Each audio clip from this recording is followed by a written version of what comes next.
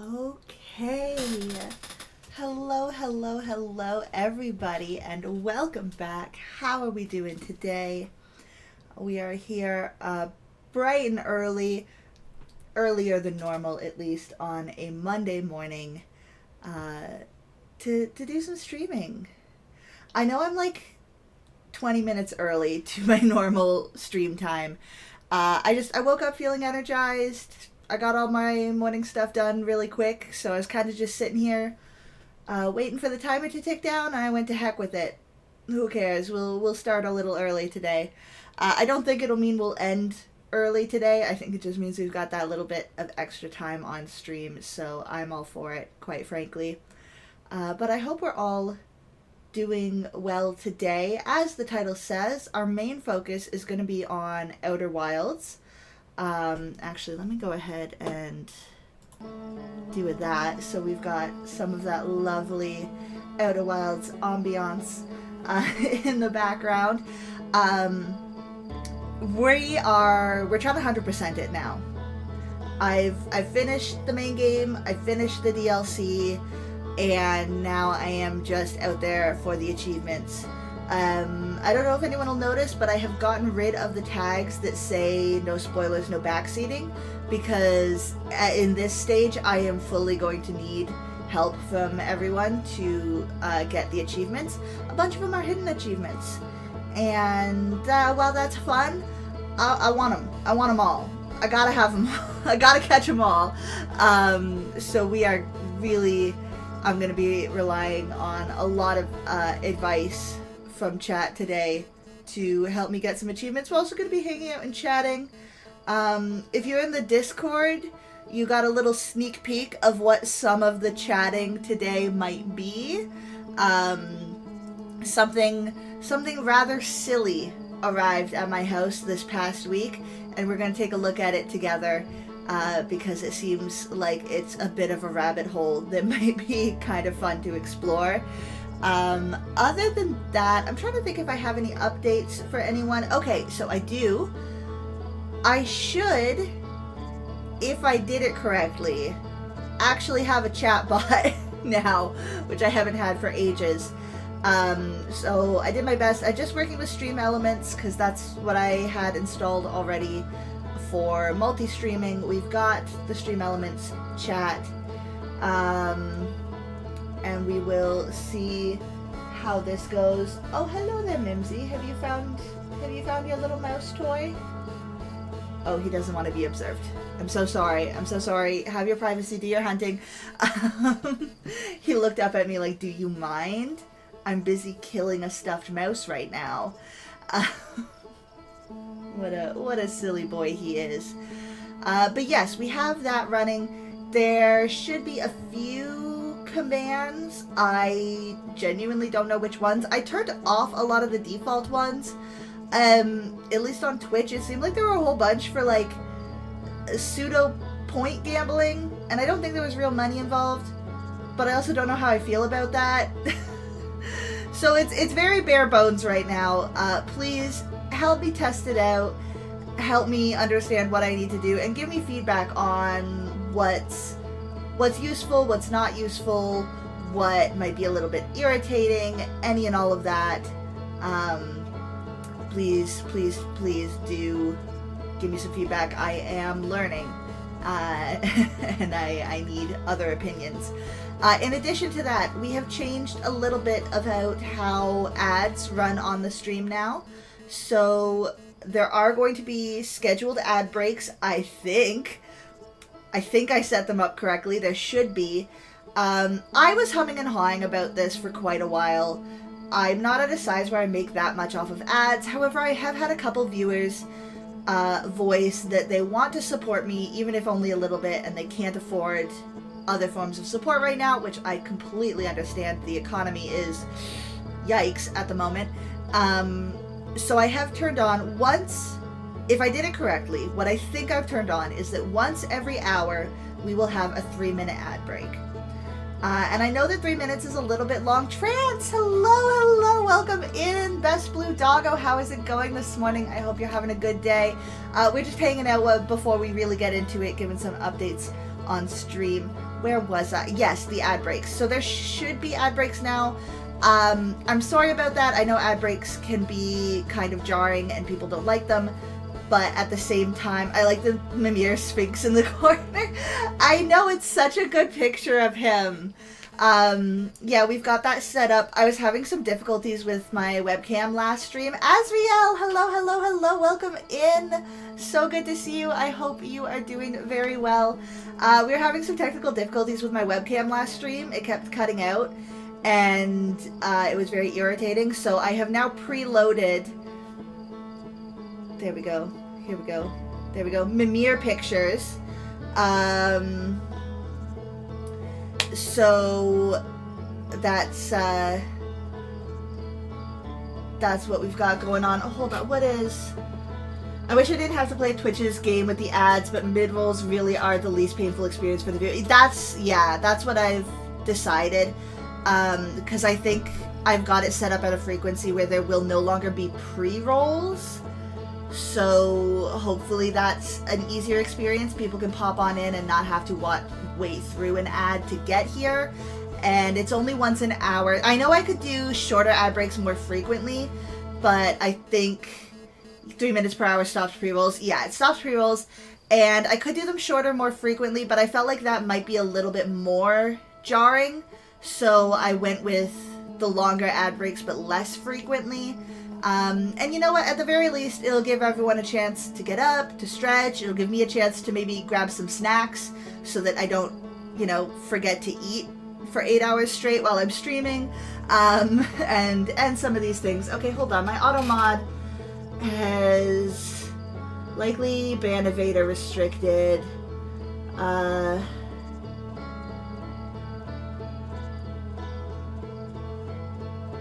Oh wow, they say I've got crazy potential and they'd want to connect me with a top Twitch streamer.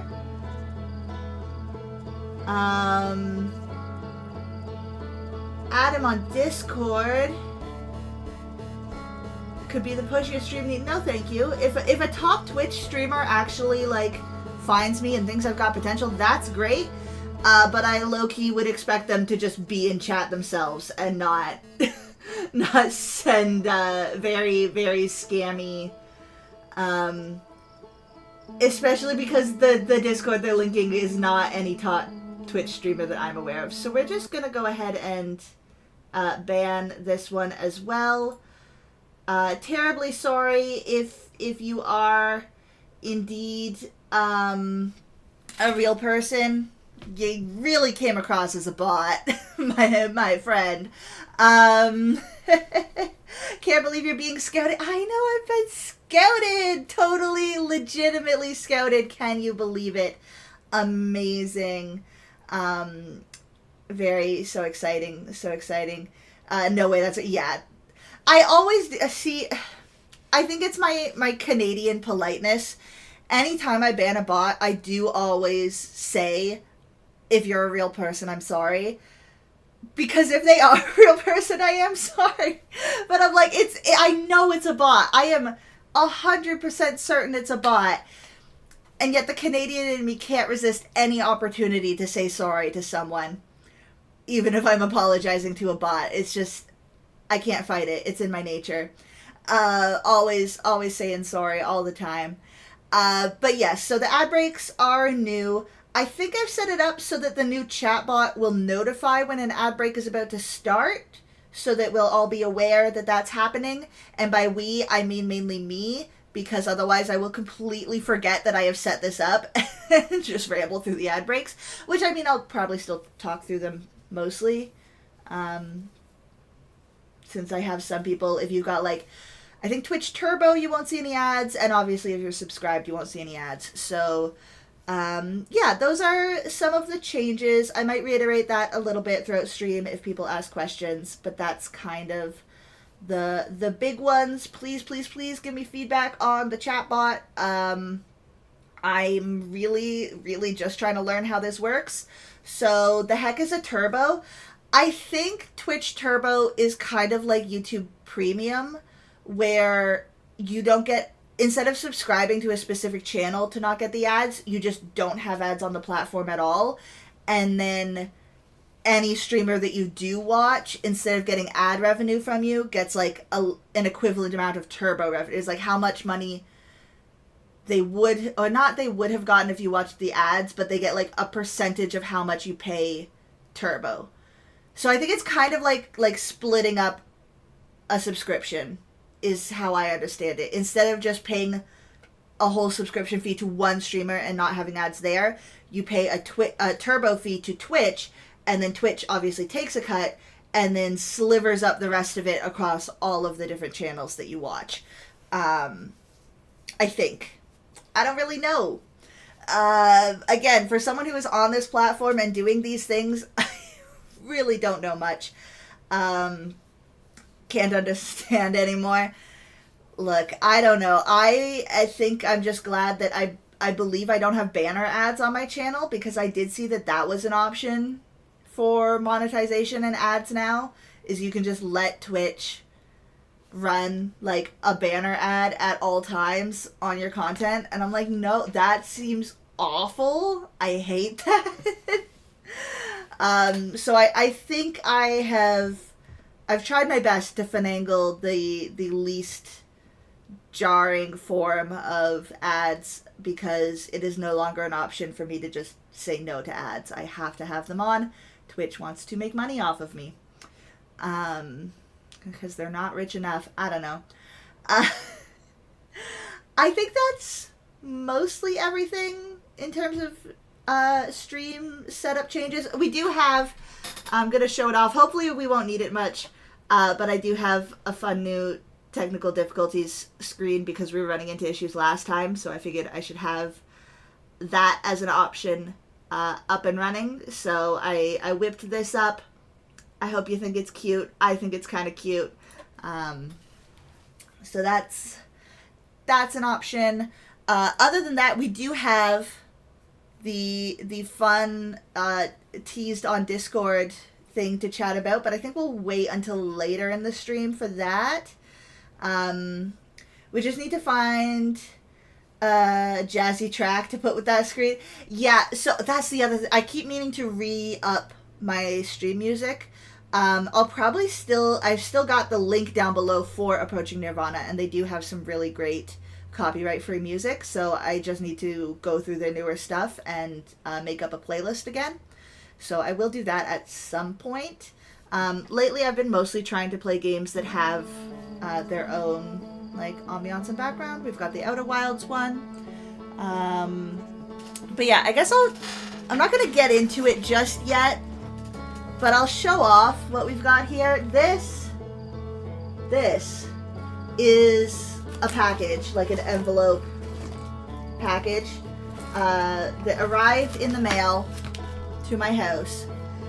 And I don't know if you can tell, but the pattern on it, that's words. This whole thing is covered in mad ramblings. I didn't actually order anything. It was my roommate. My roommate ordered something, and this was the package that arrived in. And he showed it to me. Do they repeat it? I think it's one long manifesto, but I don't know. I haven't read the whole thing yet. We're doing that today on stream at some point. But it's a Canadian company. So the things that I did learn from my roommate, it's a local Canadian company, and they love pulling shit like this. It's part of their like branding gimmick stuff. I had to put my thoughts on paper before I went out killing. Well, so it starts, I guess we'll give a little start to it.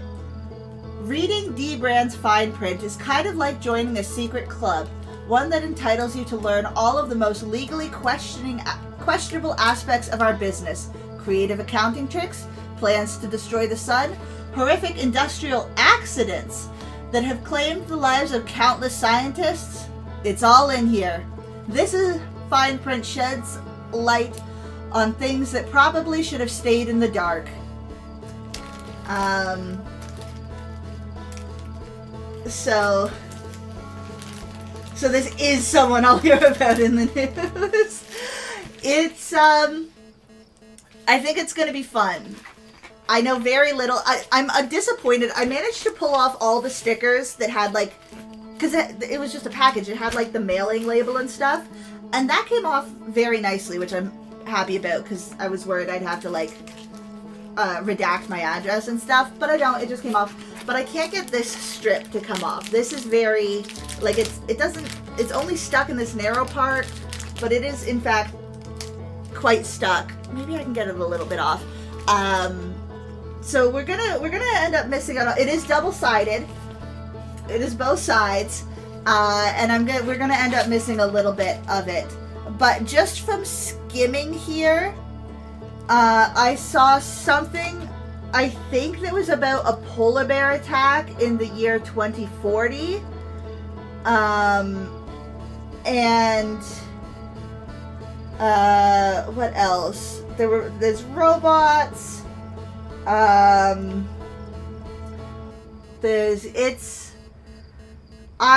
think it's going to be very fun. There was time travel. There's a lot. This person has seen their own death in a vision. I'm sure we will find... I don't think it's a person. Canonically, yeah, the very end of it is signed a robot. So, we'll see. We'll see. It should be fun. We're going to set that right there for later. What a twist. What a twist. But yeah, apparently this is a marketing gimmick from this Canadian company that's pretty on brand for them. So we'll probably end up doing a deep dive just into them in general, because I want to learn this wacky company, because this is my kind of shit. I love this shit. I am the person. Okay, it happened not that long ago, actually. We were at the gas station filling up, and I noticed a piece of paper was just wedged between like 2 bottles of windshield wiper fluid on the rack outside the gas station. And I just had a look at, I thought it was something that the store had posted, that it was like a notice of like, oh, we're going to be closed on these days, or like an impromptu sale on the window washer fluid or something. It was not. It was definitely the like a manifesto of someone with a form of mental health complications. And I read the whole thing. I do that. It didn't seem dangerous. It was of the religious variety, but definitely unhinged religious variety. So someone who was like, you know, going through something, but channeling it into religious devotion, which seemed mostly harmful. It was a lot of like, repent, the end is nigh. But the font got progressively smaller the farther you went, and then there was the backside of it, and I read the whole thing. I love that kind of stuff. Religious flavored. See, this, and I don't want to, like, as someone who struggles with my mental health, I am never going to pull this out and be like, oh, it's crazy, it's whatever. Because this is just someone coping with the unique things that their brain endures, and I genuinely think that this isn't, like, a harmful way to cope. Like, printing out and spreading these things because you believe that this is true and that you are helping people by doing this, it's not harmful. So I read the whole thing. I love that kind of stuff. But yeah, we might actually hop on into the game here pretty soon. I don't remember which... I guess we'll check Microscape first. Here's Microscape. I should actually have a command for it now. Let's test it out. Boom! It works. I'm doing the thing. Look, Ma, I got a chatbot. We're fishing right now. Not because we actually want fish, we want seaweed. So we're going to be here. We've got over 4,000 shrimp, which is our bait at the moment. We're using shrimp as bait. And we're catching sardines. We don't care about the sardines. We want the seaweed because we want to level up our crafting. And one of the ways we can do that is by making molten glass. And molten glass needs soda ash. And soda ash comes from burning seaweed. So we're following that whole crafting chain right now to level up our crafting. Because we don't actually want... I mean, we don't really care that much about making the molten glass. What we want eventually is to make vials, which I guess do need the molten glass. So we do. It's all part of it. We want to make vials, but we need to level up our crafting, because with vials we can get into herb law and we can start making some potions. And that's what I want. I want to make potions. Now, we have not given up on our goal of baking bread either. I would just like to clarify for anyone who was worried. I hear you. I see you. Do not panic. Our overarching goal is still to bake bread.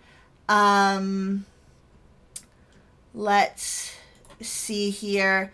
The problem with bread is we need dough. And the problem with dough is we need to knead dough. And the problem with kneading dough is we need both a flower pot and a water bucket.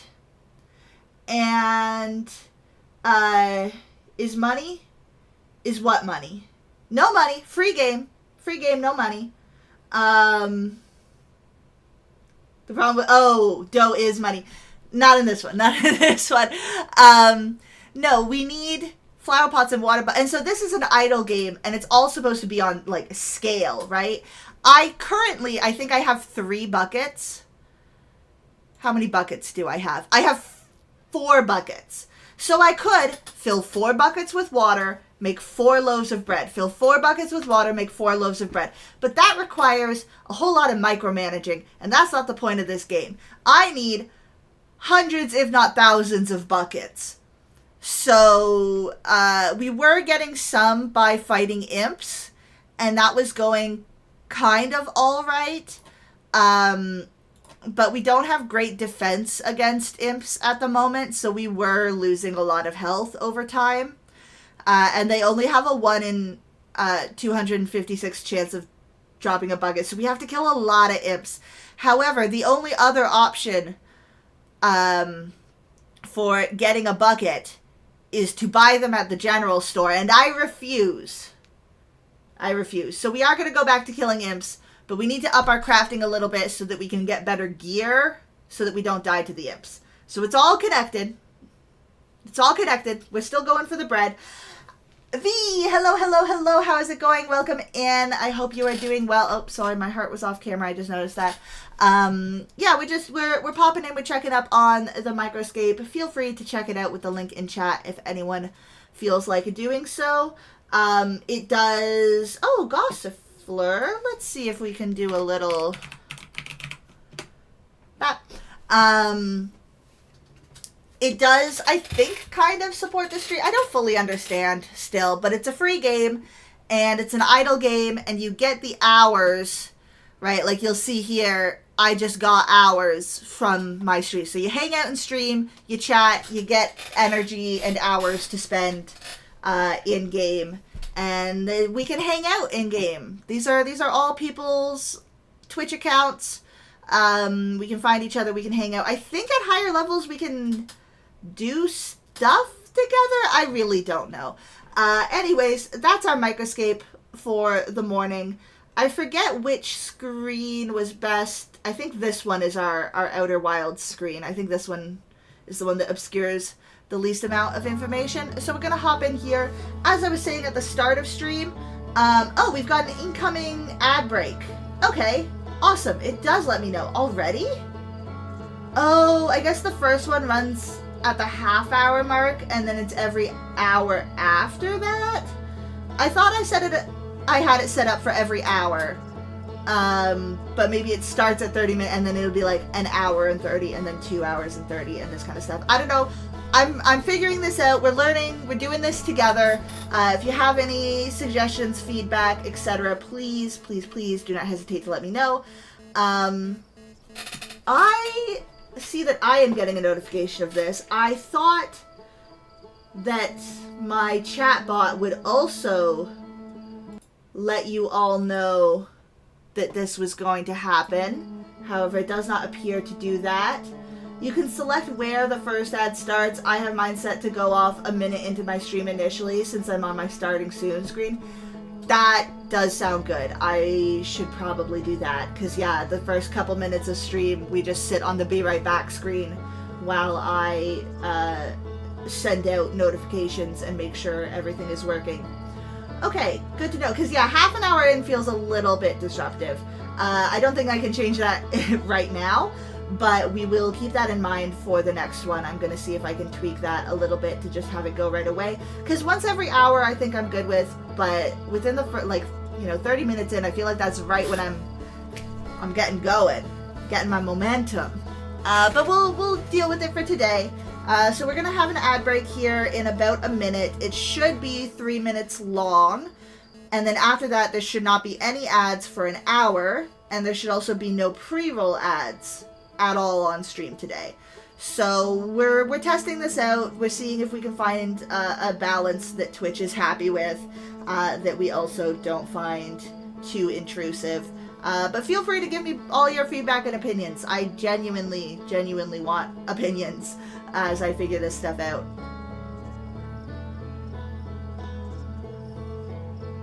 If you want to hang out through the ad break, that would be great. You'd be supporting me. If you don't want to, I completely get it. Check out other people as well. Maybe come back afterwards, though. Who knows? Up to you. No pressure. We're gonna be hanging out here, and doing our thing. I don't think I've ever seen an ad break. Yeah, is that because I have Prime? If you have Turbo, is Prime the same as Turbo? I don't know. You can let me know now if there are ads happening. Gotta lurk and take care of some morning duties, but you'll be on my second monitor this morning. Thank you so much, Trance. I really do appreciate it. I love my lurkers. I hope you have a good morning and you deal with all your stuff. Okay, there's the bot announcement. We're taking a quick ad break. See you in 3 minutes. Okay, so it does still do it. It doesn't give you ahead of time notice, but it does, in fact, let you know. Azriel hadn't seen an ad break either. Azriel, if you... Oh, I just don't know. Are you guys seeing ads right now, or can you hear me talking right now? V is saying, oh yeah, ads, crazy. Okay, alright, so there are ads happening now. Azriel, no ads. Azriel, are you... Let's see. Prime Gaming. Did you use your free Prime subscription on me? Because if you did, you won't get any ads. If you use it on me, you won't get any ads. I see and hear you. Yeah, if you're subbed, you won't get ads. That's fine. We just get to hang out here now. Just us, no one else. Not no one else. Anyone else with Turbo or who is subbed is also here. V's watching some silly ads right now, so that's how that is, I guess. But yes, hello, how are we all doing? It looks like we're about halfway through the ad break, and yeah, we're gonna see how this feels. We might make some more changes to it to get something that works for us, but it is what it is. It be how it be. We must make the Twitch overlords happy, apparently, and that's just how it's gonna be. We can take this as a chance for a little hydration break, have a sip of water. It's something. We're doing our best. That's all we're ever doing, right? Everyone's out here just doing our best. But yeah, I'm excited to get into this. I think this is going to be very fun later in stream. I think during my usual, at some point I usually take a lunch break where I start snacking and I pause the game, and that usually turns into an hour of me ranting about various things. So I think today that's going to be this. I'm going to borrow someone else's rant and see how that goes. Or maybe at the end of stream, I don't know. We'll see. We'll figure it out. Looks like we've got 20 seconds until our ad friends rejoin us. And then we will hop into the game proper, because I am going to need people's help and advice to get some of these achievements here today. We're going to see how many we can get. Overall, I do want to... I want 100% the game.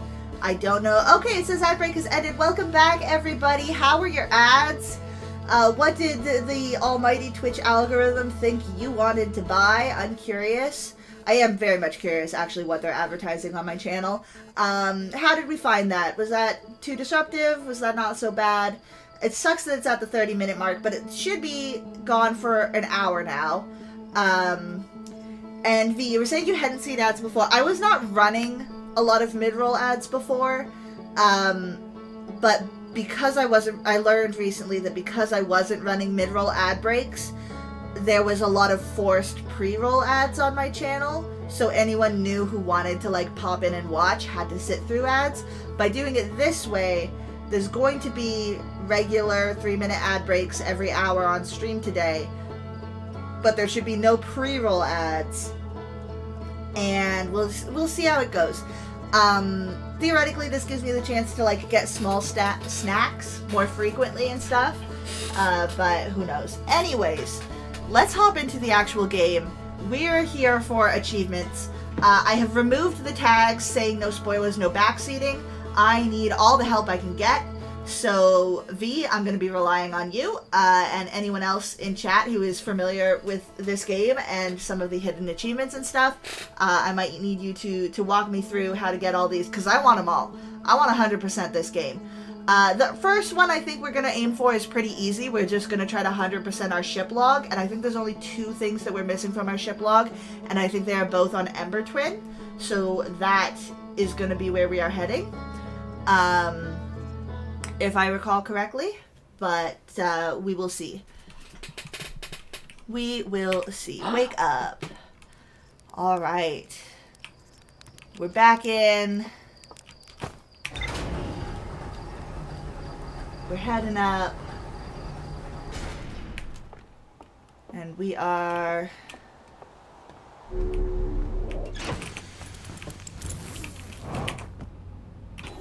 Alright, so... yeah, we finished up the DLC content, I believe. Map mode.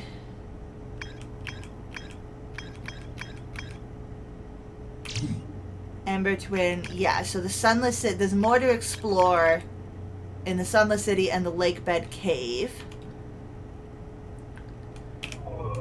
So we're gonna...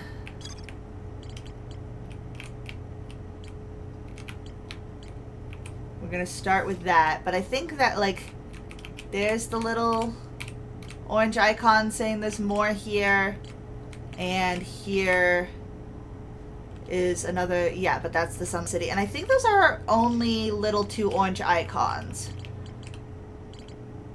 The green ones just mean there's new information there, not that there is unknown information there. So I think that's a great start. Oh, hello, Quantum Moon. I don't think we need you right now. We need...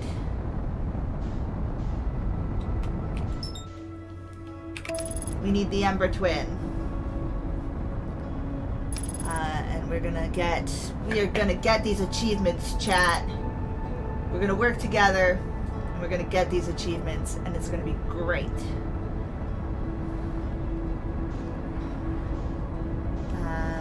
So I think we're gonna start just by headed. Which are we doing first? We're gonna try to complete our ship log first. So we're gonna head to the Sunless City and see what we've got there that we need to figure out still. There's the gravity cannon. And I do know, so there's also one for launching our ship through... Oh no, that's the lab. That's the lab. that's not the gravity cannon. No, that's the escape pod. Oh my god, okay. I've lost track of... There we go, okay.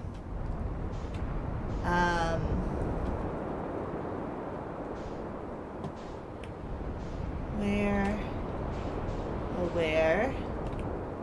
There's our gravity cannon. So I know there's one for launching your ship out of a gravity cannon. Which I guess we could do. We could park our ship. Oop.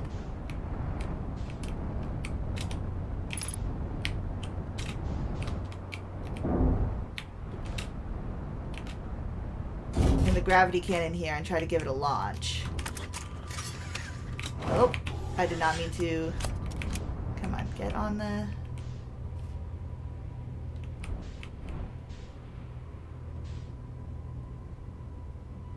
Okay.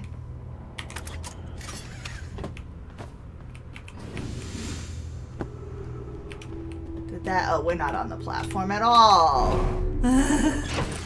I guess this is where I should use the,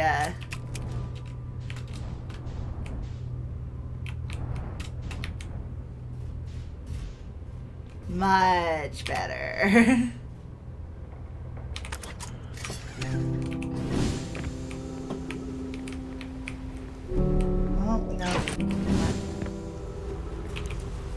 And then where are the controls for the gravity cannon? They're over here.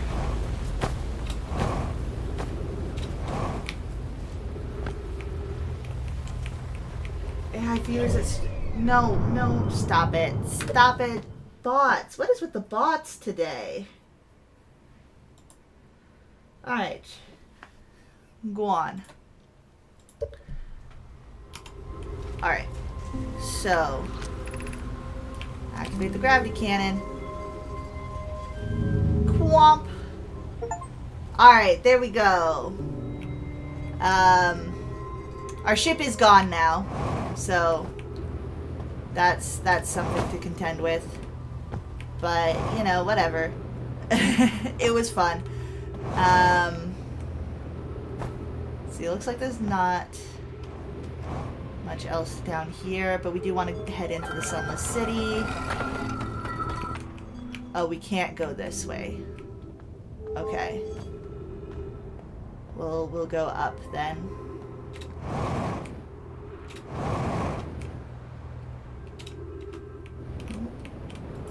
Uh-oh. Uh-oh. Uh-oh. Okay, there we go. I think it's back over here is our... Yeah. Here we go. Alright, so boom, one achievement down already. Very nice. Uh-oh. Yeah, there's ghost matter behind me. Okay. I gotta get a hang of these controls again. It's been a minute since we've done the 0G parts. So what is there in the Sunless City that we have yet to check out? Anglerfish Overlook, Stepping Stone, High Energy Trailhead, Eye Shrine. Like, I think we've checked out a lot of this. Maybe we haven't been over here yet. Is this new stuff? I think this might be new stuff. We're gonna need our scout launcher. Yeah, there's a lot of...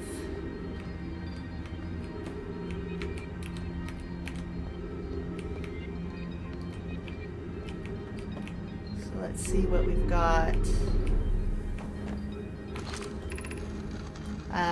I don't know why everyone says the eye is important.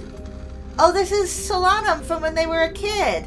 They say it brought us to the solar system, but is that good? Dad told me lots of Nomai died when our clan came here. What if the eye isn't something good? What if the eye wanted that to happen? Okay, yes. We had heard that Solanum was having some doubts about the intentions of the eye. They felt so is this Solanum's house? That's really cute.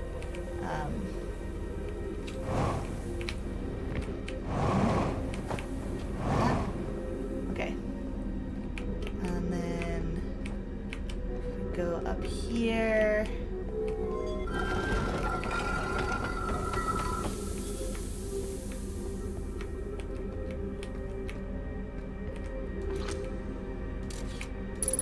So yeah, somewhere down there is, yeah, all the ghost energy. It looks like it is safe over here, not down there.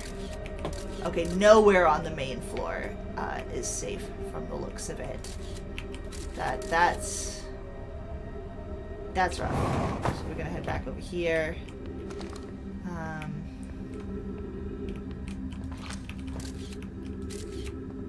No, okay. Ghost energy. Yeah, it kills us. It's not a nice time. Oh, we want to get to that, though, so we do have to go... I think... to, like... here... and then up into it. Ooh. No. There we go. Okay, good. Got pulled up by it. Alright, more writing. Be welcomed in this place. This shrine is a space to reflect on what brought us to the star system. The signal from the eye. We observed the eye signal in our travels and followed it here to find its source. What we know is this. The source of the signal, which we have chosen to call the eye of the universe, is older than the universe itself. The rest we have yet to learn. Enter and open your mind to its possibilities. Very nice, very nice. Okay, the sand is rising. If the eye called to us, why won't it reveal itself? Why is it so difficult to locate it? Did something happen to it? Did the signal stop? Does the eye no longer desire to be found? Perhaps this isn't the eye's choice. The eye may not be able to communicate with us more than it already has.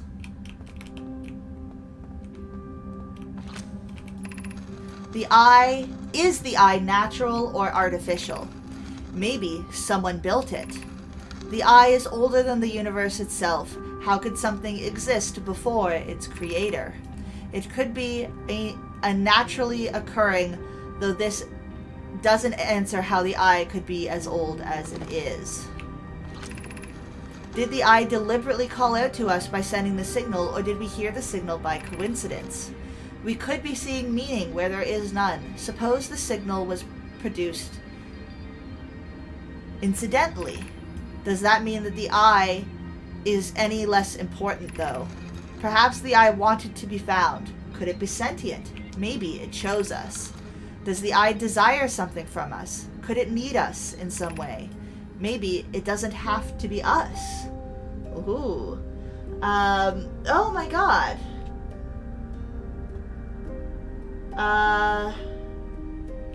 Okay, hold on. We're getting...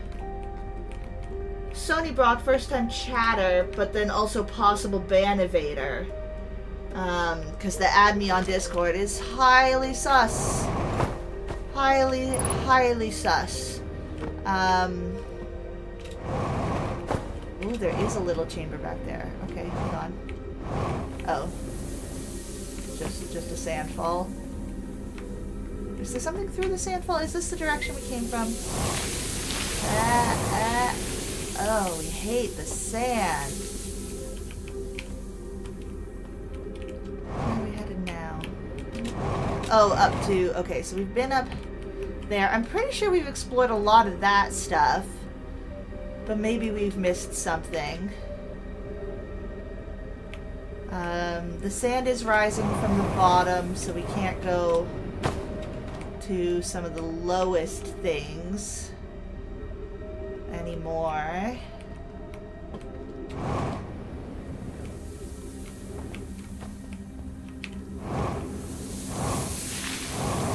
Nope.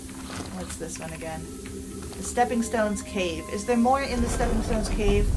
We know how to follow it to... Oh, our ship is just coasting out in space there. We know how to follow the Stepping Stone Cave to get to the anglerfish. But is there other stuff to be found in here? Who knows? We do have to be careful because the sand is rising. Okay, there's light over here. Where does this take us?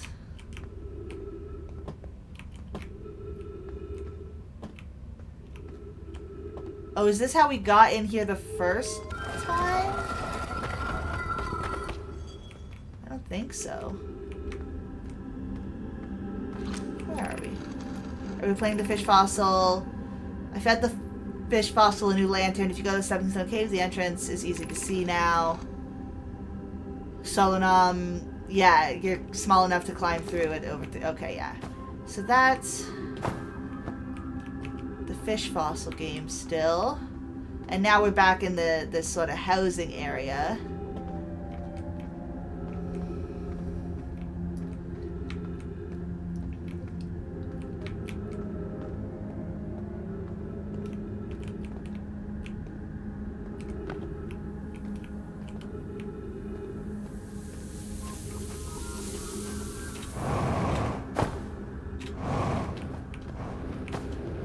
What we were, yeah.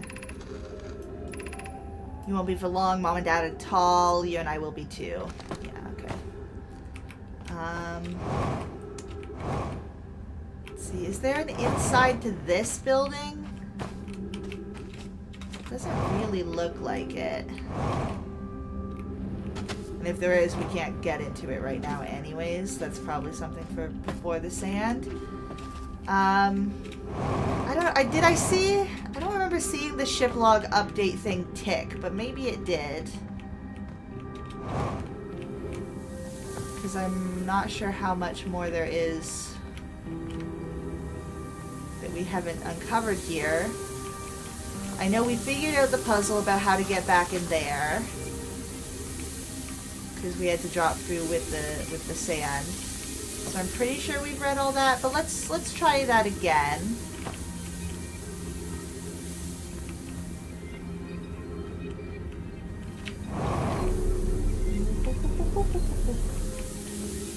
I'm pretty sure it's this one.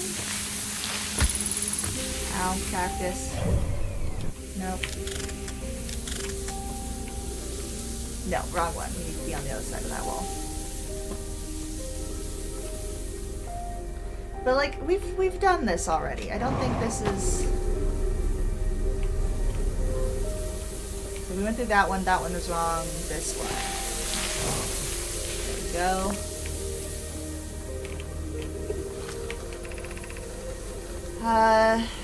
Computing trajectories at the Sun Station.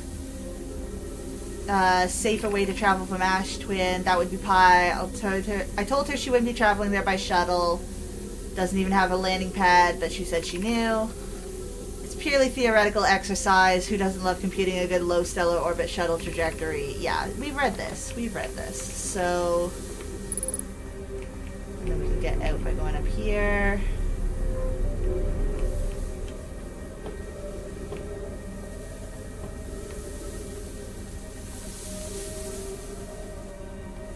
So maybe that is it for the Sunless City then? Because like that was new. And everything's getting buried. Should we build the Sun Station to power the Ash Twin project? Are there other ways to generate this level of power? Theoretically, yes. Practically, no. Can't imagine discovering them. I understand the proposal is unsettling, but the Sun Station must be built if we hope to complete the Ash Twin project. I almost can't comprehend this being suggested seriously. The purpose of the Sun Station goes against every standard we hold ourselves to and everything we believe as a species. We're pushing Yeah, we've read this.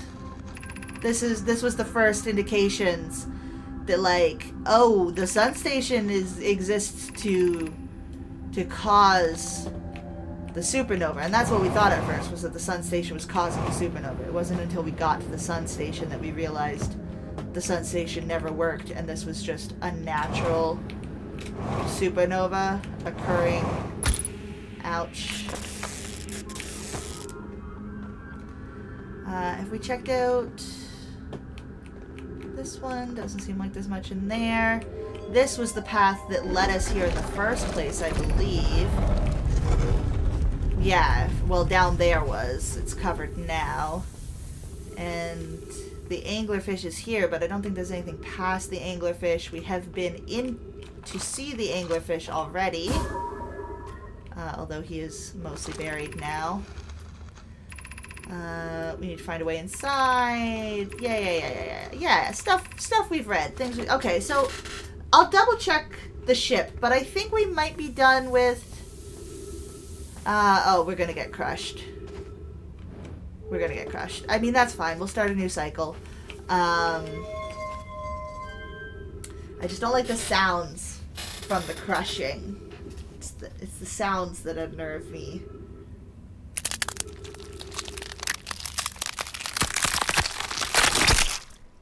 I hate it. Hate it, hate it, hate it, hate it. Let's check our ship and see if that cleared out the Sunless City. And if it did, then we just have to go back to the Lakebed Cave instead.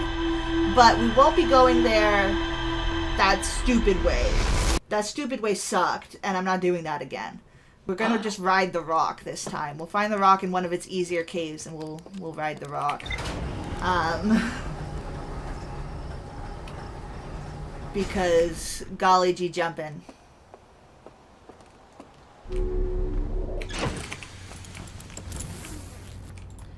Alright.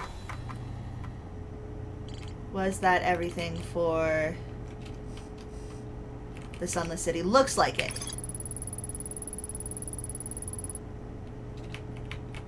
Yes, okay. Wonderful. Now we just need to go to the rock. The quantum rock.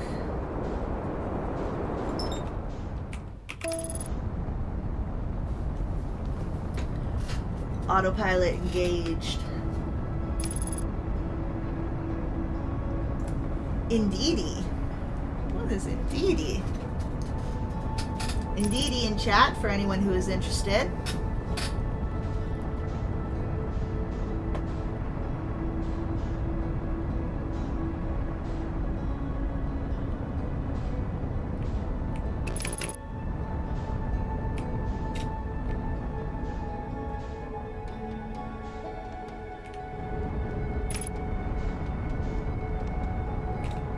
Okay, so I think we are still, in fact, going to go to the lake bed. But we're not going to go into the cave at the bottom. We're going to go into one of these ones along the side, because I think they still have...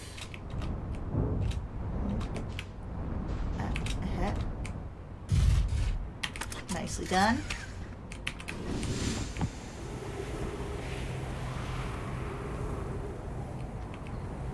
There it is. I'm pretty sure these still have access to the little quantum stone that we can just ride to get the other places.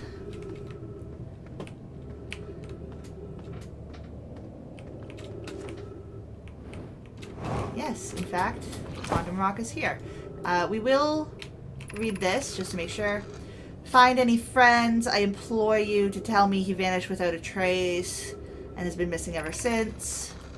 The Sunless City are here to help. Can you tell us more about your expedition? Learn about the unique and wandering rock that visits several different caves in the area. Where was he lost? He disappeared in the cave at the bottom of the dry lake bed at the North Pole. It happened in an instant and without warning. I turned away to examine a sample, and when I turned back, he simply wasn't there anymore. He had a limited supply of air. I'm afraid for him. Yes, the lake bed. Okay, so we've read that. Nothing else in here. No, so we just need to wait for the rock to come back. Lovely. And then we go and we sit on the rock. And we go, hup, hup. Okay, is there anything in this little cave for us to check out? Oh, there's a little bit of writing over here. How curious. This rock took me with it to a new location. I wonder why this is happening. Curious, but also alarming. This new cave appears to lack an entrance or an exit. Also, the rock that brought me here disappeared while I wasn't watching. The wandering rock has returned. Never before have I been so delighted to see a sedimentary specimen. I wonder if I myself became quantum briefly when the rock carried me here. This seems the clearest explanation. Hypothesis. If the rock can bring me here, it can also carry me out. My hypothesis was correct. I can travel on this rock. As long as I am not observing my surroundings, meaning I must be in complete darkness, I'm going to bring my mentor here to see this. Melora is here now too. We theorize that when a conscious being is in contact with a quantum object and ceases to act as an observer, explaining the need for darkness, the being can become entangled with the quantum object and they move together. Friends, Colas has discovered a new quantum rule. He also promised me he'll never vanish again, even if he does learn something useful from it. Okay. Ship log updated. So that might have been it for the quantum rock here. But I'm still gonna... Am I standing where it appears? There it is.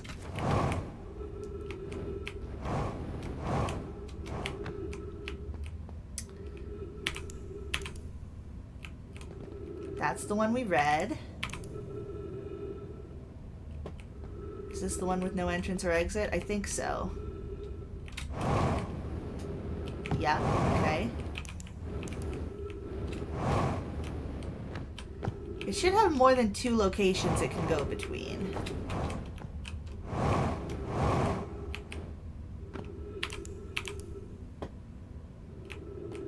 This one's a new spot. What have we got here? Oh. This rock is very familiar. Did you travel here, my sedimentary friend? Because your unique color and texture appears identical to a rock I met earlier. Wasn't this the same rock fragment in that cave we found at the bottom of the dry lake bed at the North Pole? We plan to re-examine the northern lake bed cave. Maybe our friendly rock will meet us down there. As an update, Malora and I went down to back to the lake bed cave and observed the rock again. Sometimes it's there, sometimes it isn't. It means the rock wanders like the quantum moon does. How curious. Coleus is missing. He vanished from... Yeah, so that's one about him going missing. Oop. There we go. This is that same one with no exit or entrance. This is one that we've read. That's one that we've read. No exit or entrance. So are there only 3 locations it can go to? And have we been to all of them now?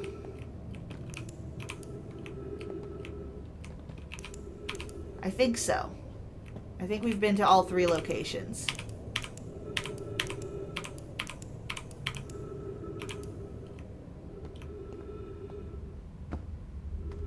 Yes, okay. I'm confident enough now to say that that's it for the lake bed cave. I don't think I got the notification for completing the ship log, though. Anyways, let's get out of here. Go back to our ship and take a look.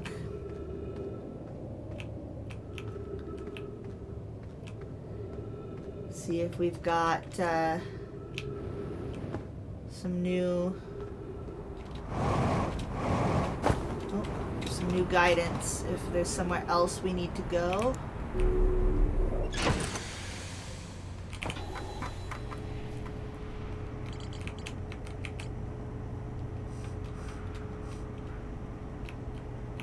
Lake bed cave.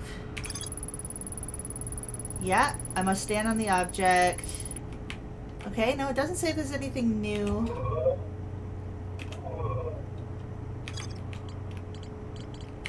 Do we just have to read all of our entries?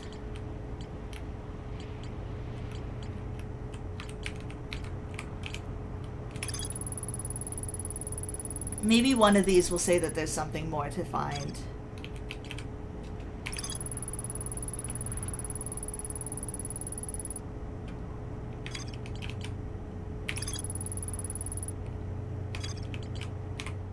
Oops. Wrong button.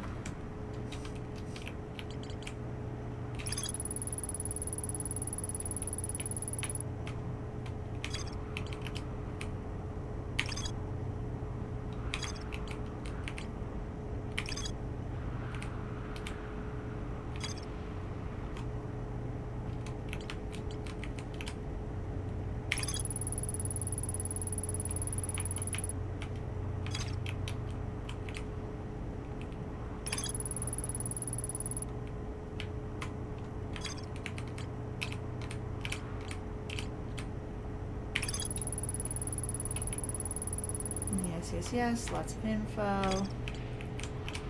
But info that we've already know and are familiar with.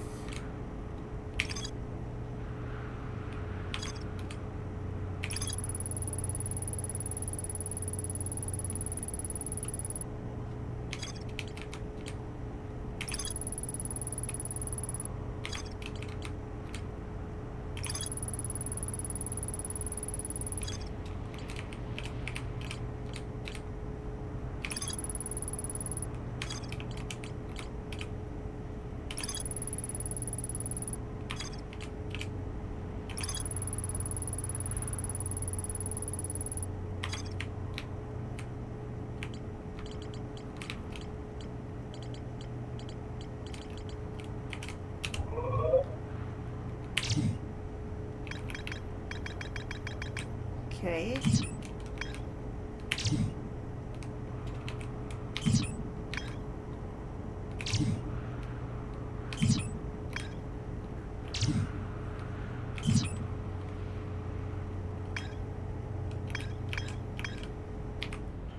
Oops.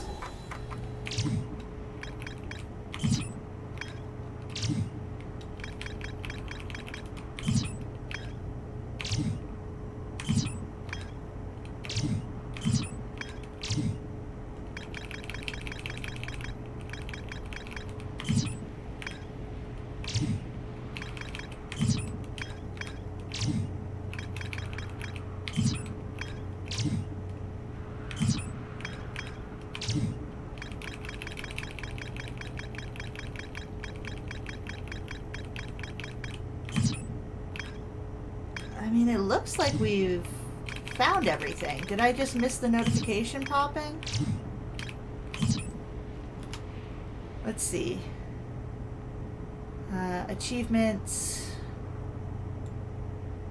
No, it only shows the launching one. It does not show us completing...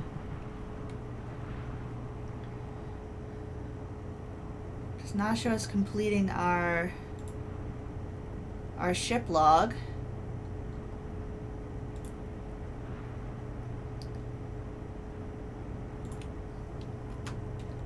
What are we missing?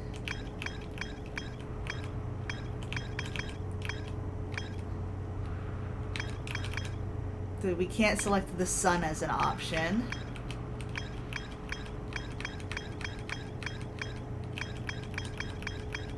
But we are clearly missing something. Oh well, when done on this planet...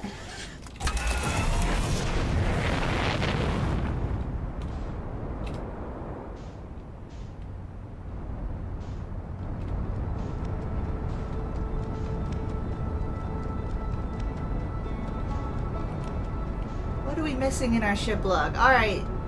Alright, chat, this is the back seating time. What are we missing in our ship log? How do I get this 100%?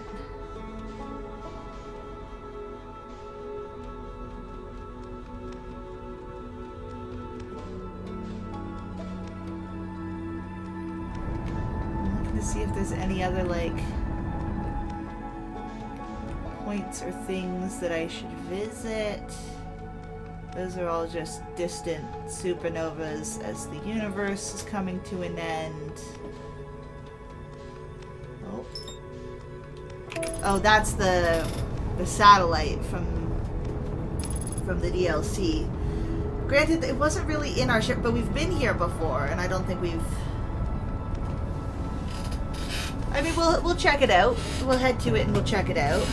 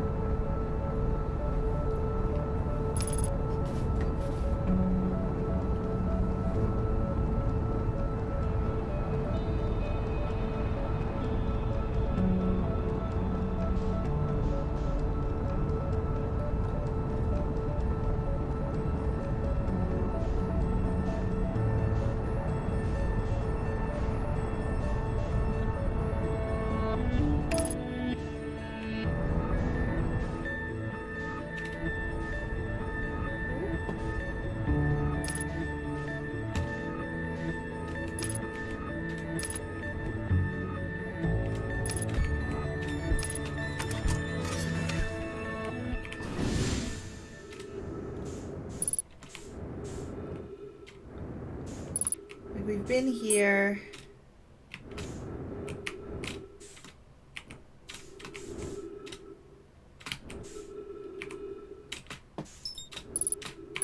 We've listened to this. The lens, everything looks okay. You're in great shape. Keep up the good work.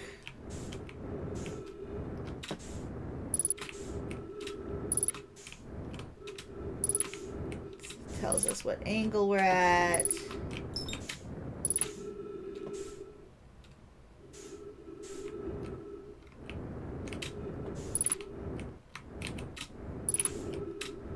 I am kind of curious, because I think this is the one that gives our map, right? So if I'm in front of the lens... Oh, it tells me that I'm up here. Because I'm with the satellite.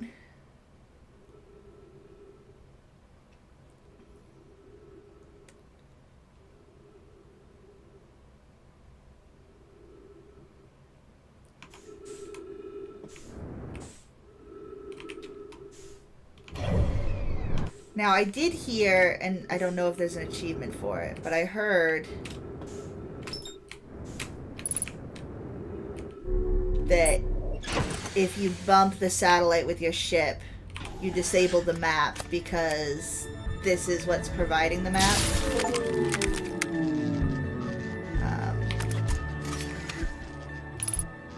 Yeah, error map offline. But also, our ship is borked. Which is... I didn't realize it would cause that much internal damage as well.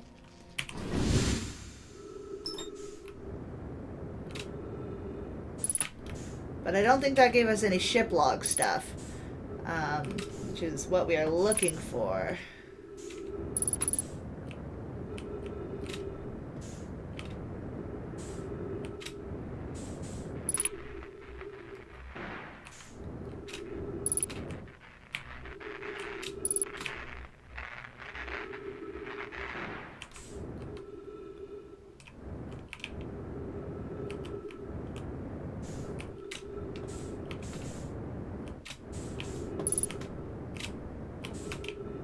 What else needs repairs? Nothing? No, this. Electrical systems. There we go. What achievement are we after? We're trying to 100% our ship log. And we're missing something. But we don't know what.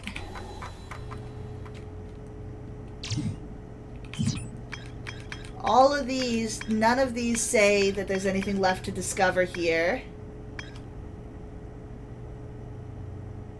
Still this one, cool. Help me out. What am I missing? None of those said there's anything left to be discovered on any of those planets. None of our rumors have question marks or little red dots around them. So I'm not sure what we're missing. Let's go...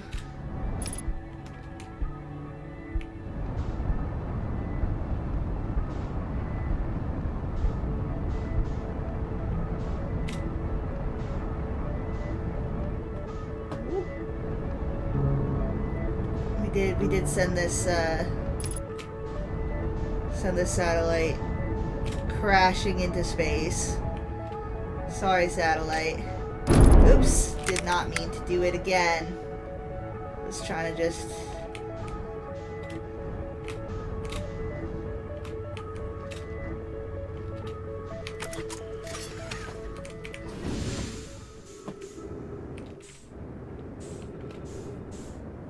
Like, can I repair the satellite?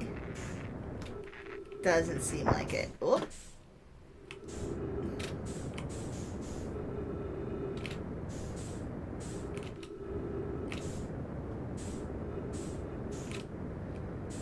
So I heard you could do that. I didn't know if it was an achievement or not. It appears like it was not.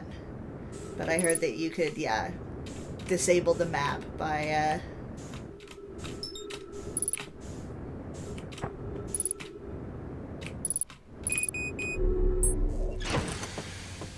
crashing into it. What is up with our ship log? I guess I should probably open up an achievement guide at this point, since I'm not worried about spoilers now. Let's get an achievement guide open. See what it says about the ship log, because I feel like we've got everything. But I guess I don't know. Guides. Achievements. Achievement Guide DLC updated English. Sounds good. Contains spoilers. Yep. Da da da da da.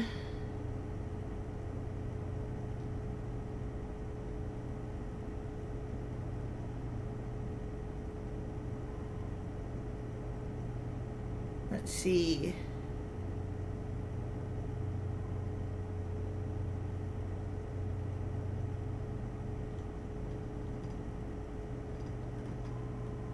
Wait, that's just the first... Oh, okay. Scrolling is being weird. I see. What's this button do? Push the eject button. There's an eject button? Alright. That seems like an easy one.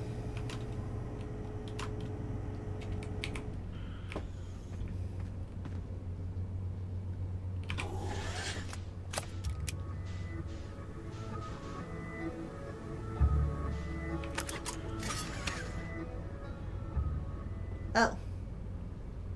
Raise eject cover. Eject. Yep. That ejected. That certainly ejected. Okay. One more down. I don't really know what to do now. I guess we'll just fly into the sun. Why not?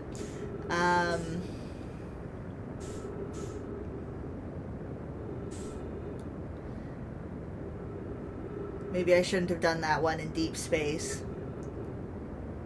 But alas.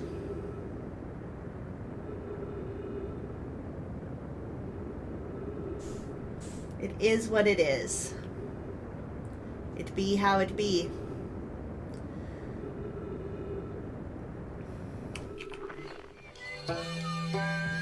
We've already gotten the one for lining up all of the different musical instruments at once. So that's fine. Give ourselves a little bit more acceleration.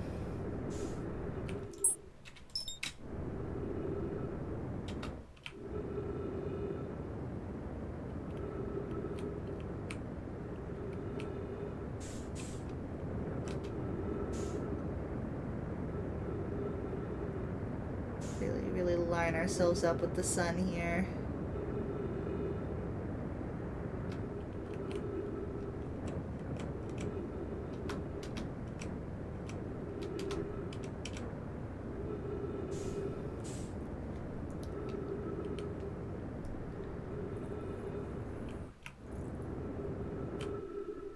There we go. Hello, sun. How do you do?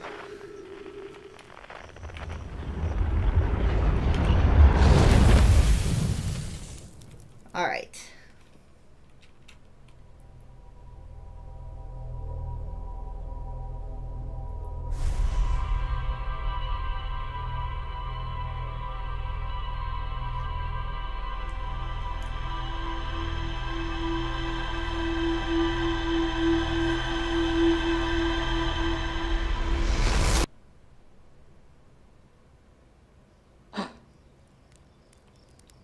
Okay, let's see what else we've got with... This one was hard, took me ages. Okay.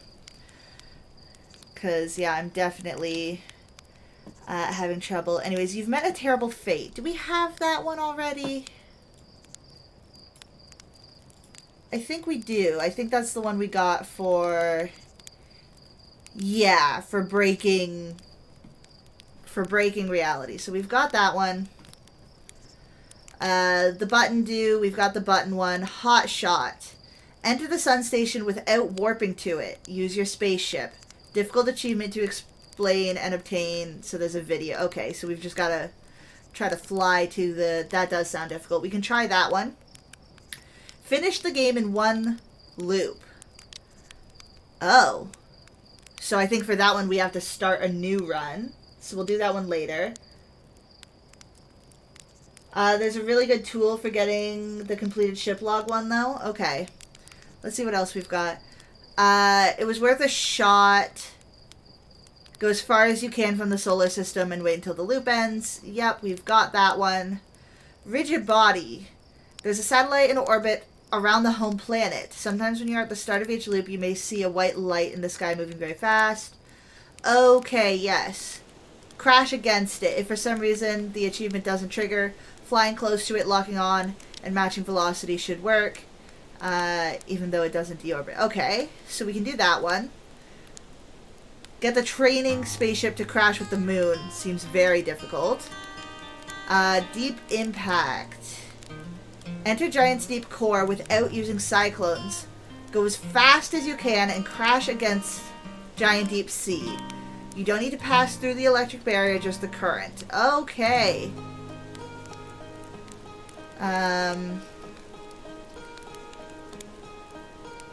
Interesting.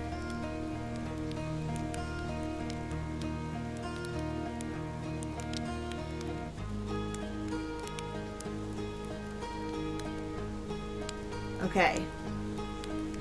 Harmonic convergence, we've gotten that one. It belongs in the museum. Bring the Forge Core, the one in the mothership or in Ember Twin, or black and white whole cores to the museum. Okay, interesting. So we can bring a core to the museum. That's a fun one. Die Hard. Yes, okay, you've gotta, like, heal yourself. That one I think I know how to do. Shoot your cannon, we've done that one. And, yeah, we've done that one. Rose would eat 10 marshmallows. Okay. Can do. Cutting it close. Use a determined amount of oxygen as propulsion after depleting the fuel. It doesn't need to be done in one loop and is not necessary to die. Okay, so that just happens. We just need to use a bunch of fuel and oxygen up. Micah's Wrath. Send the model ship to the sun or Hollow's Lantern. You will know that it has arrived when you lose control of the ship and are unable to bring it back. I recommend sending to the sun. Yep. Archaeology. Okay, here we go. Find all the entries. Follow the guide so you know what you are missing. Okay, so we'll have to do that one in more detail at some point. Oh, and for the one for beat the game on your first run, we'll ask you to start a new game, which wipes your ship log. Don't do that. Instead, start a new profile in the main menu. Got it. Got it. Yeah, I think we saved that one for last, maybe. We do everything we can do on this run. Silence of the Cartel. Oh, we should have gotten this one. This one. Break the deep space satellite by crashing against it. Okay, we'll have to try that again. Get the lamp artifact that allows you to enter the dream world and sleep at a normal campfire. Intriguing. Use the raft to cross the stranger in under 90 seconds. That sounds fun. Surf the wave. So these are all the DLC ones. Try using the second artifact prototype found in the lab to enter the dream world. Cross the dam through one of the two grates. Get crushed by an elevator in the dream world, or on the dream world. Okay. Burn a slide reel in a campfire. Reach the 3 forbidden archives without being caught by the pursuers. Did I not do that one? I guess not. Oh, no, because we set up the thing and then got caught by that one's going to be so tough. Wake from the dream world in 5 different ways in the same loop. Okay.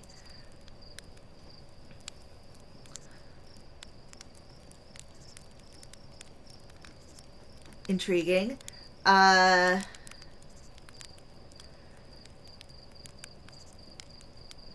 See. Fire arrows. Shoot the scouter to the artificial sun. Elevated place like the tower on... Okay, we'll have to try... So I think we'll leave the DLC ones for now.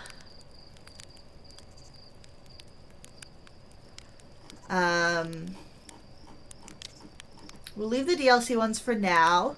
We will start with, I mean, we're right beside a campfire, so let's do the marshmallows.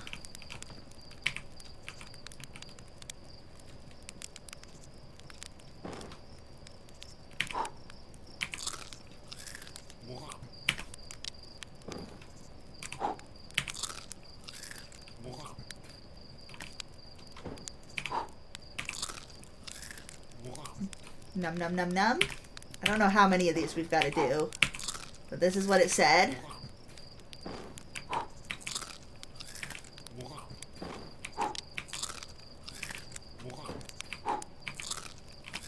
I think it was like 10. The stranger logs don't count towards the full ship log. Okay. There we go. Alright. What else? What else? We've done that one. We've done that one. Right, suffer and heal damage points. We can do that.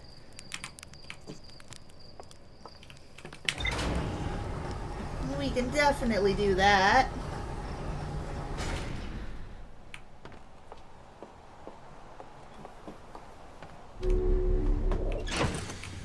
Oh. Spacesuit.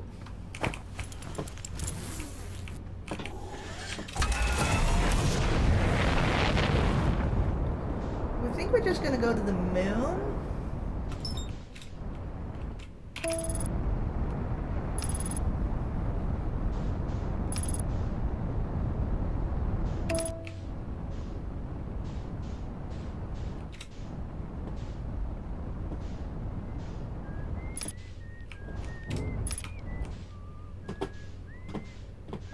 Caught in some trees.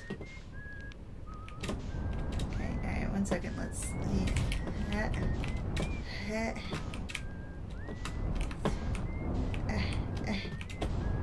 Trees. Trees. Okay, there we go. Let's try landing over here where there's fewer trees.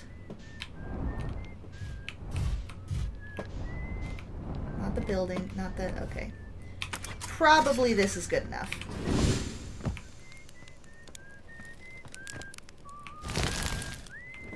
So we want to...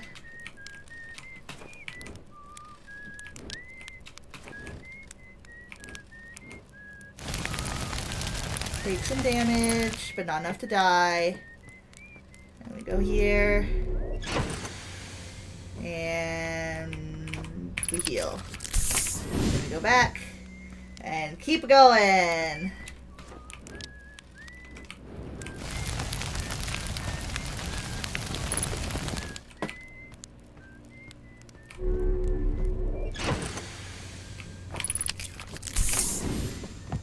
Don't know how many times this is going to take either, but...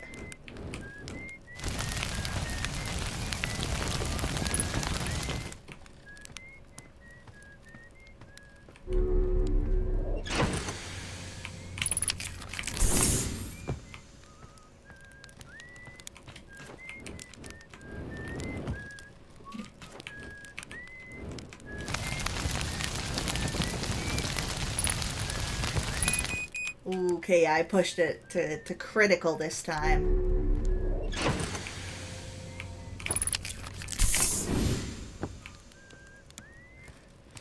What riveting gameplay, am I right, chat? How are we doing today? What's new for everyone? While I repeatedly roast myself. What are we all up to?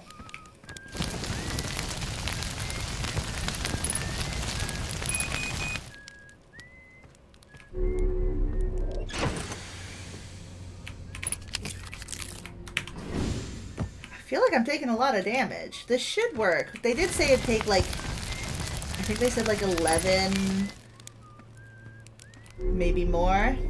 Learning Godot, preparing for D&D tonight. Ooh, I love D&D. Are you DMing or are you a player? What's your campaign?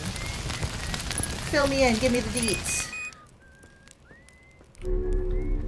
side quest because 2 of the main characters can't make it. Fair enough, yeah. If the players are out, you gotta do something off the side.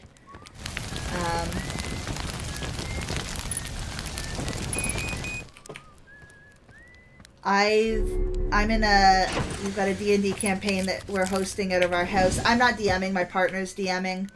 We run about 1 Saturday a month, and in theory, I am in one of my friend's Daggerheart campaigns. However, scheduling recently has been really rough, and I was kind of like the most recent add-on character. I wasn't part of the core group, so it might end up being that I just the timings don't line up, and I'm not in that one, which would be sad, but hey, it is what it is sometimes. But yeah, my partner's running a Lost Mine of Phandelver as the setting. So it's not like a full campaign, but it is an official module that we're having a lot of fun with. And then let's... Still haven't got it, huh? I mean, it did say 1,000 points of damage, which does seem like a lot, so... and I don't know how far I can push it once my vitals are critical. I don't really want to test it too much, because if I do accidentally die, then I have to reset my progress. The whole point is that you've got to... Oh, wait, you have to end the... Okay, I've got to do this, and then... You need to suffer and heal at least 1,000 damage points and stay alive until the loop ends. Find a bonfire. Yeah, step on it until the soap tells you critical, step out 13 to 18 times, don't die until the end of the supernova. Alright, so we just got to keep doing this a whole bunch, because I don't actually know how many points of damage we have taken and healed.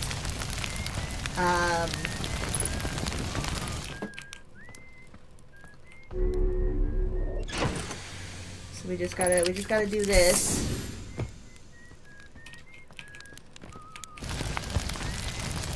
A lot. Like a lot. 13 to 18 times, they said. I have not been counting. I think we maybe just do this the whole loop. Maybe we just do this until the sun explodes. Is that a good plan? A good strategy? Probably not. But alas, here we are. So we're gonna...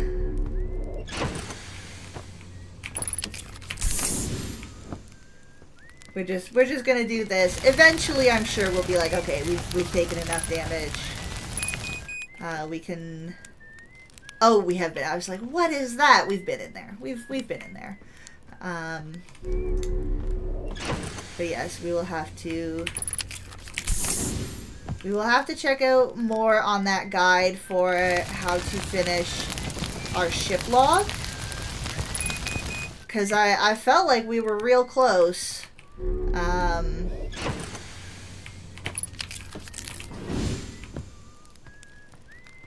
We should be, at least. But we'll see what they say. We'll see what they say.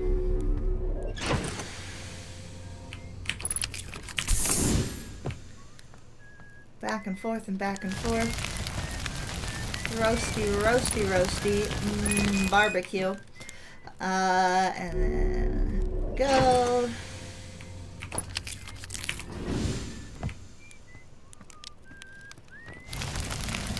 Go. Da-da-da. Back and forth and back and forth. My goodness. Maybe we take this time and we read some mad ramblings. What do we think? What do we think? Is it time to Stumbleduck the Mossy and I have a dope backstory. Okay, alright, here we go, the backstory. You're a gnome. I'm a gnome! In our Lost Mine of Fendelver, I am an elderly, grumpy-ass gnome. Our quest is that there's a mine in a mysterious village where people seem to be disappearing ever since a new chasm was opened, and the foreman found a bunch of glowing crystals in there. We found one, but dropped it, and it blew up. Uh-oh. Uh-oh. Don't drop the mysterious crystal. Oh no, I didn't heal! Oh, shucks. Well, we gotta try that again now. I can't believe I did that. I can't believe I did that. I guess this lets us count this time. I still can't believe I did that. Oh. I mean, I can believe I did that. I'll be honest. Oh, we're on the ad break again. Whoopsie days. I don't pay attention to these things. Or is the ad break over already? I just don't know. I'm bad at keeping track of this stuff. I should set up an audio alert for when the ad goes so that I know what's happening. Because generally speaking, I don't know what's happening.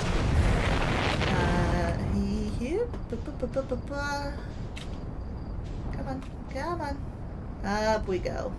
There we go. That's my worst launch in a while. Let's see, where is the moon? There's the moon.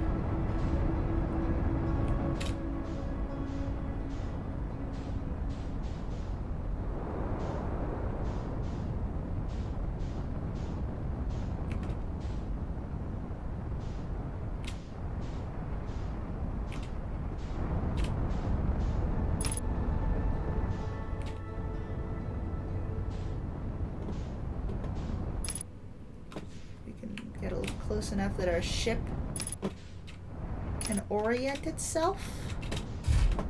There we go, that'll do. Kind of. Maybe not.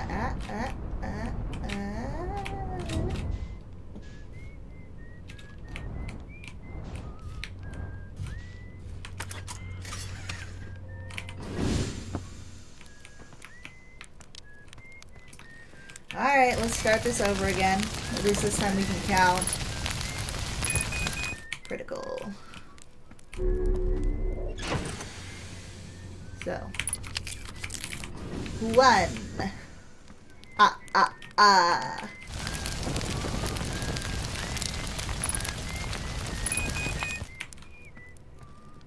2. 2. Let's hit it again.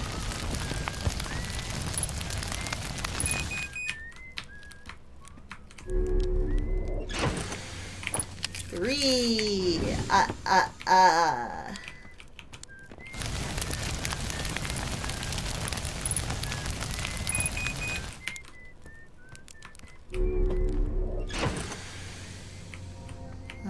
we go.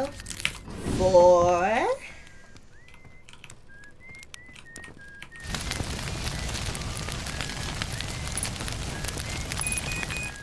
Yeah, so in my D&D campaign, I am an elderly gnome named Cashew, and my sister is named Peanut. So we're Peanut and Cashew.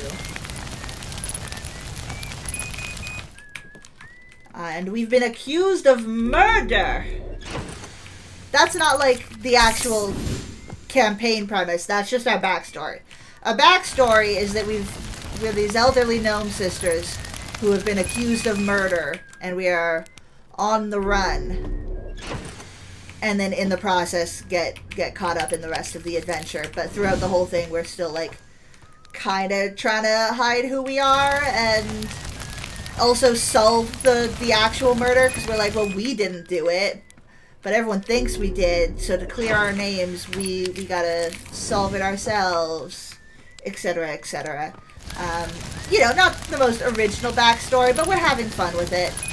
We're having fun with it. I lost count. I wasn't counting.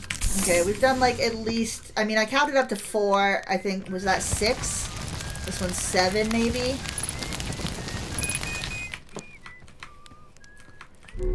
This time we're not gonna accidentally off ourselves. That was 7. This will be 8.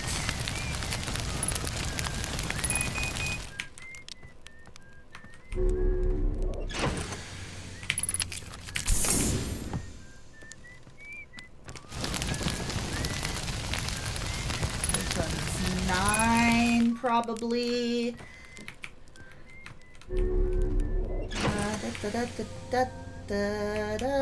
Gotta remember to heal before I read chat. What have we got? We've got a Bondsley in chat. Bondsley in chat for anyone who is interested. I think we're on 10 now. I think we're gonna go for 20. They said 13 to 18. But to be on the safe side, I think we'll go for 20. Perhaps.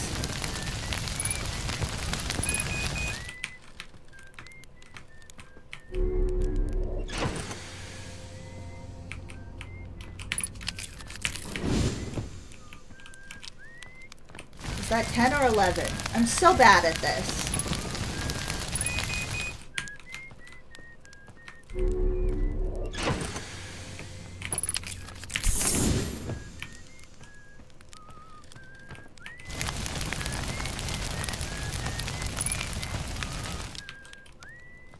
Oh wait, no, we want Vitals Critical. There we go. Just an extra little bit. Wasn't quite done. Had to put it on for another 2 seconds.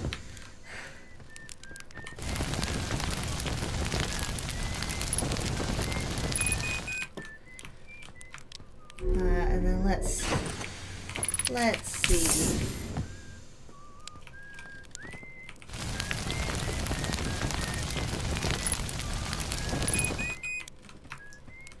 What am I at now?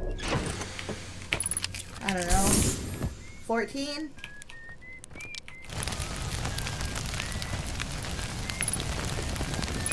I'd rather do too many than too few. So I'm going to try to lowball my estimates. We'll say that this one here is 15, maybe?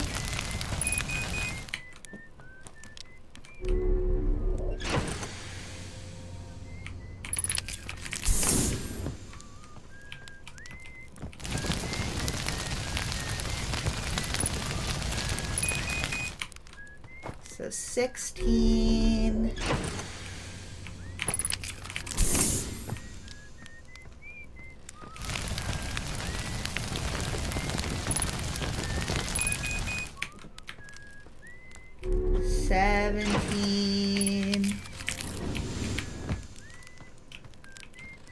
Dancing Queen.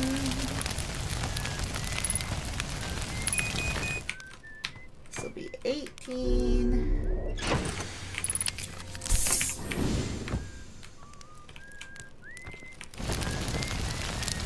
I think maybe this one's 18. We'll call this one 18.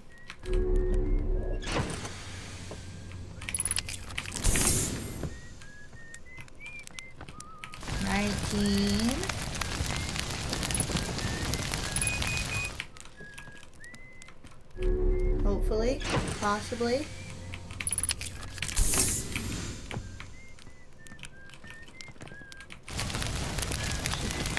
20.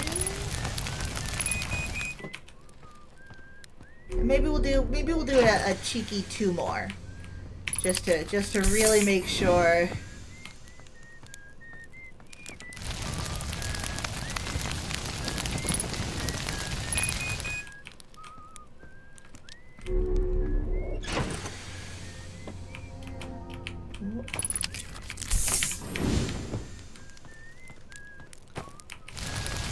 To really make sure we've got ourselves in the clear.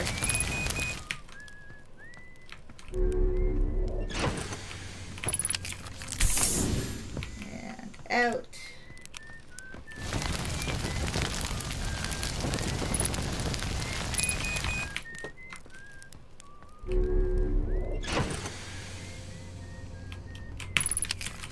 All right, last one. We should have more than enough by now.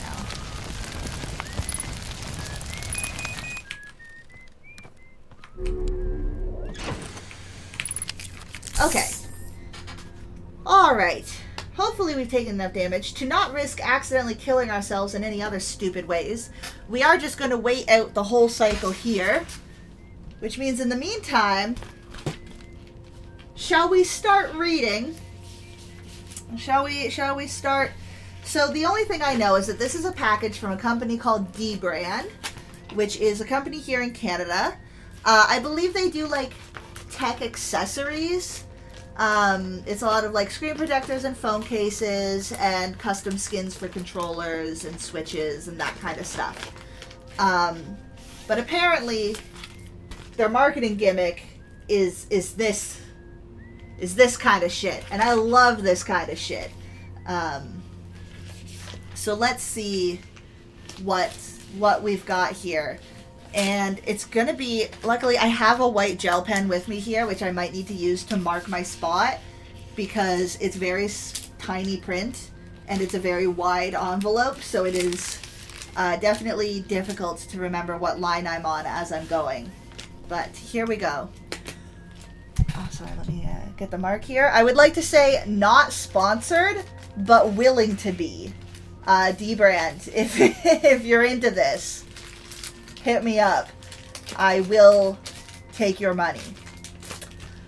Reading Dbrand's fine print is kind of like joining a secret club.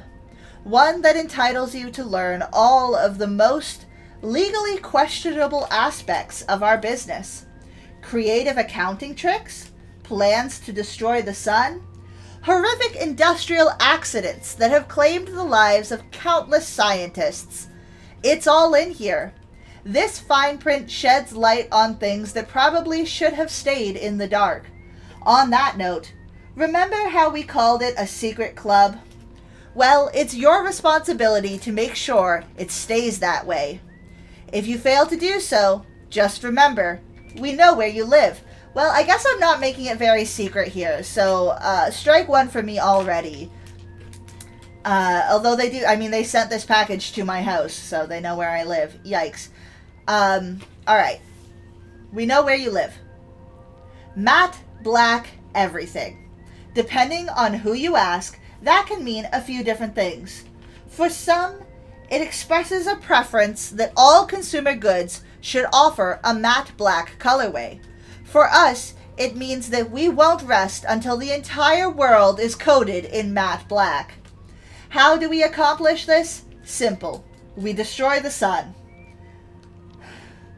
For the past 5 years, all our money, or rather, your money, has funded the production of a cartoonishly large laser beam. We'll cut to the chase. Star-destroying lasers aren't cheap. Neither are our products. You can blame the sun for that. Our accounting robots just sent out an internal email.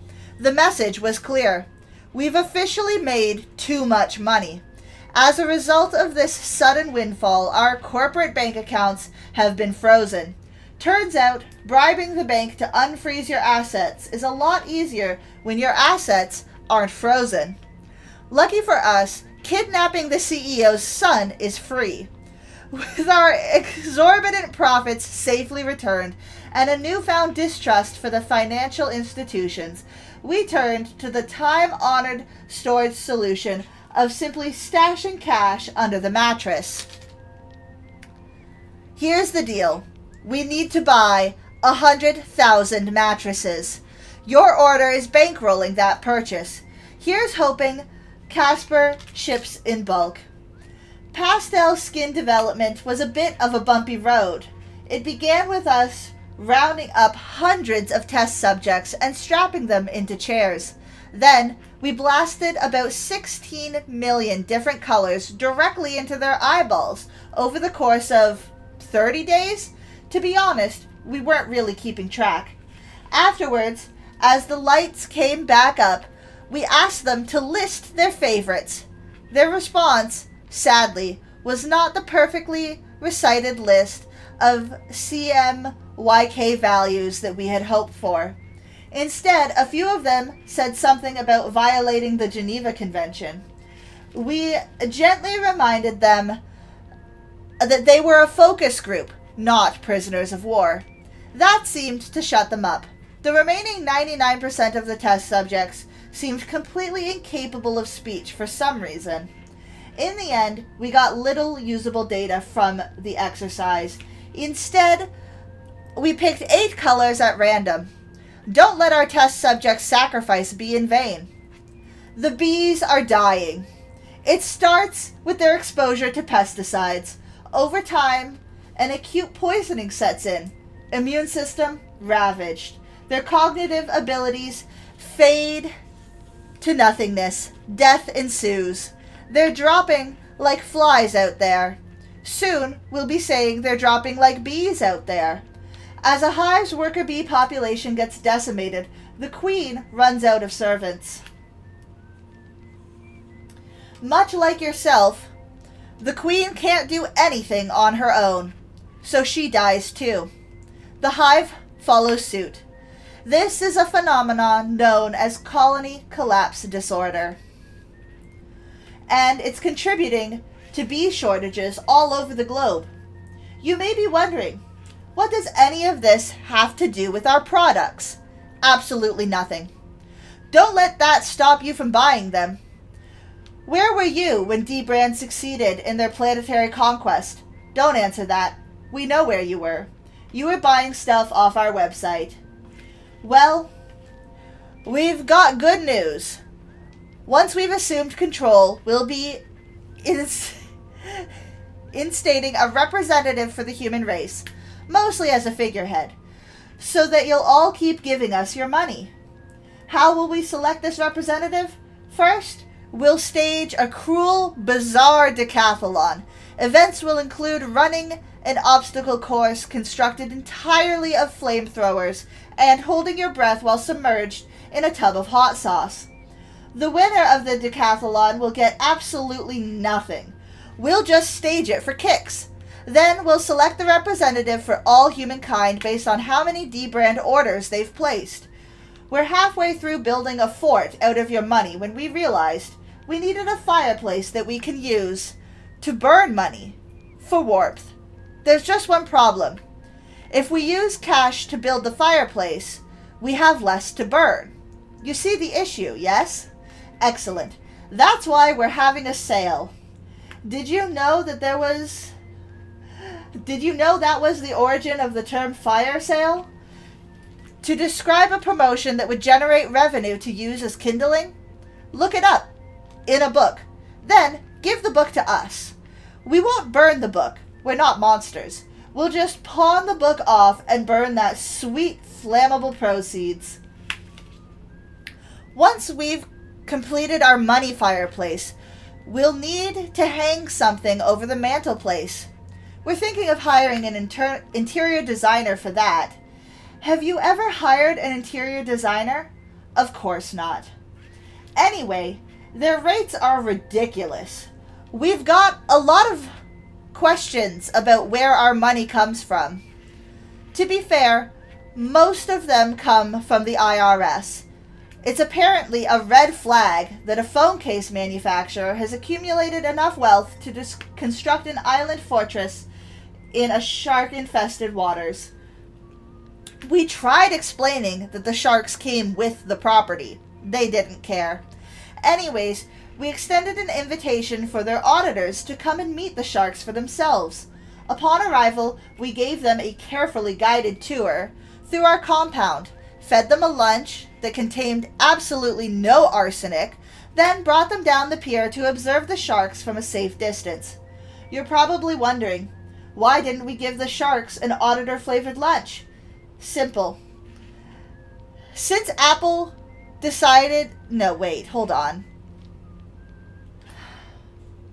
We've missed out on a carefully guided tour through our compound. are simple. Since their safe return to Washington, the IRS is now turning a blind eye to our enterprise. While the auditors may be off our backs, those sharks aren't going to feed themselves. Maybe we'll bring the Supreme Court down for a visit. Okay, it's really hard to keep track of this thing.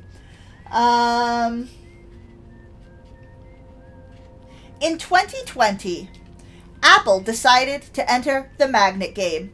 This was a mistake for everyone. You see, our magnet division had been preparing for this eventuality. In short, or inevitability. Shortly after Tim got off stage, our top magnet scientists unveiled what can only be described as magnetic rampage. To make a long story short, a gigantic ball of assorted metals has been wreaking havoc along the Guatemalan coast for the past few years. Needless to say, we went with a slightly less powerful magnet for the grip case. Our only advice is to keep it far, far away from Guatemala. Imagine, if you will, a vaguely criminal business enterprise. This business, which shall remain nameless, can only attribute about 11% of its annual revenues to the activities that the police might describe as legal. The accountants for this business advise that, in order to avoid catastrophic financial investigation, they need to cook the books. Strange advice, right? How would a warehouse of oven-roasted books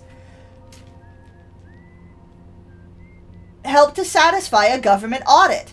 Turns out cooking the books is actually slang for fraudulent accounting tactics. Why did the accountants wait until the entire building was on fire to mention that? Doesn't matter. Point is, we need some new books to cook, and your wallet is on the menu. Here's a fun fact. Every month, at least 3 psychopaths request that we make skins out of real human flesh. 10 times out of 10, the should we call the cops conversation is preempted by a different, more important question. Is this an opportunity to make money? Alright, we've got our music starting, so we're going to put a little mark right there to help us remember that that's where we are. And just for context, for anyone following along, on this whole massive sheet, we started at the top here, and we have made it to here. So we've read this much of all of that. We've read this much, and it's double-sided. So that's a thing that is in my house, and now you all have to suffer with me because of it. Alright, we should be about to get our achievement for Die Hard, healing a whole bunch and then surviving the loop. There's the supernova. He's still whistling. Kudos to him, I suppose. I wonder what happens if I talk to him, like, right at the end of everything. Who knows? Perhaps we'll find that out another time. There we go. Die Hard. Nice. Got that one unlocked. Okay, another easy one I think was to crash into the satellite. I mean, we're supposed to crash into both the satellites, the one around Timber Hearth and the Deep Space one. So let's just go crash into some satellites and see if we can get some achievements from that. We should be able to. I don't see why we wouldn't. But we didn't the first time. So, who knows? Maybe we didn't crash into it hard enough. Who am I to say?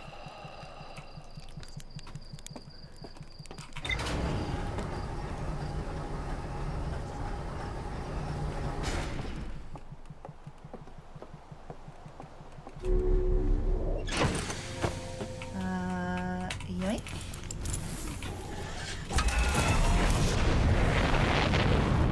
So first we gotta find the satellite orbiting Timber Hearth.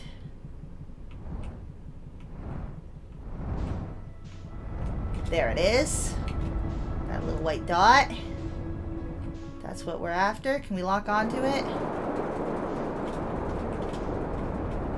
Looks like maybe we cannot.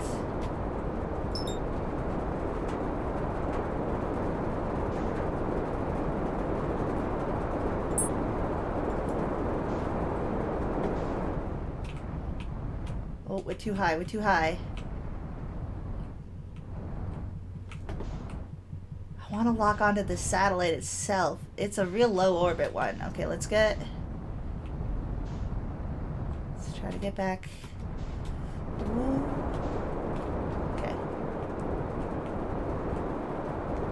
Here we go. Here we go. Maybe.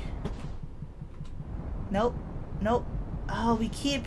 Oh, okay, well, that's part of it, is I keep hitting the wrong button and going up instead of down. And here we want to be up a little bit. Okay, alright.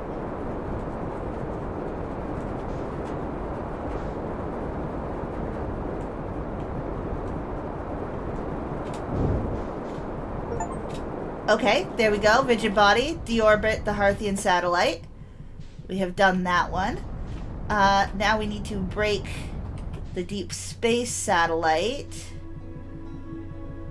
So where's that little red dot?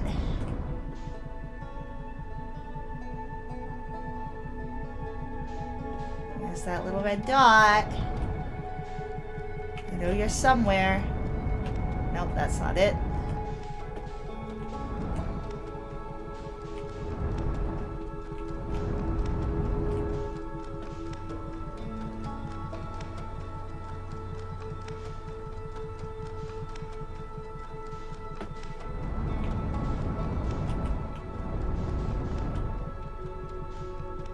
Aha, there it is.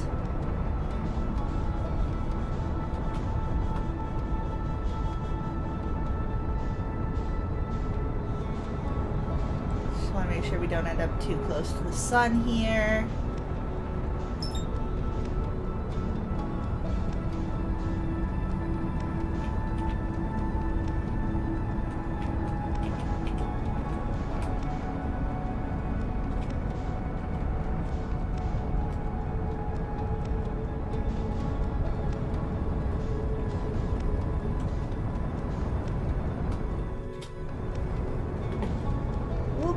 Way too far.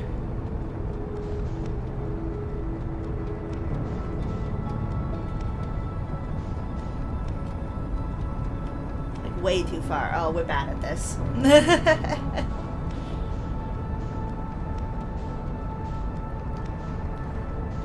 That's fine. We're just gonna ram it, I think. So once we've stabilized...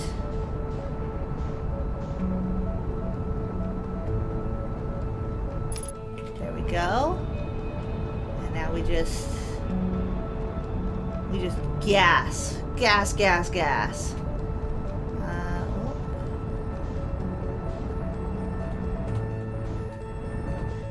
Want to make sure we stay on track.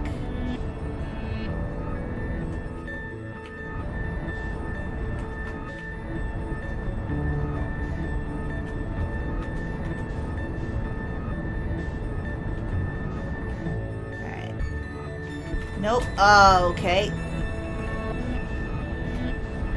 I should be more careful. Because even being off a little bit at those speeds, we end up flying past it. So I guess we won't just ram it from kilometer. We will have to be closer to it to line ourselves up. That's no fun, but fine. We'll autopilot it. We'll autopilot it.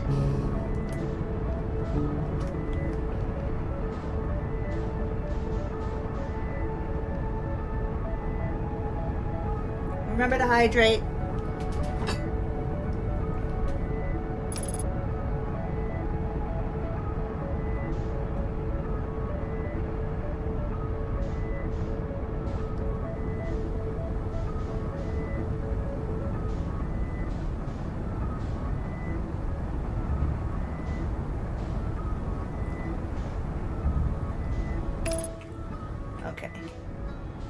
now from here we should be able to...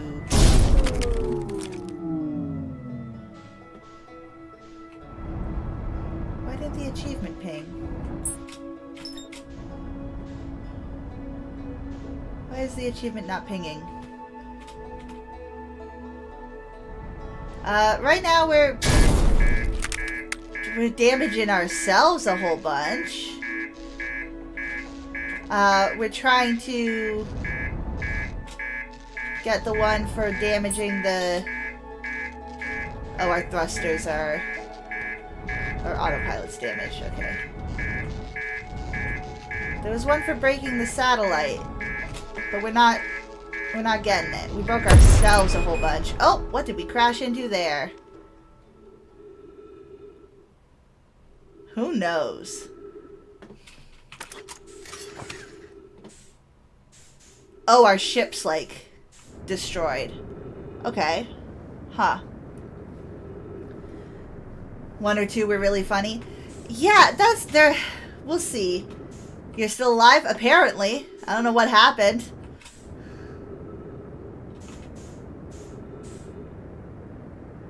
I'm very injured. Oh, did our reactor blow? Did I ignore the fact that we had reactor damage? I might have ignored the fact we had reactor damage.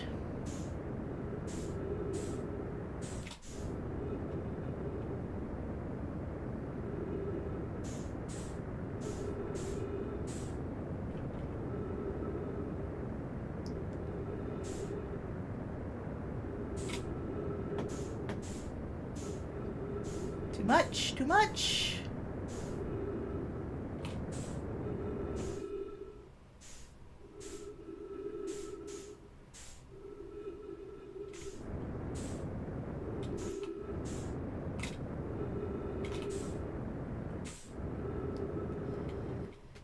The eject button, yeah. So we got the eject button one. That was fun. Oops. I did not mean, apparently opening my shift tab menu gave me some thrust. I did not mean for it to do so. Like, that looks broken. Why don't we have the achievement for breaking it?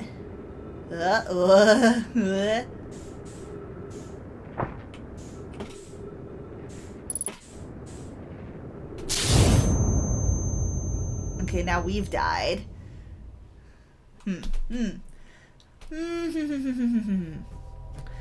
Well, we got the one for deorbiting the small satellite, but it said that there was one for breaking the big satellite.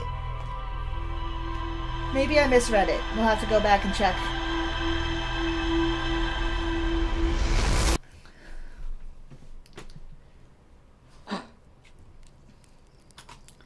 Alright, let's see. We can do belongs in a museum. Deep Impact. Oh, right. No, that's the one for... Okay. Rigid Body. We did Rigid Body. Yeah. No. Oh, right. We could try to land on the sun. We could try to land on the sun. That one seems fun.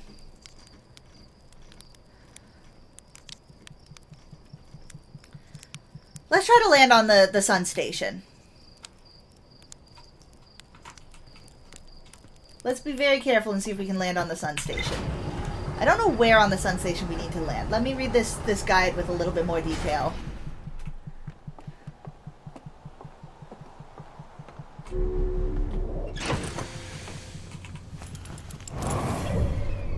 Okay.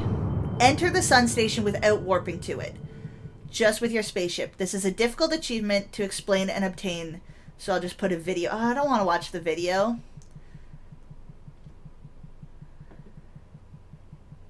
I just want to try it. I mean, I'm sure it's very difficult.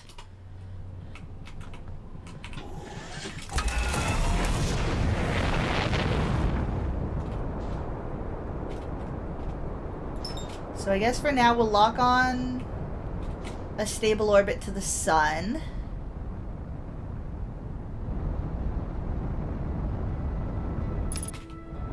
And we'll start getting close. gotta... Okay, there is the sun station.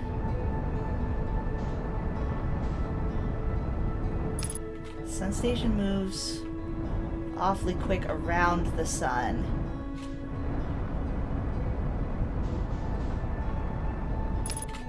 Because, yeah, the sun's gonna keep pulling us in, so we really don't need to use much thrust to get to the sun. We mainly want to try and line up the sun station. We're still 6 kilometers out, though. Okay, can we lock onto the sun station? It does not appear so. Oh, yes. No? No. Okay.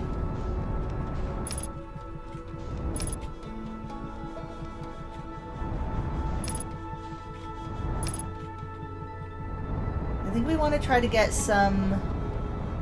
No, we want to go in the same direction. We want to get an orbit around the sun in a similar direction to how the sun station is going. Okay. No, we might not be able to escape this.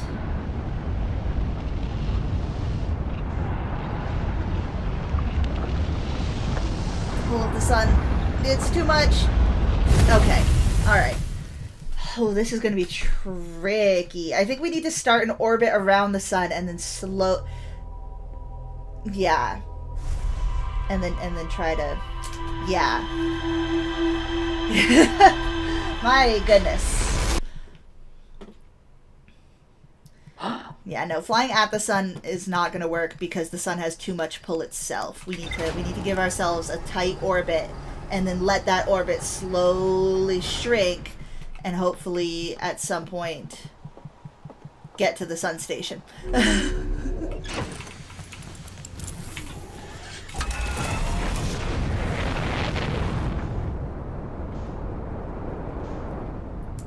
That's what I think is the move. Okay, so we will still from out here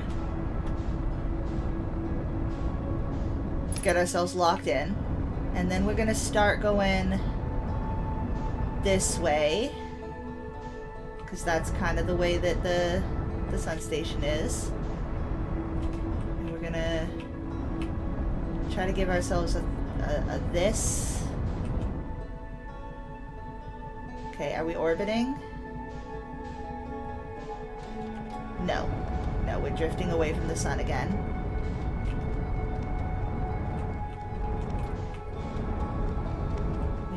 We want to maintain an orbit where we are slowly getting closer to the sun, not farther. Okay. No, we're getting farther and farther from the sun. We've been kicked out of it. Okay, we've been slingshotted. Not what we want.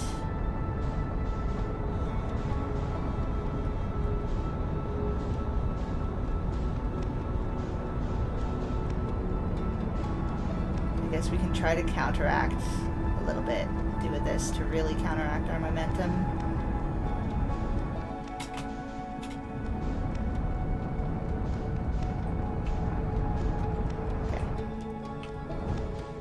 We want, if we just go towards it, we'll fly past it again.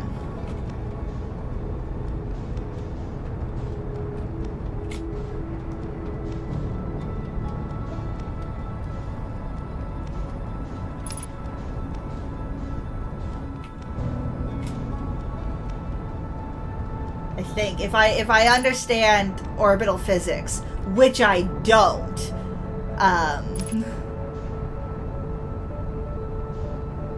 I think we want to try to get close to the sun-ish and then have ourselves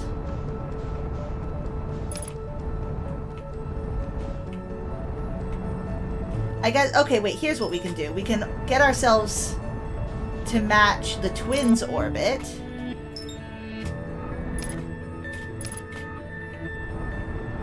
If we can get ourselves in orbit kind of with the twins, and then try to slowly get closer to the sun.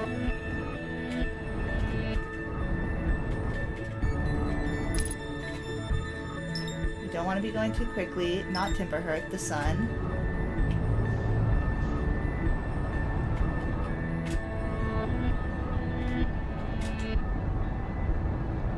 Okay. Now the sun station should come up under us here at some point. We need to maintain our orbital. Okay, there it is.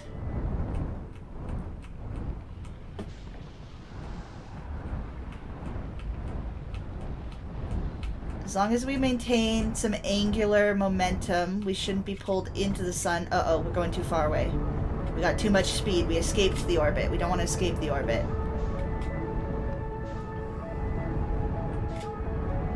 Okay.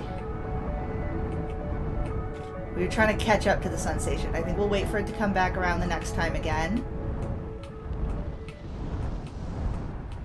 Keep our...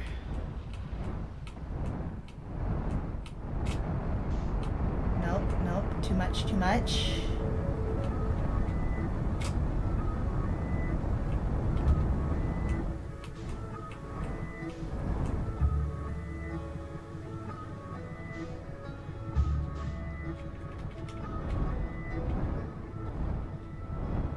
Where's the sun station?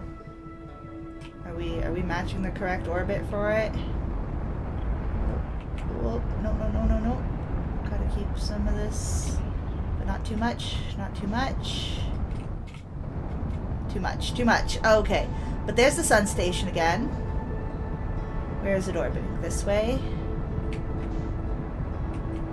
No, we're flying out too far again. Ah, yikes! Solar trajectories. They were right. They're hard. Okay.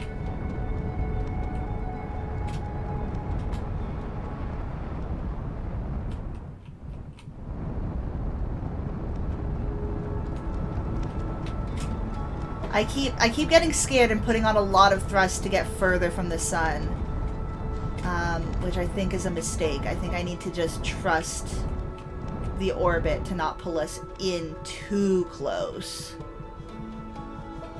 I'll do a little bit of this, but not much.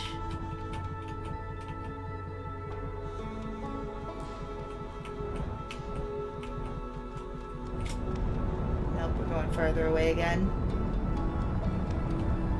There's our sun station. Do want to try to chase that sun station. I wish I was rotated a bit.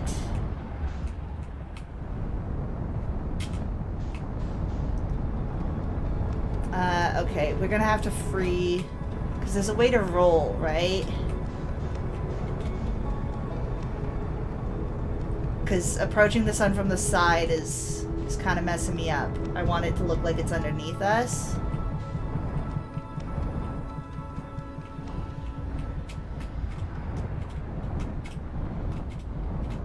I need to hold R. Okay. This might be better, assuming I'm still... No, I'm not. Okay, which way is... If the sun station's going this way now, that'll work for me. Where's my sun station? No, it's over there. Okay, so this... Too much roll. Okay. Gotta match our orbit. Gotta not go too far from our sun. Okay, here it is. Here it is. If I can lock onto the sun station, that would be great. Oh, we were close. We were close.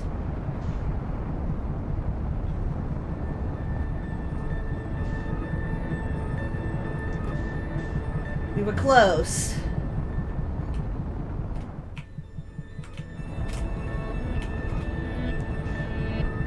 Oh, we're getting way too far away. We're getting way too far away.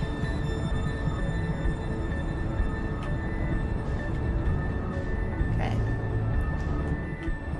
Let's try to set this up again.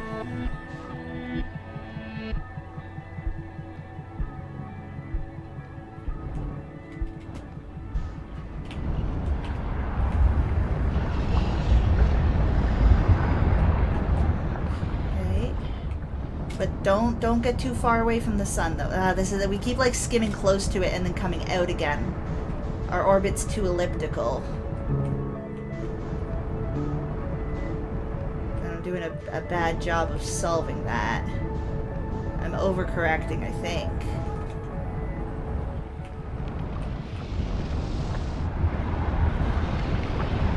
Yeah, here's another very elliptical path. We get super close in, but then we get super far out. I've lost track of where our sun station is. It's over there. Yeah, so our orbit's gotten a little messed up.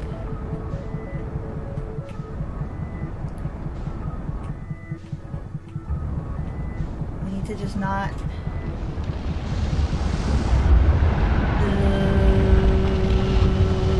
Yikes, I'm shocked we survived that pass.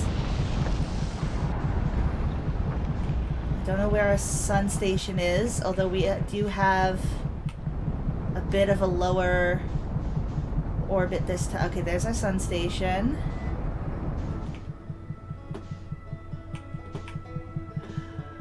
God, okay. The rotate is tough. We need to go towards the sun. Oh my gosh. Goodness gracious. Yeah, we're way too far out again. Okay.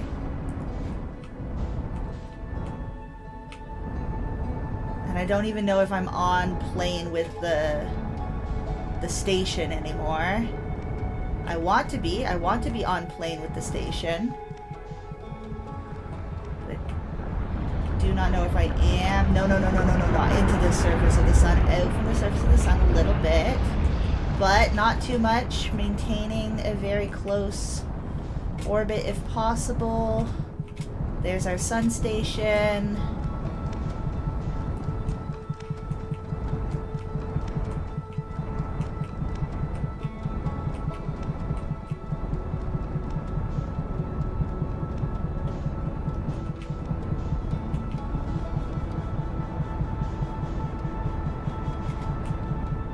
Too far. We're leaving the sun.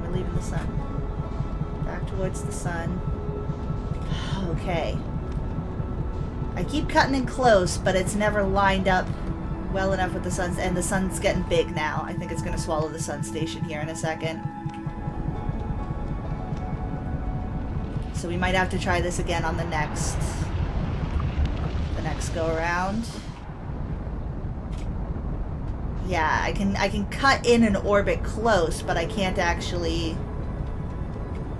maintain a nice round orbit close to the sun. I'm way too elliptical in my approaches.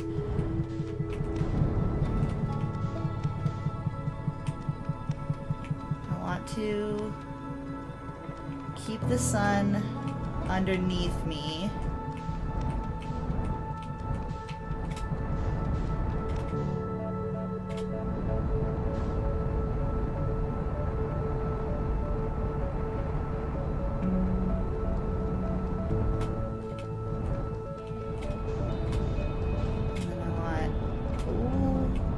We're just getting sucked into the sun right now, which is not what we want.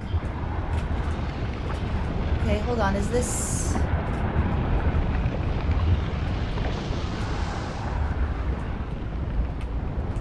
It's not bad, but we're still... No, see, we're coming out of orbit here now. Broke our orbit a little too much.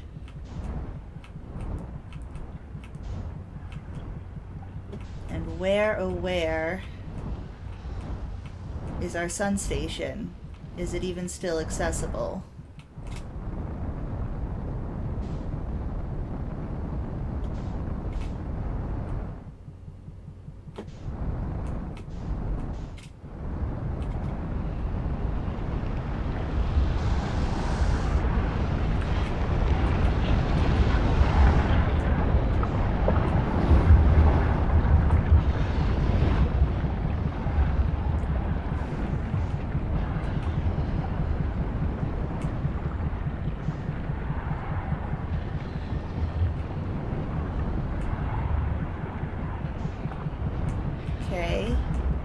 I finally got more of a close orbit like I wanted. However, I'm not seeing any sign of the sun station. I think it's been engulfed.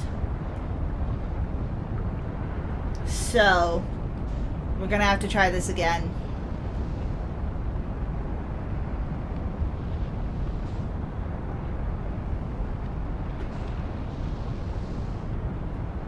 I finally got an orbit, though.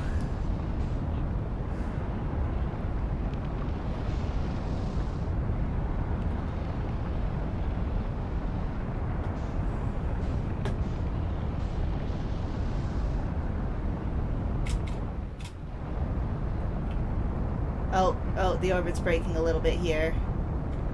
Okay, well, we're gonna fly into the sun, start another one, try for that again. I think I can do it. I just gotta be really careful about overcorrecting. But I think I can do it. Hadina in chat for anyone who is interested.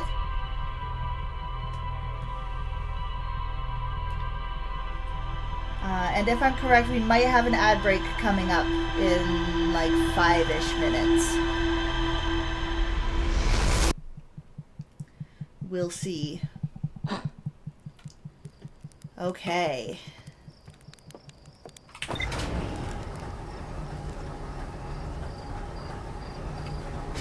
So again, I think our best bet is to try to lock on to the twins and use that as our sort of starting orbit.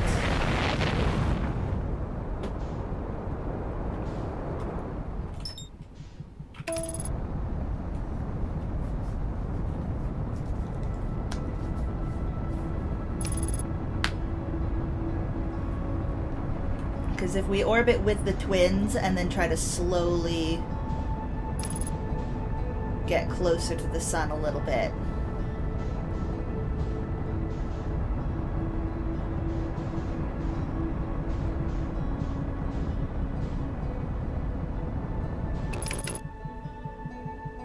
Alright, here we go.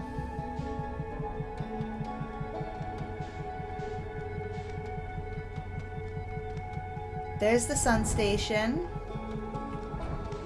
Okay, now we're going to lock onto the sun so we can keep track of... Oh, and the sun station is orbiting in... Okay, let's not crash into either of these planets. We want to just pass through them a little bit. Kind of. Okay, we got it. Orbiting with the twins is a good start, but we've got to break ourselves from being too close to the twins. This is not doing that. This is being too close to the twins. This is the definition of too close to the twins. Okay. There's our sun. Nope, still within the twins. Uh-oh. Oh, we're gonna get a lot of damage from this. Okay.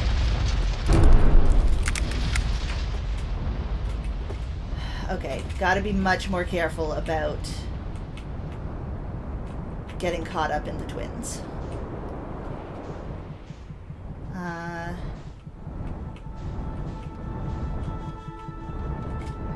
Okay. Balance ourselves against the sun a little bit. Aim over the horizon.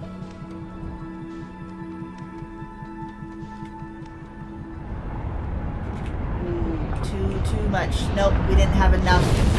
We didn't have enough angular momentum. We just got pulled straight in instead of orbiting around the side of it. Okay.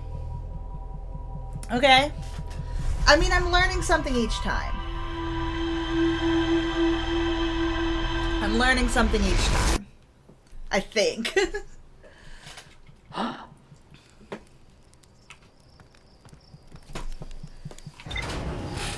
Let's keep trying.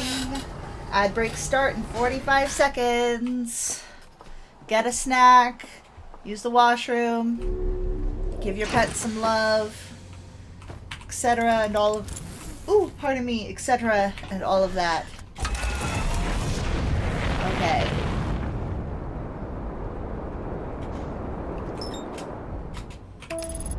Still want to get, but we don't want to, once we're with the Ashwins, we want to leave them pretty quickly.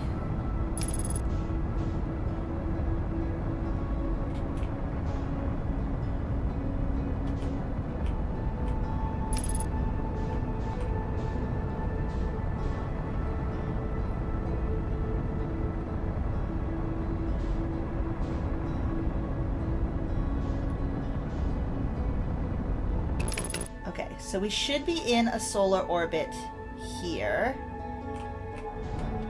of about this trajectory. So if I just do my best to get past the twins here, lock onto the sun instead, get rid of some of our movement that's pulling us away from the sun, and instead fall towards the sun a little bit. Slowly towards the sun. A little bit more. Nope, we're going away from the sun a little bit. Towards the sun more. We need a little bit of backwards momentum. I guess I should just do this to do that.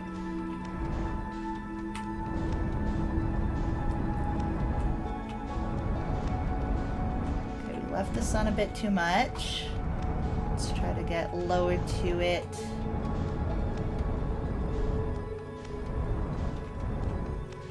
Okay.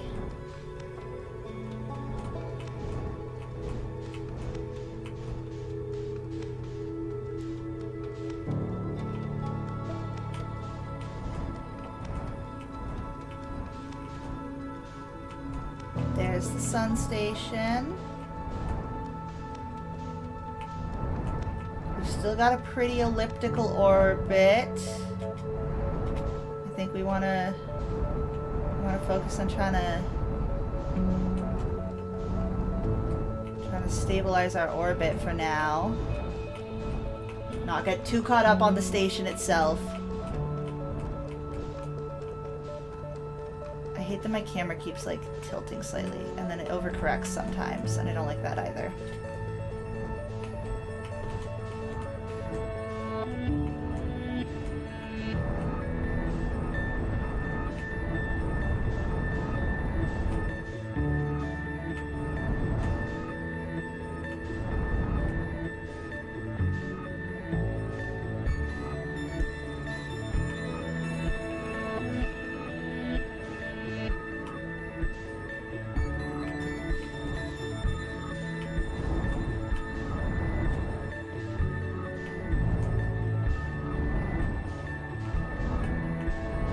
Overall, our orbit's way too high.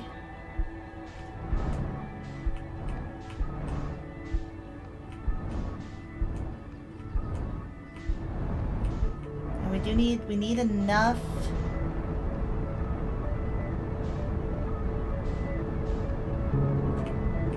Okay. We need enough forward momentum to not just get pulled straight into the sun and to try to hopefully kind of match the orbit of the sun station. But at the same time,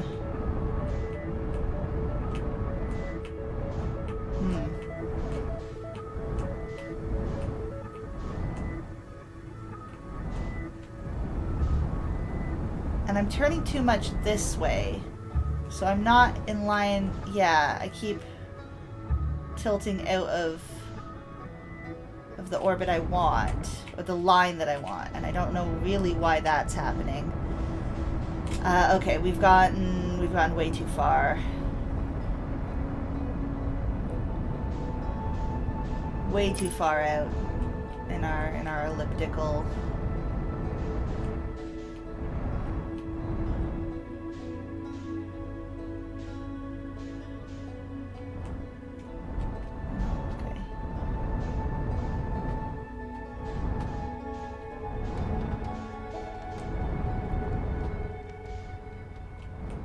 Well, there's the sun station.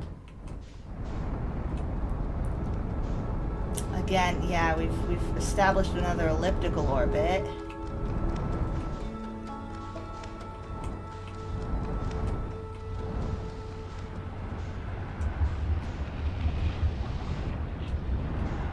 ourselves a little boost up.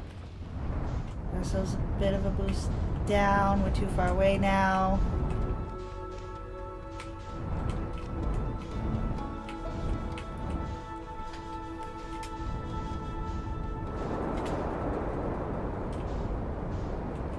Oh. Oh, we're crashing into the twins again. Got all the way up in the twins orbit. Not what we want, not what we want.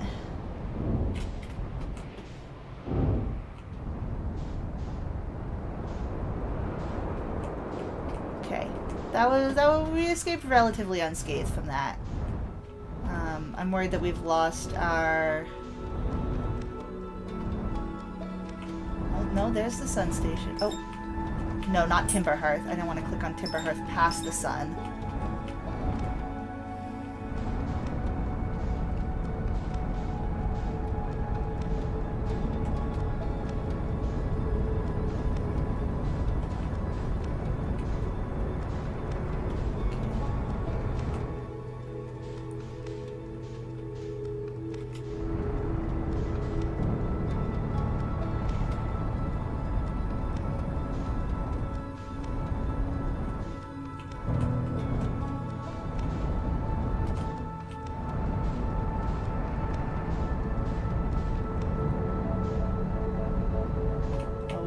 Farther from the sun by doing that. Uh-oh. Uh-oh. Oh, we're all the way out at Timberhearth. Okay. Alright. Alright. Let's try to refocus in.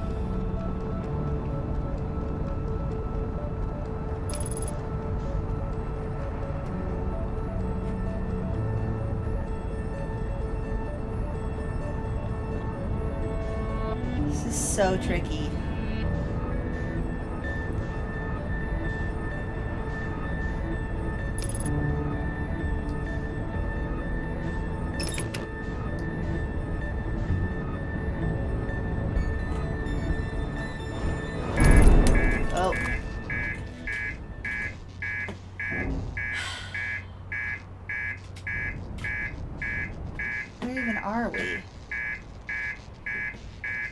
We crashed somewhere in Emberhearth, but like I can't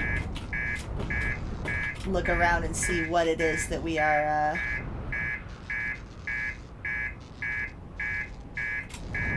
stuck against here.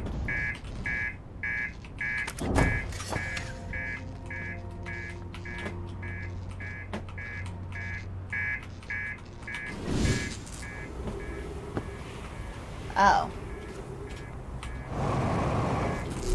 That's rough. We need just some, like, straight vertical... No, we got nothing. We are fully lodged. Okay. That sucks. Ouch. Ouch. This is going poorly. Ouch.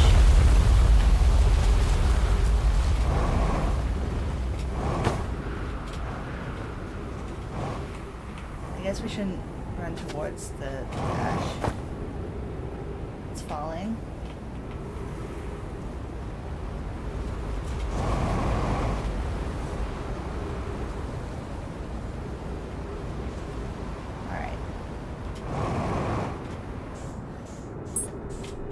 Hello, Mr. Sun.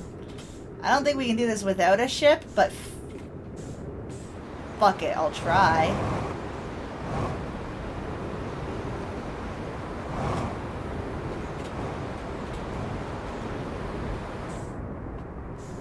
Worst case, we end up using a bunch of our oxygen as propellant, which is part of another,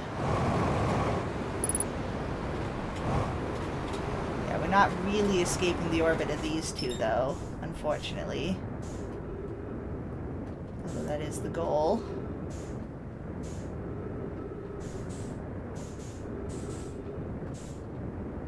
Am I gonna have better luck doing this outside of my ship because I'm not, like, tilting side to side now? That would be silly.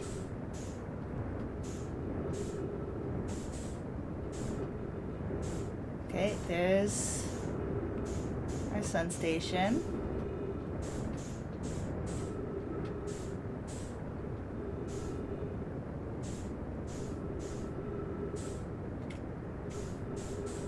We are back in an elliptical orbit. We're getting further away from the sun.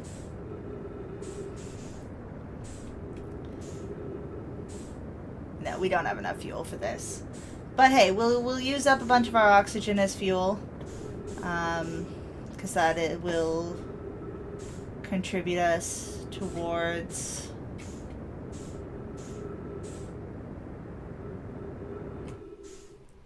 Alright, I think we just let ourselves do the orbit for a little bit. There's the sun station. Fuel depleted, oxygen is propellant.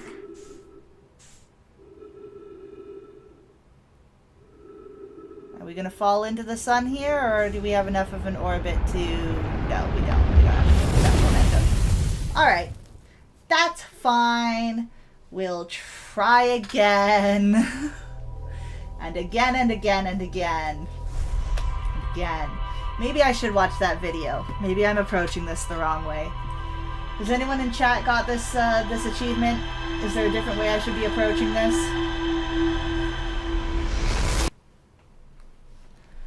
Please do let me know. Please do. This is a backseating stream. I need your help. Tell me what to do. Yell at me that I'm doing it wrong. Any and all of the above.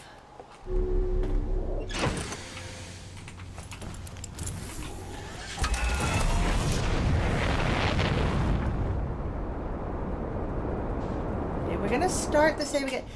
It's rough because we need to like get towards the Ember Twins, but then we need to get out of their gravitational pull. I want to be in their orbit, kind of. I want to be below their orbit, but I don't want to be in their gravitational pull.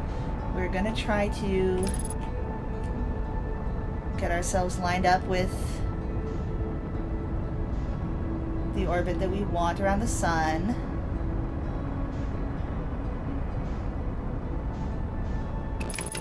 And we're gonna try to... We undershot the target, but that's fine.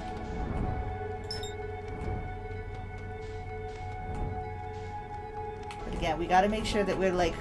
We're not applying thrust towards the sun, that we're applying thrust, like, perpendicular to the sun. I think. No, see, we've got too much of an ellipses. But by correcting that, we might actually just be making our ellipses stronger.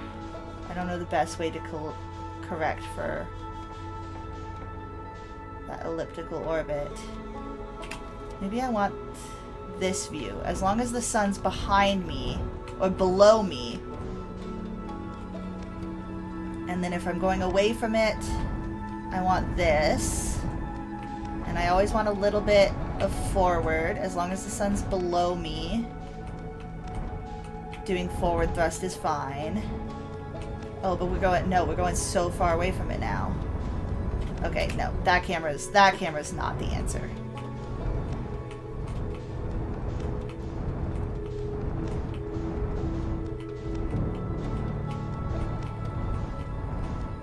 I don't know how much...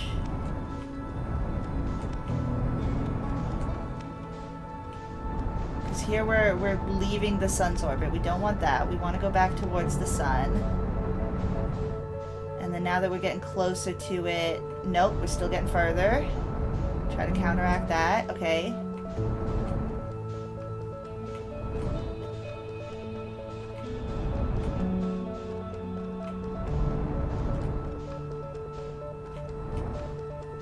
Now that we're...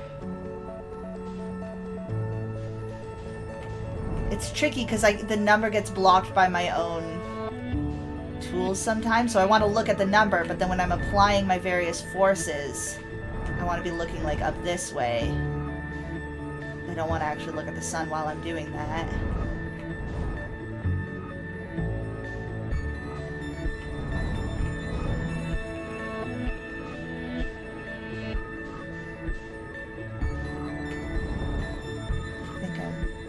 Kilter a little bit.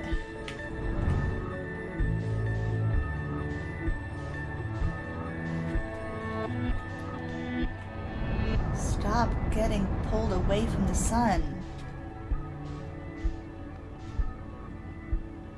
Oh, I'm very off kilter. Okay.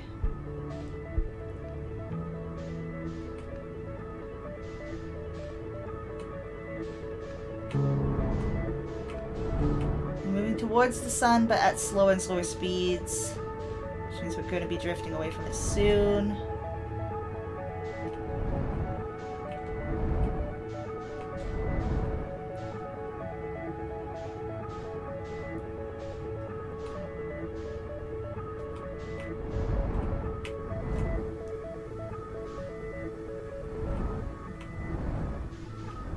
Okay, am I creating an orbit here?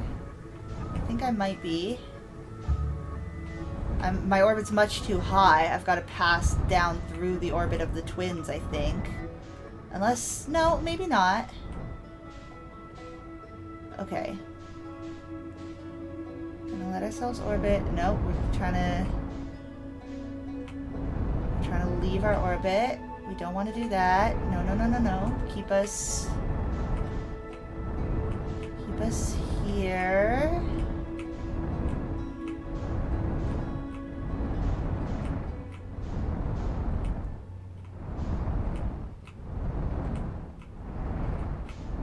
No. See, it's because I think getting off kilter is contributing to this, because then our forces that we're applying end up not being in the direction we want them to be.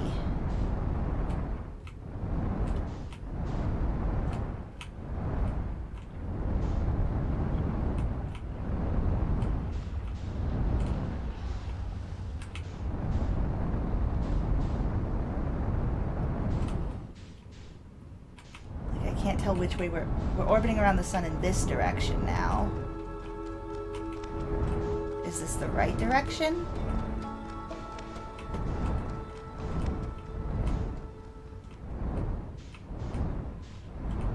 We won't know until we see the solar station.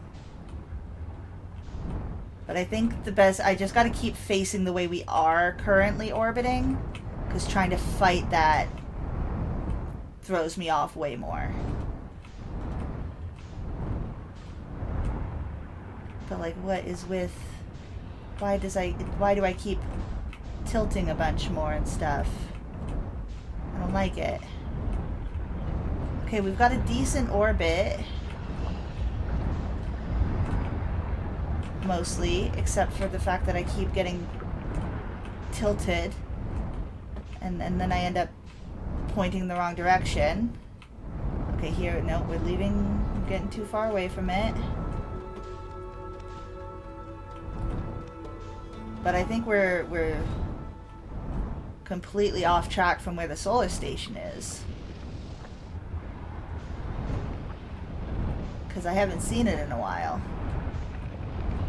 That or it's taken us to... oh, no, wait! Oh, wait, no, we've nailed this. Look at that. Okay, hold on. Careful. Down. No! Oh, we were... very good there for a little bit. Okay.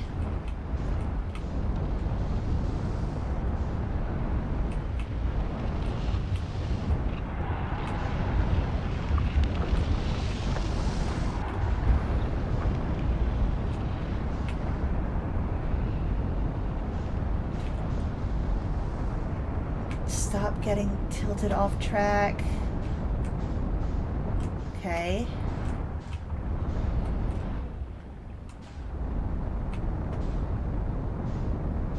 Towards the sun. See if we can catch up to the... uh-oh, we cut that one. Let me lock on. Okay. Oh, we've made a really bad elliptical orbit here by trying to close in there.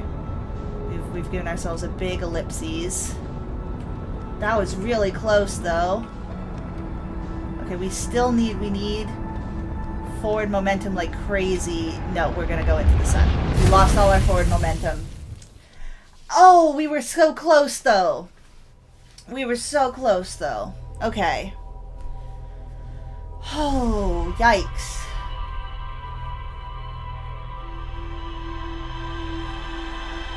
Maybe I should use the eject at some point when we're close by. I'm just worried without... It's tough. Without being in the ship, I really don't have that much. And I don't know how the eject counteracts my current momentum. Is the other thing. I wish I had more cameras visible to me. I wish I had a rear view mirror on the side so I could see, like, when it was, I was like, oh, I haven't seen it in ages. It's because it was, like, just slowly coming up behind and under us. And I wish I had known that. Because I think I would have done some things differently to prepare for a, Okay, let's try doing this without locking onto the twins. Let's get our camera orientation closer to how we want it. And let's just focus on our friend the sun here. And maintaining an orbit in this direction. Nope. See, it's tilting under us, and I don't like that. Wrong one. This one.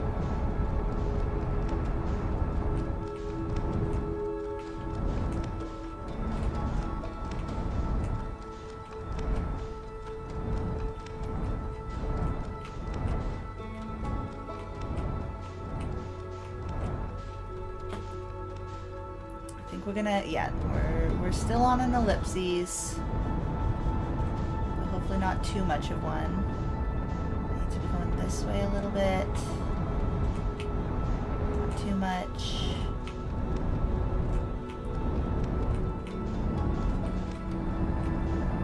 I overcorrected.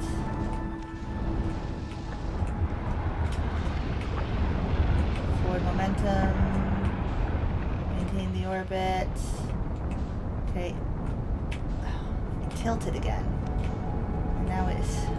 That's the part I don't like the rotational... Is there a way to lock... Free look? No, I don't want free look. It's the last thing I think I want. Okay. We need a fair bit of forward momentum here. Okay.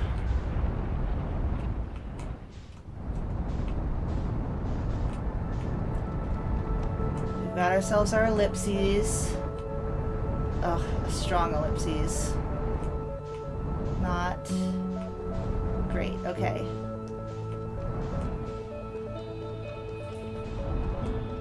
There's our sun station, so we want like this. Gonna try not to crash into those planets while we go by.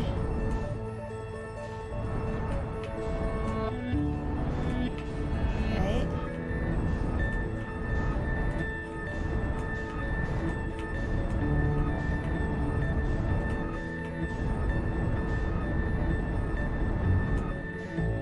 Okay, focus on momentum around the sun. Get up a little bit at this point and then straight to going down at this point. Again, trying to counteract our ellipses. And as we start falling in closer to the sun again, a little bit of ups when we're headed up, a little bit of downs when we're headed down. Make sure we're on our right. Okay.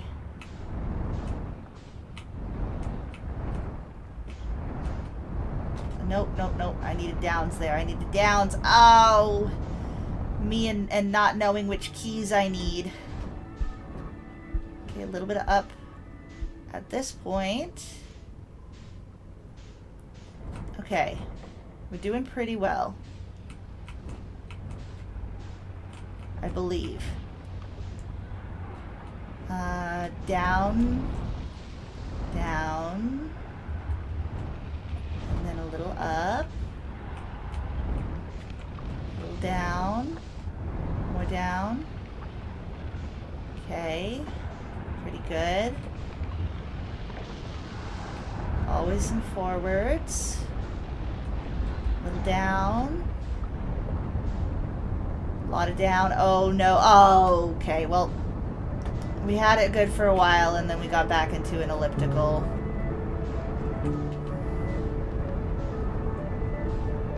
Now we're getting slingshotted. Okay. We need a lot of forward momentum. Oh no, too much down. More forward. Okay. This is going to be a strong elliptical orbit again. So, down and forward at this point.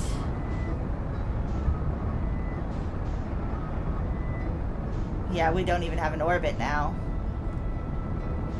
We don't even have an orbit now. Okay. We're falling in closer to the sun here. So we want a little bit of up and forward. And now we're headed out. So we want some down. Nope, still headed out. Some down. And then still headed out. More down.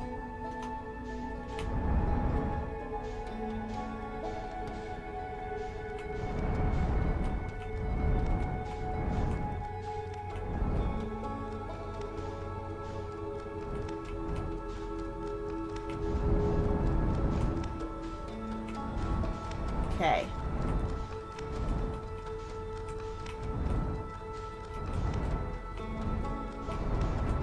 A little bit of up at this point. Nope, a little bit of down. Try to keep ourselves from getting too tilted here.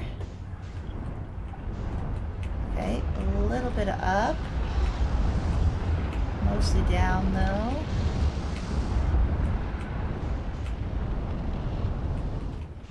Getting tilted. A lot of down, down, down, down, down. Okay. Okay, there it is. Just focus on maintaining the orbit, Sarah. Just maintain the orbit. Worry about actually getting onto the sun station after. Just maintain the orbit.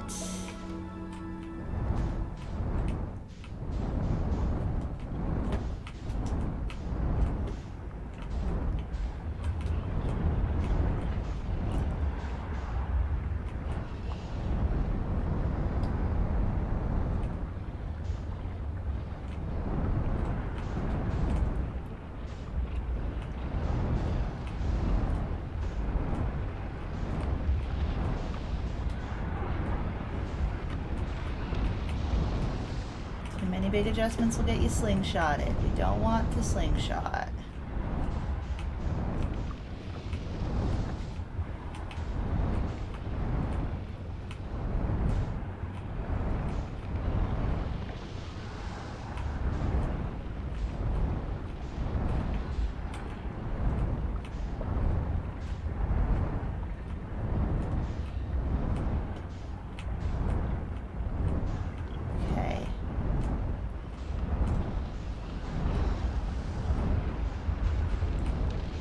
Feeling decent about our orbit, not to jinx it.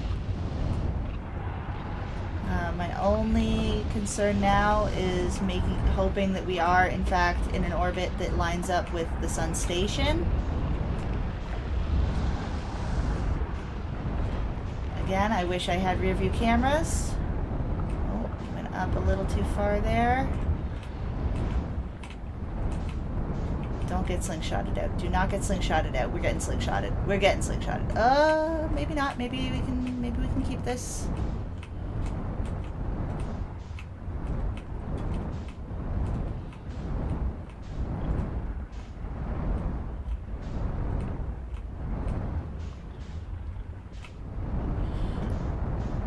I wonder if in theory I stop applying corrective forces if I... Will an orbit sort of stabilize itself? I don't know how that works.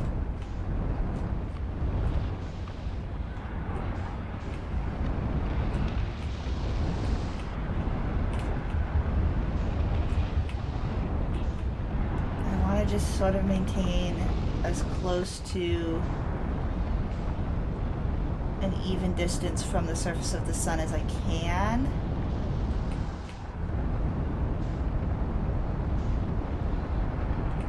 Maybe we've got too much forward momentum. Maybe we're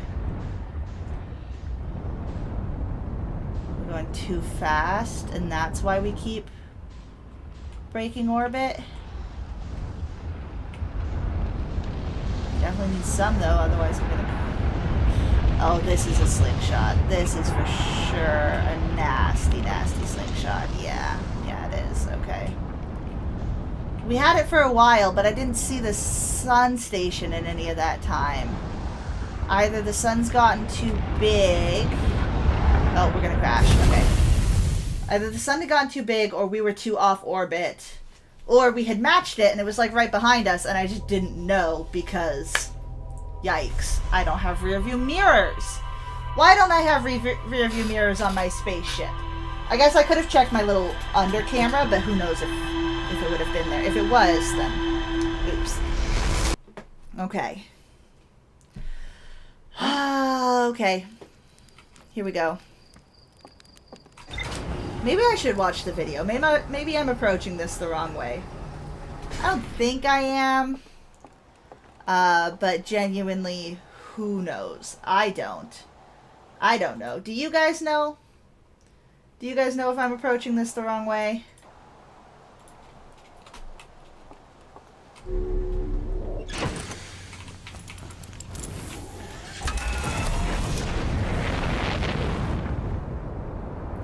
They did say that this was a difficult achievement to get, so...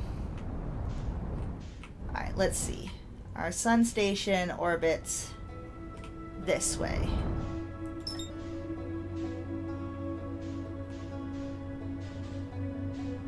For now, we're just going to let ourselves some momentum in that kind of direction.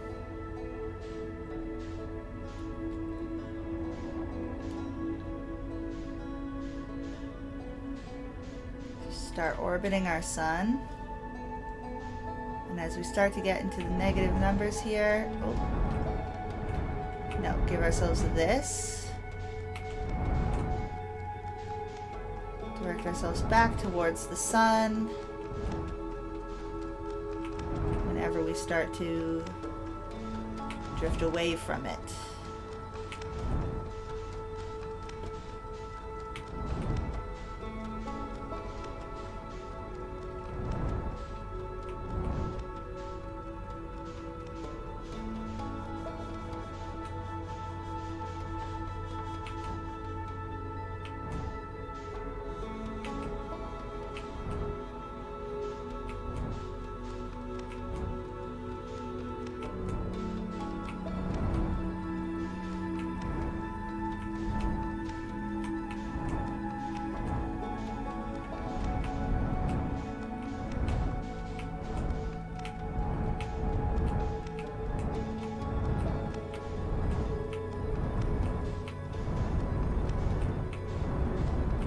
Constantly trying to drift away from it now.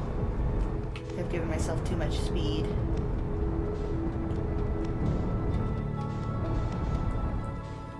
Okay. Falling back in towards the sun here.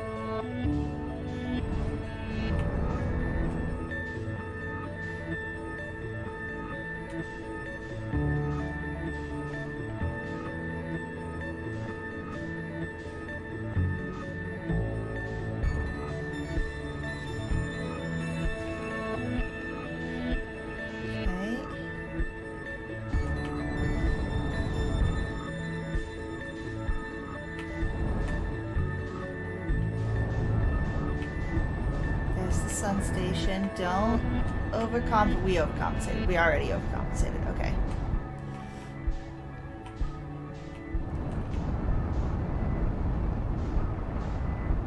We just need into the sun a little bit. Okay. Yikes. That is the last thing I wanted. That's messed up all of our... Maybe not all of it. Maybe we can get this back. Okay, hold on. Okay, our orbit is this way.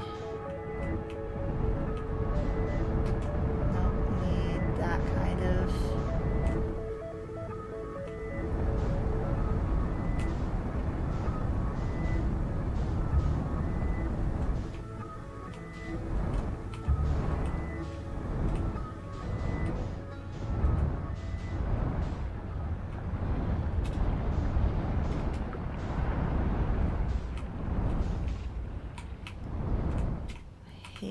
Our camera keeps twisting every which way. Okay, we've gotten ellipses.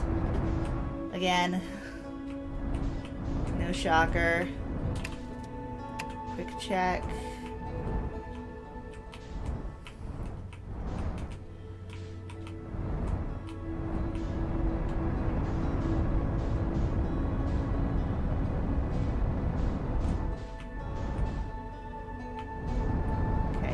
Falling towards the sun.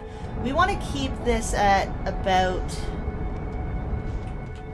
Oh, our orbit's wrong. We're not following behind the sun station quite on the path that we should be. That's fine. We want to keep ourselves at like maybe getting closer, but honestly around 0. We don't want to be getting closer or farther from the sun, ideally.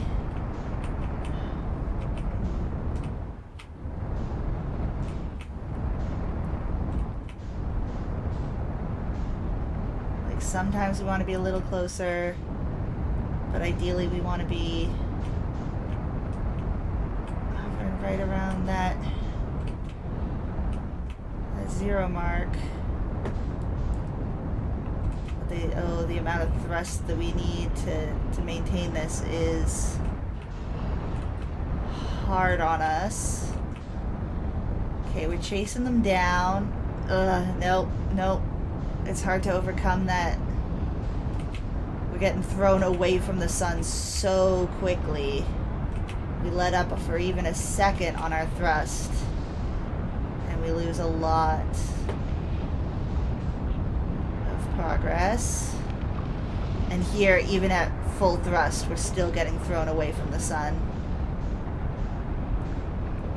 Okay, so here we need... Nope. No. I messed that up.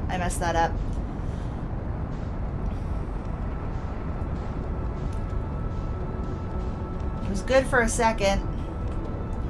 Until it wasn't. Okay, here's where... Okay. And then... Down. No, we're just giving ourselves more of an elliptical orbit at this point. Okay.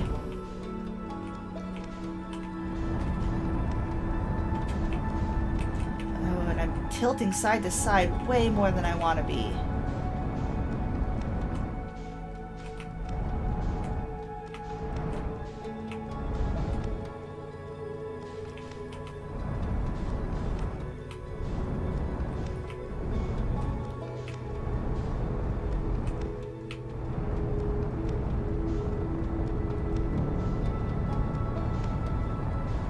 Tricky because I want my momentum, my forward momentum. Whoops. But I want to go down towards the surface of the sun because we're way out here now. Okay. All right.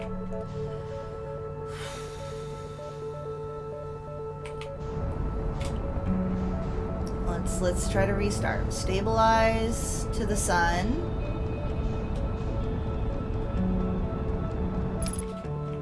Ourselves up the orbit we want. Start getting some horizontal motion. We should fall into the sun from gravity. We're falling into the sun way too much. We're falling into the sun way too much. Ow. Yeah, and then we crashed. Okay. Ay, ay, ay. Am I doing this wrong? Chat, you gotta let me know. Oh, this is a bad spot to park and fix anything. Yikes. Yikes, yikes, yikes. Chat, you gotta let me know what I can do differently. I think we'll take a minute to do a different achievement while I wait for any advice here.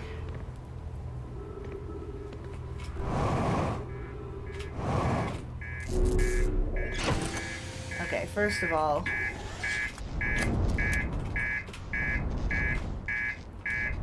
we gotta fix our ship.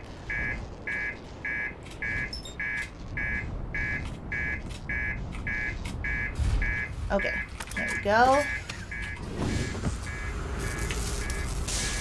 Repair that. Repair that. What else is yelling at us for repairs?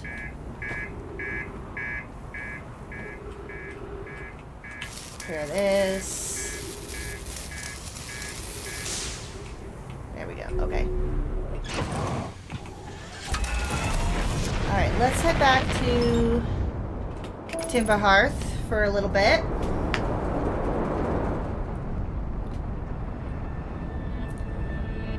And let's pick a different one to do. Oh, we're just gonna fall into the sun. Hold on. Is this our best?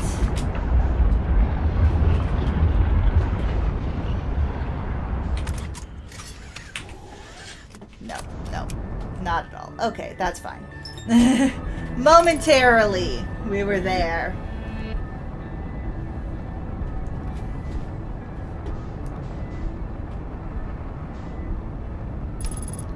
But yikes, is that difficult? We might have to watch the video. Oh, that's Brittle's Hollow. What am I doing for Brittle's Hollow? No. Stop autopilot. Goodness. What am I locking onto over there? The satellite? No. The stranger? Did I just find the stranger? Probably. Where did Timber Hearth go? There it is. I gotta go to D&D, but have a fun stream. Tell Monster Girl and their girl hi if they come by. Will do. Have a great time at D&D. Thank you so much for popping in, V. I hope you have a grand old time. We're gonna try a different achievement for a while. I'm not having any luck landing on the sun. I think I'm approaching it the wrong way. But no one's yelling at me saying I'm doing it wrong. So honestly, I blame you guys this time. If I'm out here pursuing a silly path, I say it's because of you. Alright, let's see if we can land back on our little... Nice. Maybe. Mostly nice? Yeah, beautiful. Alright. Let's try that model rocket one. Maybe that'll probably be harder, but let's have a look here. Yeah, hot shot. That one's real difficult. They did say it would be. We've done that. Hearth to moon. Training spaceship crash with the moon. Okay. Let's try making the training ship crash with the moon. Monster Girl! Hello. Welcome in. How are you doing? You just missed V, but he told me to tell you hi if you came by. It's going all right. We're doing some achievement farming. We've had good luck with some and bad luck with a lot of other ones. That's already off what we want it to be. Nope, that's also... Come on, just go straight up. There we go. And a little bit of forward, a little bit of up, a little bit back. Okay. I don't know how high up. I mean, there's the moon. If we can get it to crash with the moon is our goal. Oh, it's just spinning now. It's just spinning. Okay.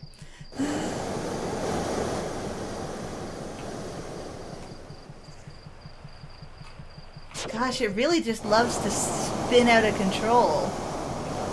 Alright, we're gonna just bring it as straight up as we can. For now. Are you headed to the... Yeah, you're headed over the horizon. Just want it up.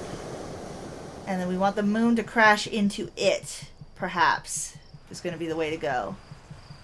Give it a little bit of forward, but not much.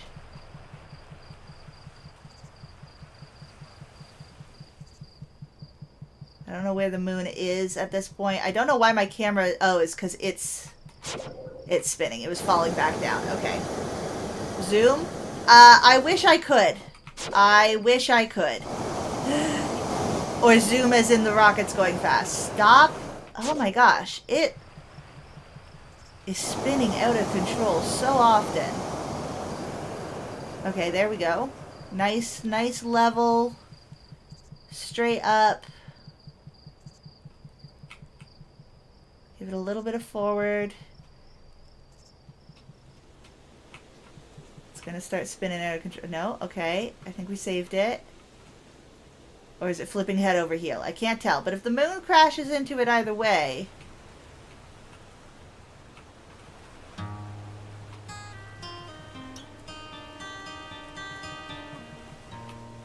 I need the moon to come back. I'd really like the moon to come back into view. I don't know where to send this thing without having the moon here as reference. We're just kind of going back and forth here at an altitude that I hope is... Shit, too high, too high.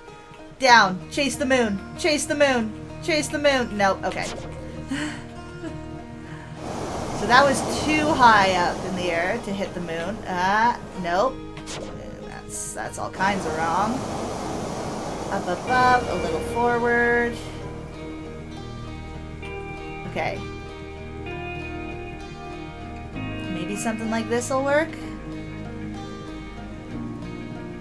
We gotta wait for a whole lunar orbit, though.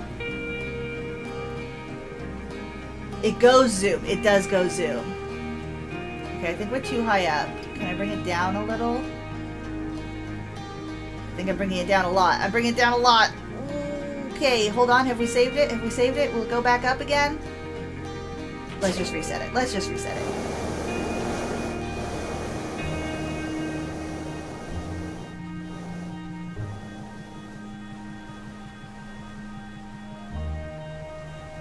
I can keep it kind of hovering somewhere. Now we can fly it into the sun. That is also one of them. I'm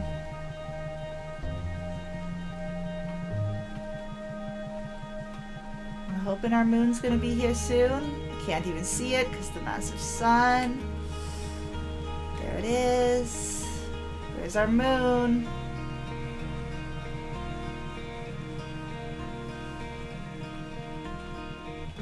I'm worried I've sent it too high. I think I've sent it too high again. Okay, well, maybe we can just yeet it into the sun. Just give it all the oomph and hope it gets pulled in by the solar orbit.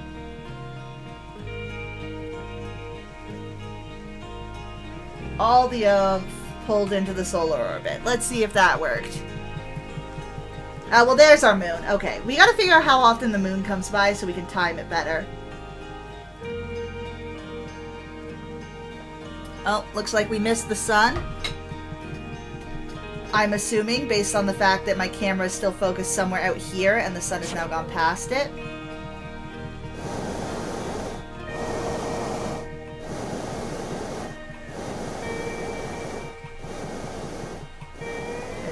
It's very, very hard. This one's...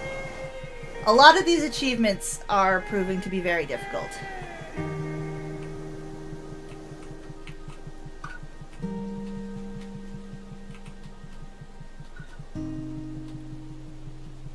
think we launched way too early for the moon again. I think it's going to be ages before the moon's back in this general zone.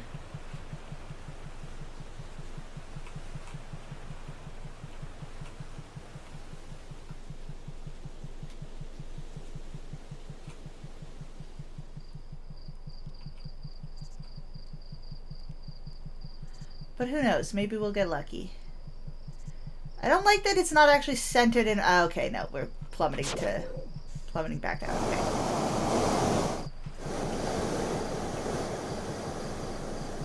We got our moon coming by anytime soon. I'd love to see you, Mr. Moon. Love to see you. Anytime now, Mr. Moon. Oh, okay. Don't know why we've spun like that. But that's kind of better, honestly, for seeing when the moon's coming into view.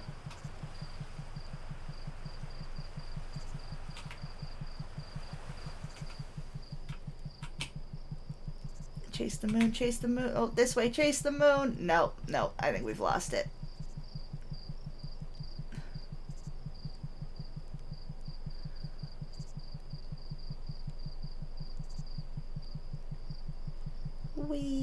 I think it's in an orbit, or we might have escaped orbit. It's so hard to tell. Oh my gosh, if it at least had a camera on it, I could see through its eyes.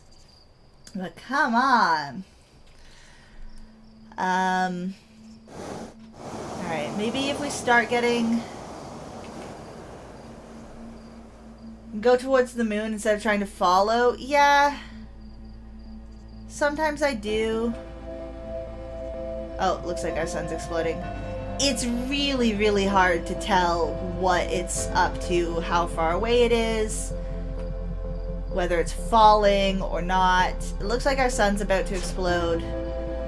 I mean, we could try to fly it into an exploding sun.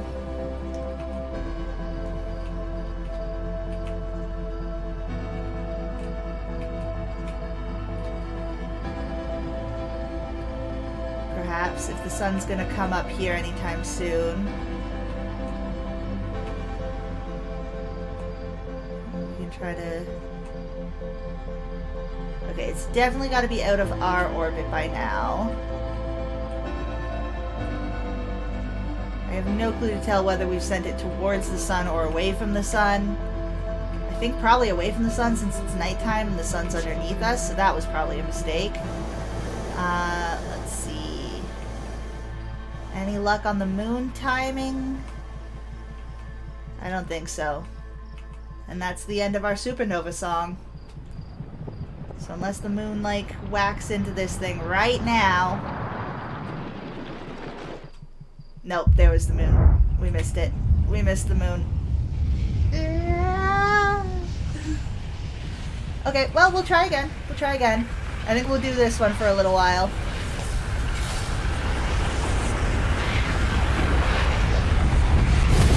Oops, indeed. Oops, camera? What oops, camera? Is there a camera on the... Don't tell me there's a camera on the model and I've missed it this whole time. Say it ain't so. Oh, your other message failed to send. I see. Yeah, we tried doing some solar orbiting. That's getting, It is currently working. Hopefully it continues to work. If at any point the camera stops working, we do have a backup ready to go. We've got this to tide us over if needed. But so far, we've been doing all right. Okay.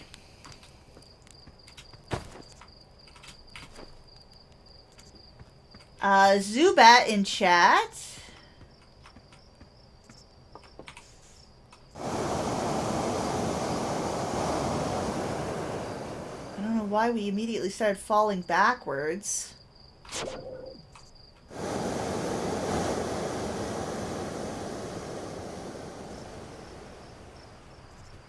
So we need to be like yay high-ish, maybe? But not much higher than that. I don't know. Because we've definitely been too high before and had the moon go by underneath it. Oh, no. Okay, we're coming back down. Didn't want to be coming back down. It's so hard to tell. Because, like, at a certain point, if you get to it, you escape gravity, and then any upwards thrust just sends it further and further away. And I don't want that. But if I'm not careful in maintaining some upwards thrust, then it starts falling back down again. Okay, there's our moon.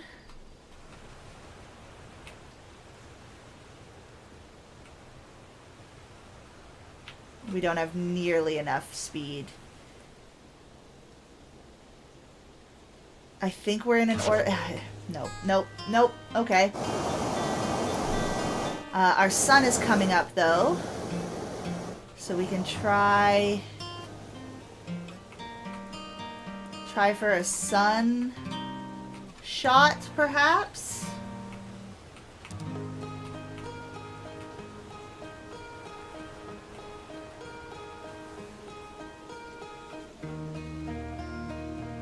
Like here, I'm pretty sure we're out of orbit.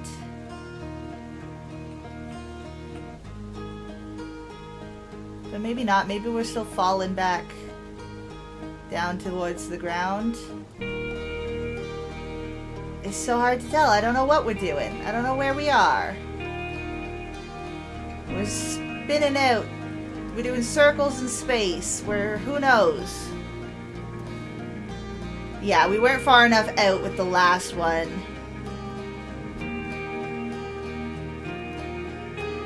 Okay.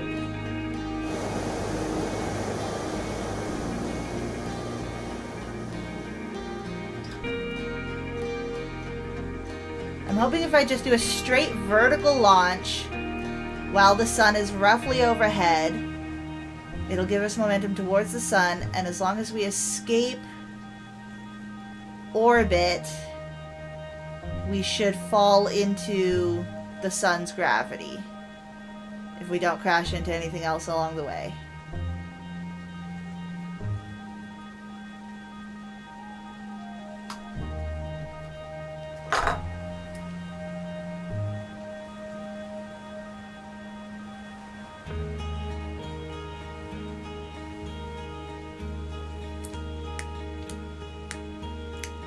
I just don't know where it is. This seems really rough. Yeah, it's... Some of the achievements were fine.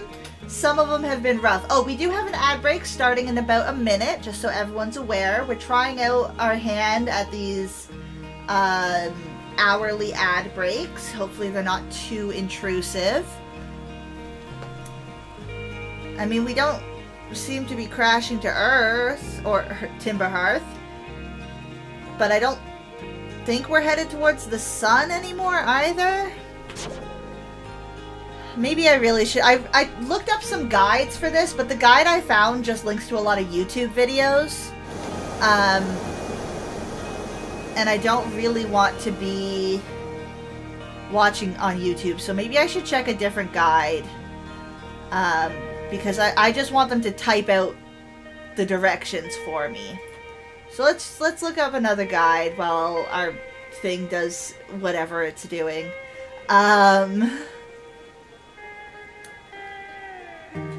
Yes, guides, achievements, but I don't know, no videos. This one's like, oh, DLC update, English guide. I'm like, yeah, but you just link to videos. I don't want videos. That doesn't feel like you making a guide. 100% Outer Wilds spoilers. Yeah, obviously. Okay.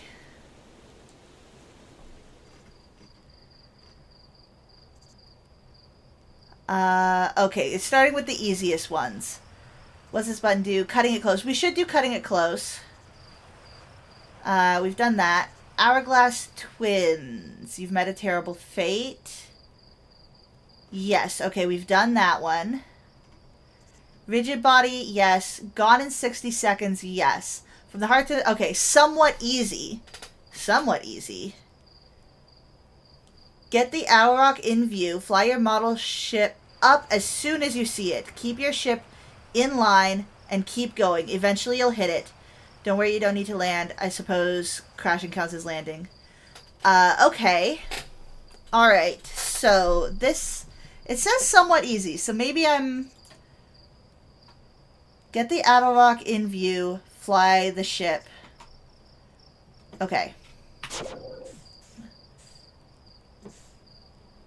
See, but we've... What do they mean by in view? Do we wait for it to... Oh, we can be up here when we initiate flying the ship. It will zoom us down to it, but that's fine. Okay, so we're going to do this. And as soon as we see the Attlerock in view, we fly the ship and we just send it up. Apparently, that's all we need.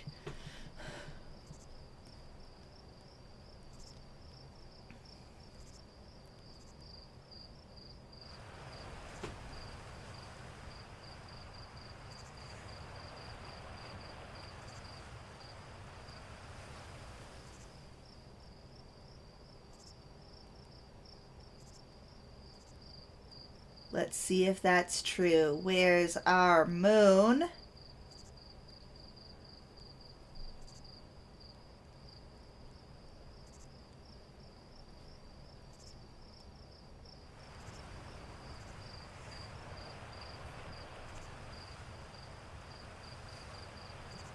Where is our moon? Come on. Come on, Mr. Moon. I know you wanna.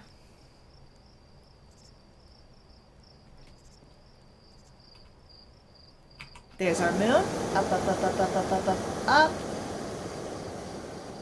Just go up, just go up, just go up. We've missed it. I feel like we've missed it.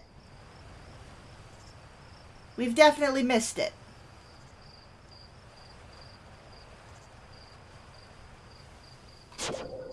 Okay, alright, hold on. What am I... Oh, I keep forgetting that...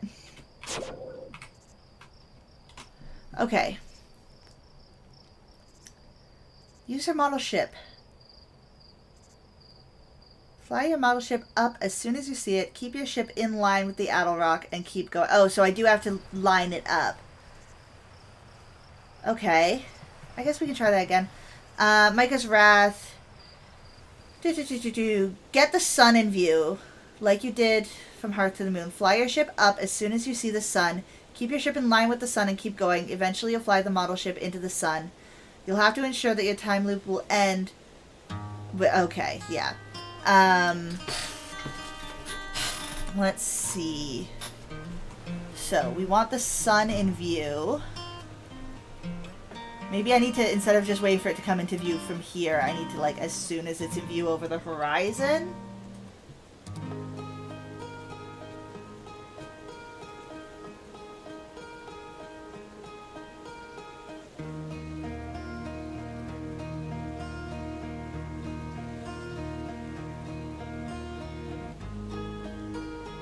There's the sun. Oh, we gotta restart that one. That one's started crooked. So we go up with the sun. I'm gonna start giving it a little bit of forward, because the sun's gonna be moving this way.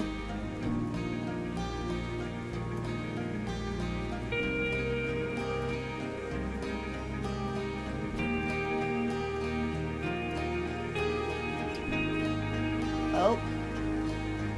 Where are we? Where are we going now? Little ship. We're spinning out of control. Okay, that's no good.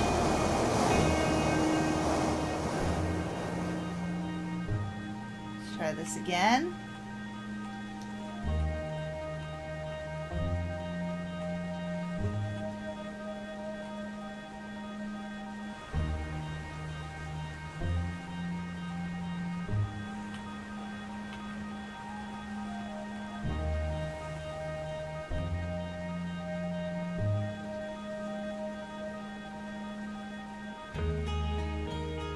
Okay.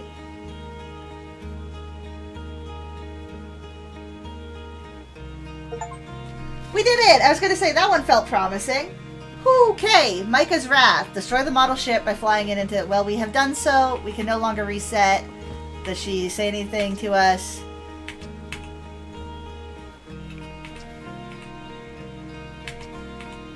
Try to land on one of the geyser pools. Show me what you've got. Well, awkward. Can't do that. Sent it into the sun instead. Okay, there's... What other ones do we have that are... We've done that, we've done that. We've done that. Cutting it close. Okay, yes. This is something we should... This one, it says it counts up across various loops. So it's just something we'll have to mess around with a fair bit to get. We need to use our oxygen as propellant. So, we're gonna... I think we're gonna go to the moon for this one. If I can find our moon... Oh, it's right there. It's right there.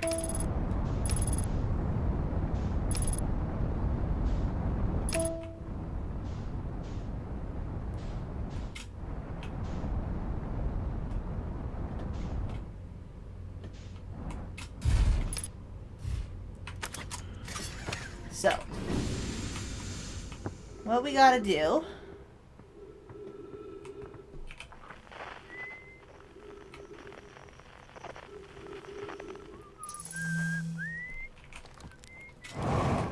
is use up all of our propellant. So to do that, we're just gonna go up and down, but not too hard down. But up again, but down again. But not too hard down. Actually, can we just sit? Hold on. Not that way.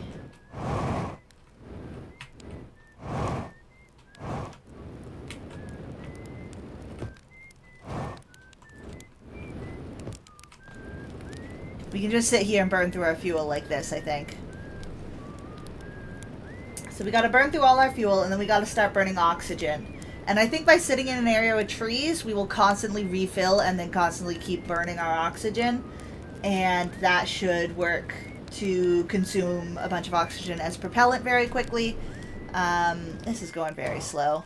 I'll do a couple more little... Because I think the big jumps do give us...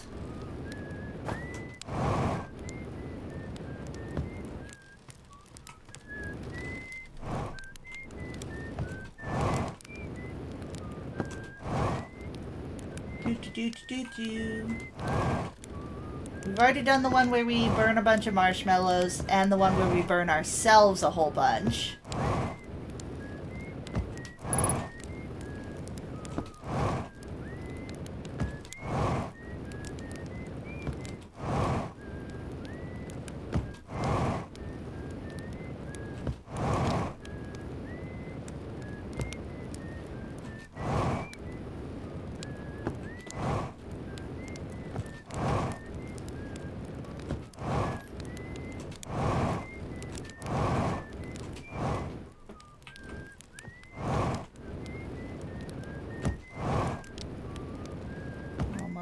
Almost out. Whoop.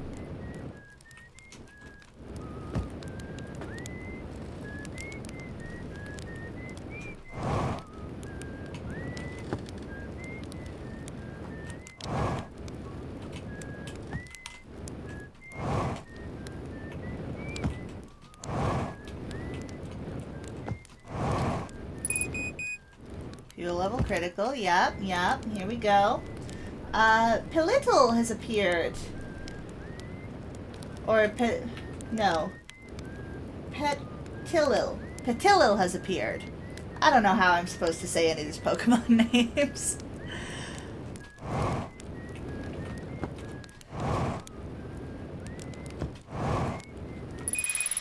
Okay, there we go. And now we're using oxygen as our propellant. doesn't do a whole lot for us. Now I am curious.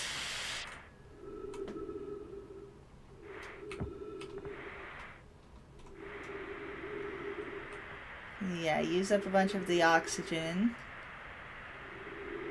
Let's turn on our flashlight so we're not just in the void. And then if we go back up to a tree... Oh, we've got to be, like, in the basin. That's fine. Let's do it. There we go. Okay, we got the achievement for oxygen use. Let's see what else...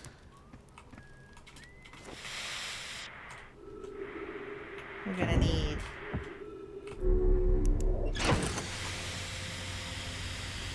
Oh, apparently we are using up the entirety of our oxygen by doing that. Okay. So, that one done. That one done. That one done. That one done. Look at us go. Congratulations on the catch, monster girl. Nice one. We've done that one. We've done that one and that one. And this one, we still need to do the moon one. We've done that one. We've done that one. We need to do deep impact. We could try doing deep impact.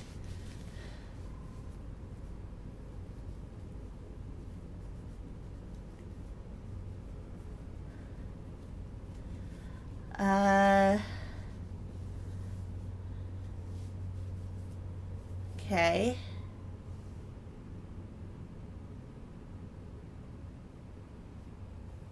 Let's see. Keep yourself centered.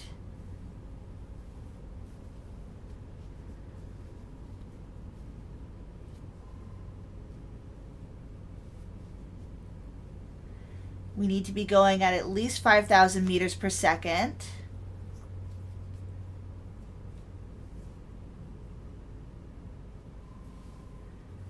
There's an alternate method.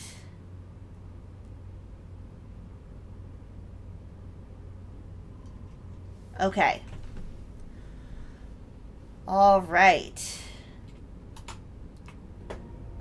Let's try that one. So, we want Giant's Deep.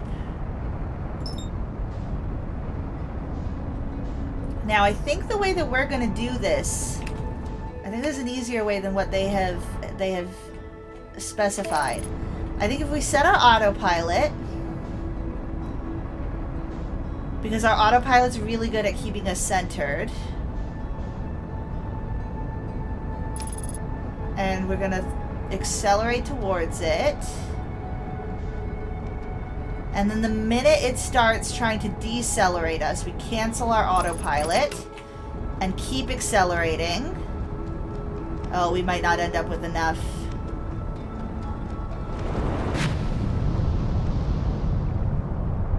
No, we did not break through the current. Okay, that's fine. That's fine. We will have a go again.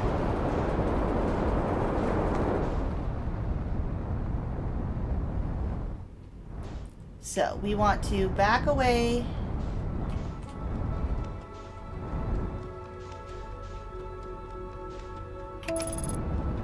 Align our flight trajectory.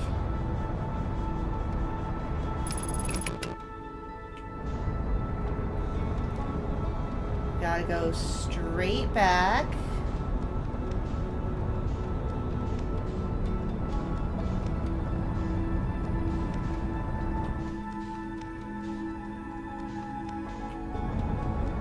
And then straight forward.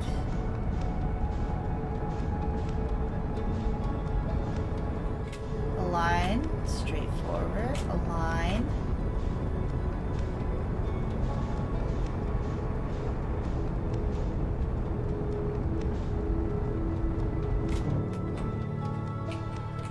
Gotta align ourselves. There we go. Forward.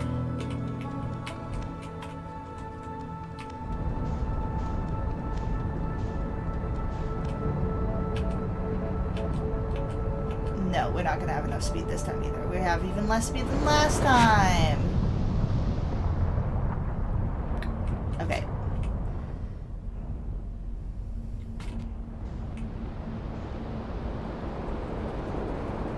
There we go.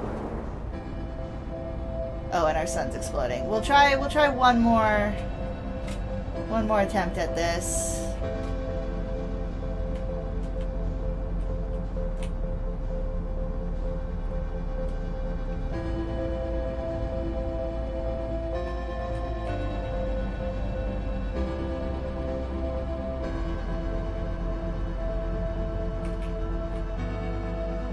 Is 15 kilometers away going to be enough? Who knows?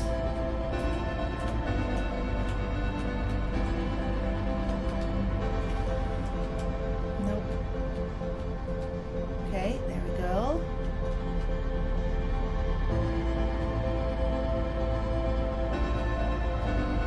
Keep ourselves lined up.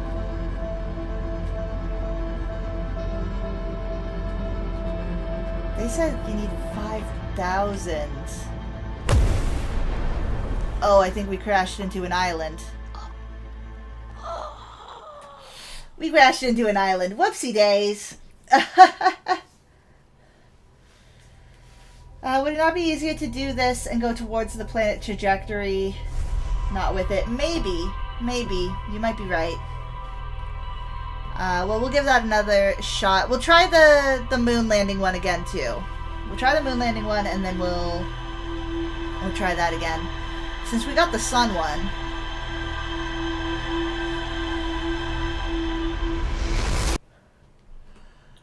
Alright.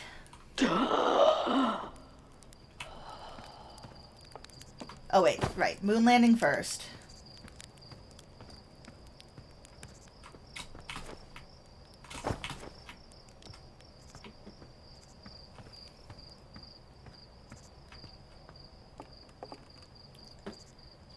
So, wait for the moon to come into view.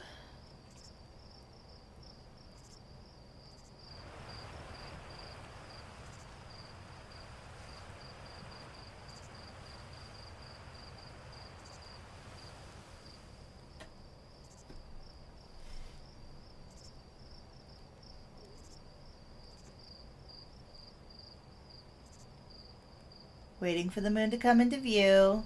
Still waiting. There's our satellite. That's not what we want. We want the moon.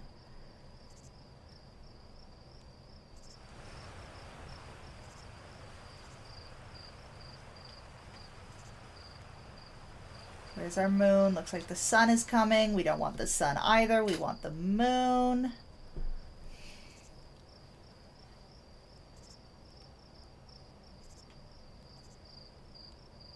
I think that's the moon coming. We're gonna go up.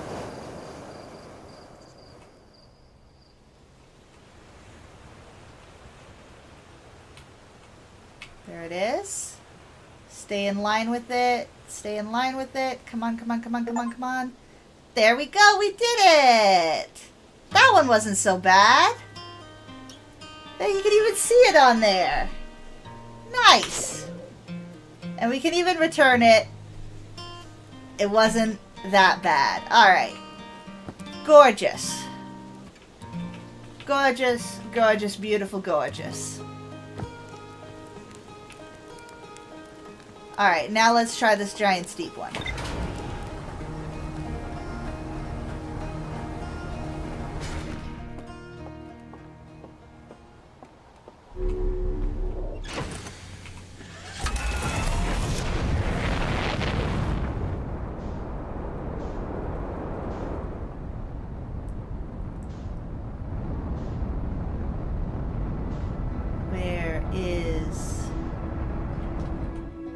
There's Giant Steep. Okay, 24 kilometers. That should be more than enough.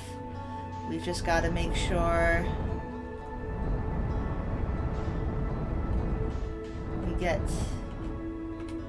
our little arrows. Okay, and then forward ho.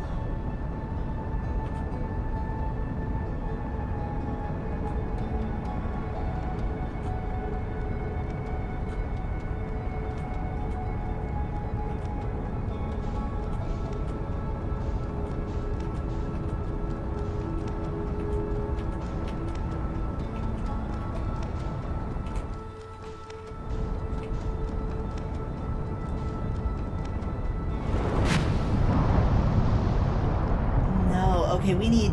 I mean, they said like 5,000, so we've got to be way further away from the planet. 24 is not enough.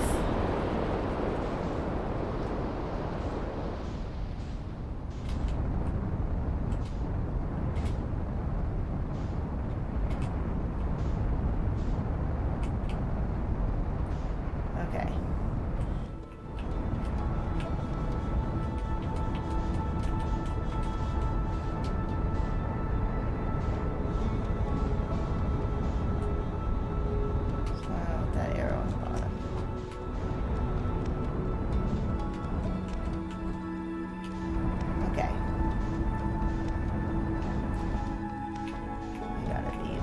Much further back.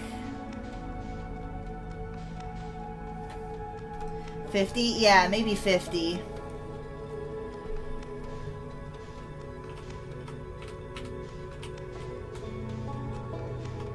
Try to keep ourselves centered on that planet. 40.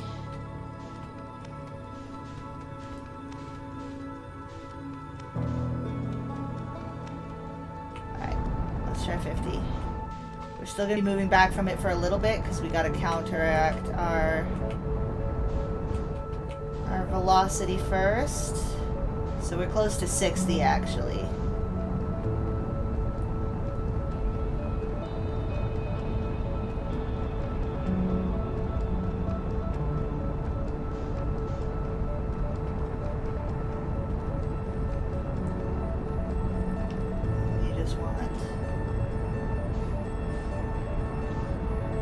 All the forward thrust.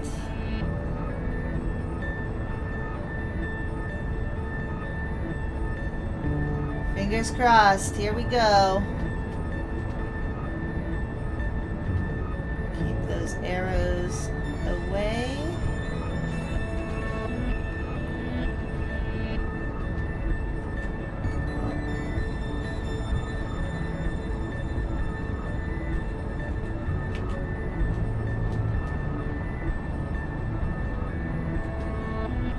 We're at over 2,000.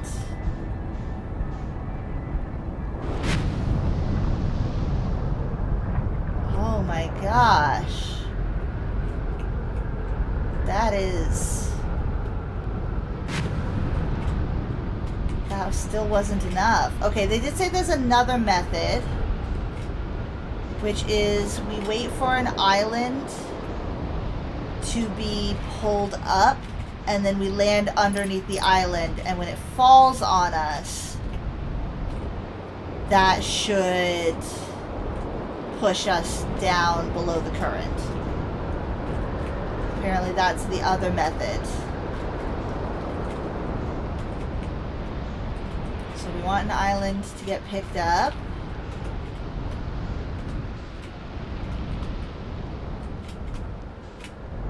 Want to be underneath that island.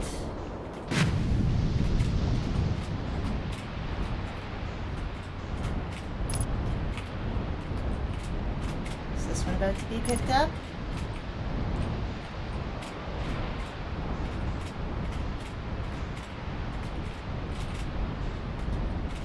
Yes, it is. Okay. So, where's that coming back down? Forgot that they went like through the...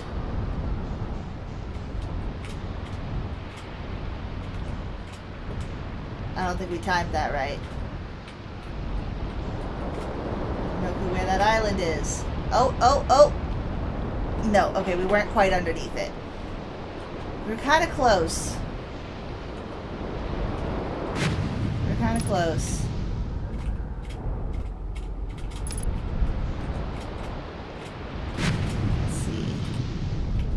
Up again. That'd be grand.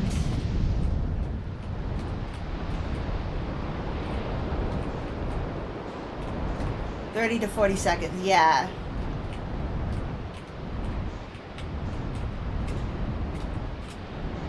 It's like one over there, one over there.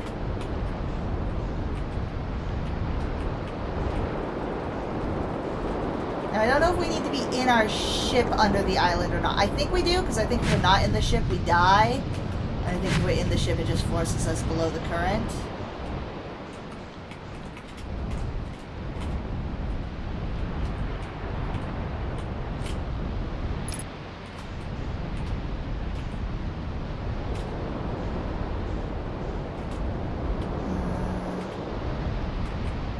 There's a different island.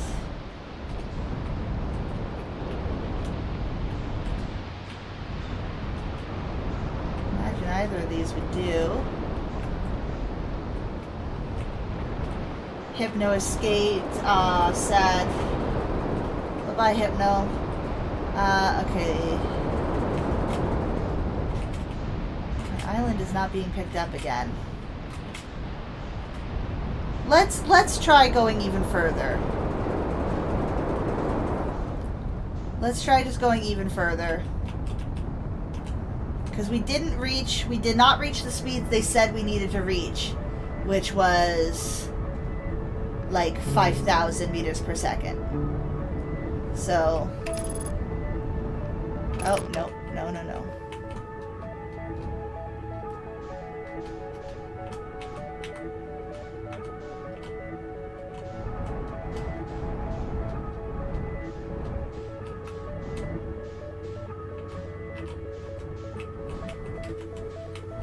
God, I suck at these up and down arrows.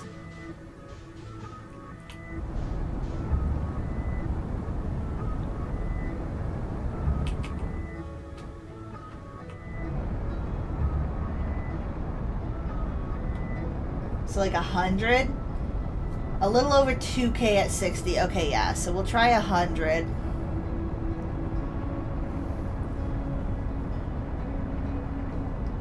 Oh wait, no, I'm still I started flying towards it. My bad. I wanted to accelerate away from it.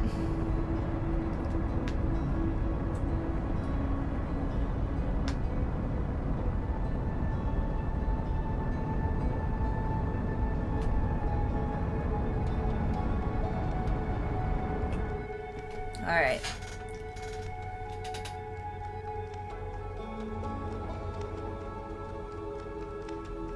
I was getting a little confused there, but figured you had a plan. No, I was just hitting the wrong button. I was just being silly.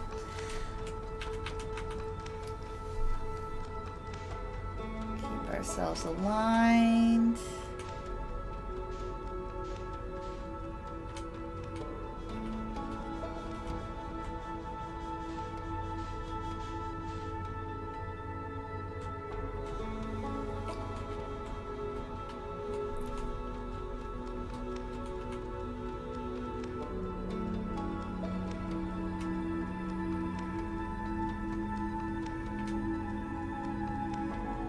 All right. Surely this has got to be enough. So tiny, yeah.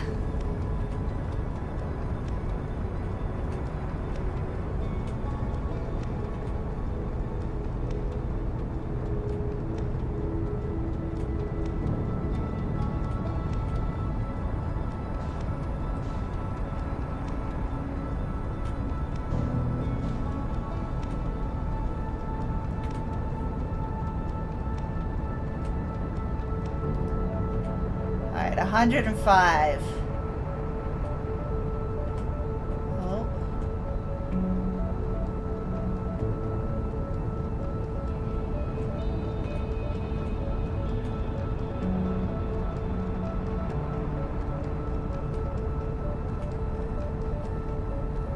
As long as nothing gets in our way here.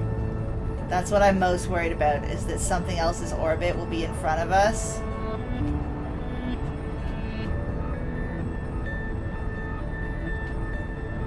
Okay. Over 2,000.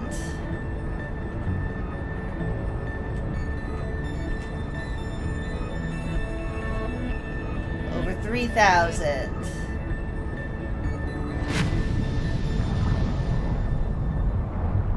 No. Not gonna hit 5K. No. Okay. So they did say that some people found that this method didn't work, which is why the island method is offered as an alternative. Because I feel like we should have gotten those speeds by then.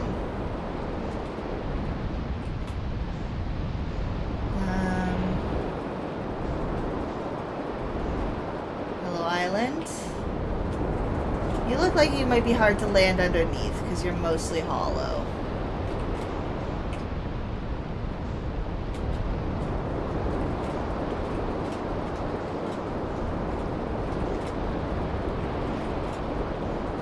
Where are all the cyclones? The cyclones are over here. Okay, we can use his island.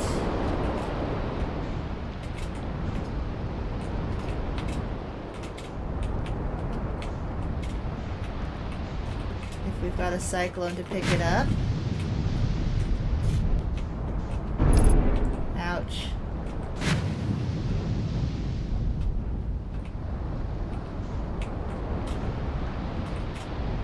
So what we can do, if we land on the edge of the island, wait till it gets picked up, and then in space, try to move ourselves to underneath it, maybe? That might work. The planet may need to be coming towards you. Yeah, but then we're like, I don't know, to be in its orbit as coming towards you, we can't have as much distance. Alright, here we go. Yes? No? Maybe? Alright. We're up.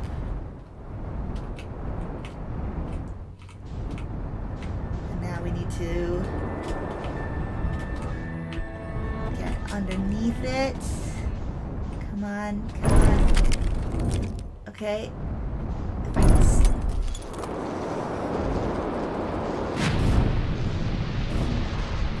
Did that work?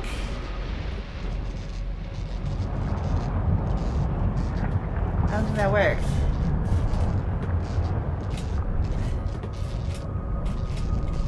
We're sort of just stuck here now. Less distance, more speed. I don't know if it would actually give us more speed or not.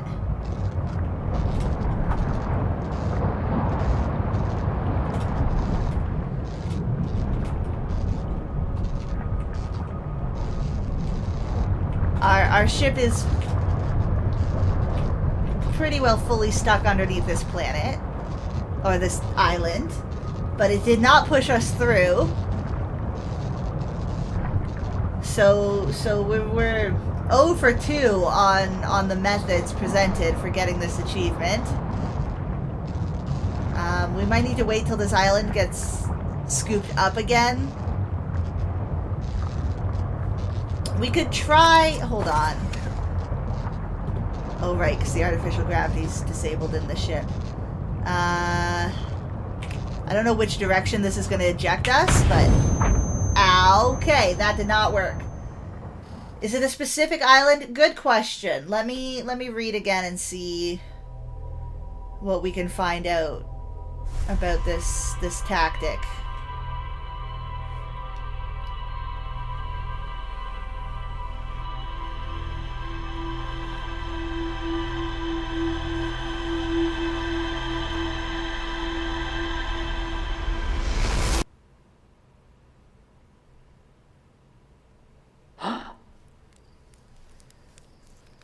Yeah, some might be larger under the water. That's what I was wondering. Okay. So...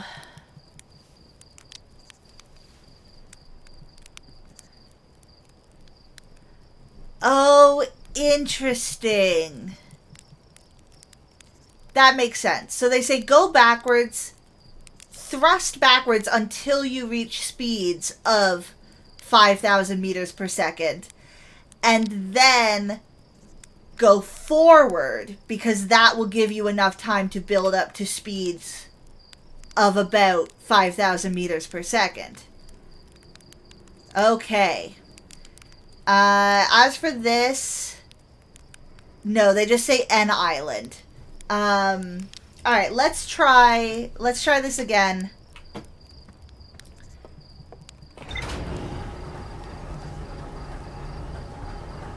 with our newfound insight.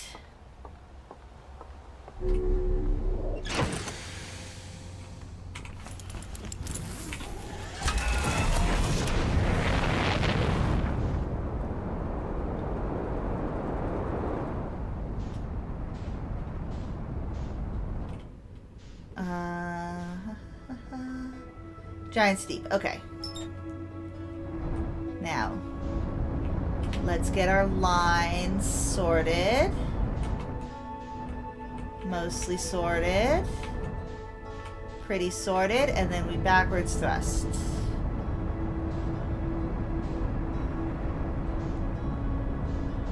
And we hope that we're not backing straight into the sun right now.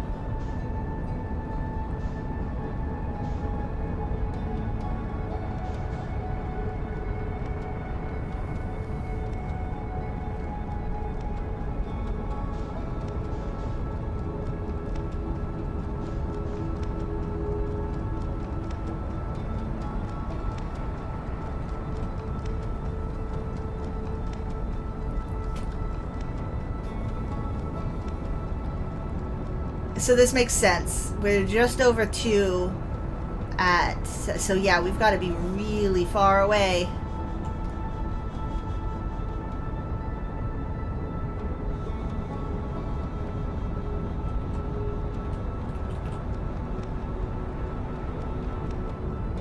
We've reached 3,000.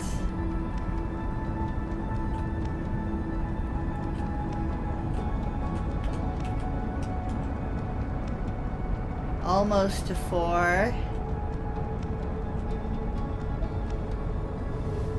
You were starting decently far away too. I was. That's true.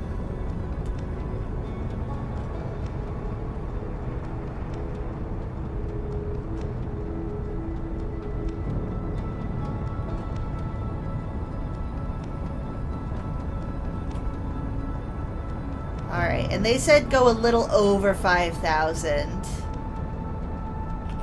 So we're going to go to 5.5, I think. There we go. Okay, and now we start going towards it again. Now we will still be moving back for a time here. Because that's a lot of negative momentum to counteract.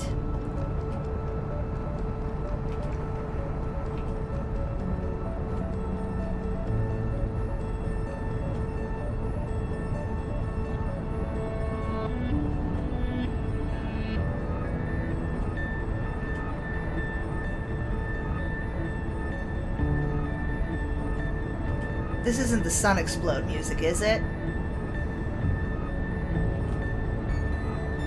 I think this is just the Deep Space music. It might be the Sun Explode music.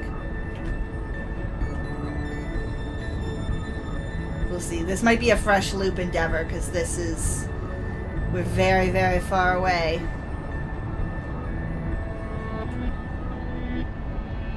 Almost 600k? Yeah. I think we'll get to 600k before we start accelerating towards it again. So maybe we don't need to go all the way to 5.5. Maybe just 5 is enough.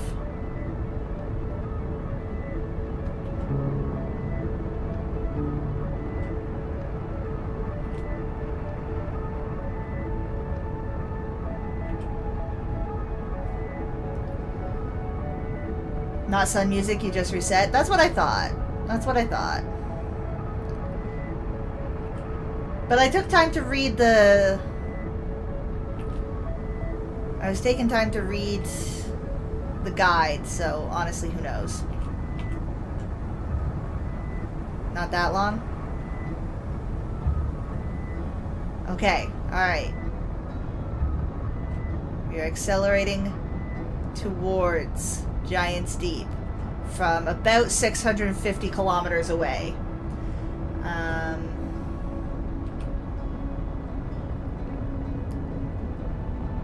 Let's see how this goes for us.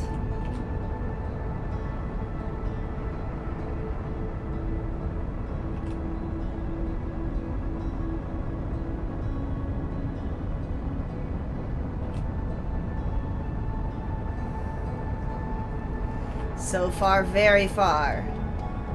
Very far away. We could take a second to, Oh, they're too far away. I couldn't even hear them.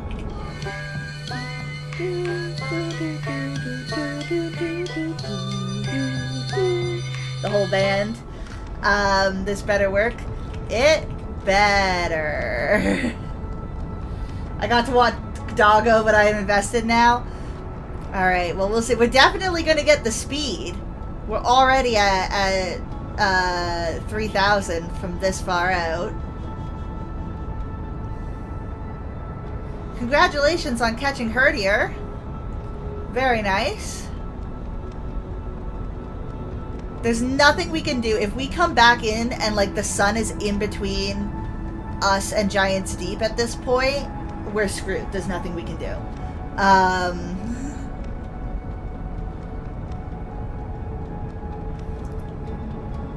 Okay. We've reached speeds. We've gotten to over 5,000. In theory, we could stop accelerating now, or an island in the way. Yeah, I mean, that will have... There's no hope. We just gotta...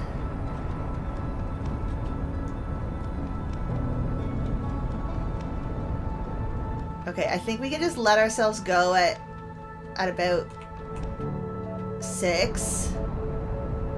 No, we'll keep accelerating. Why not? Why not? A little extra speed won't hurt.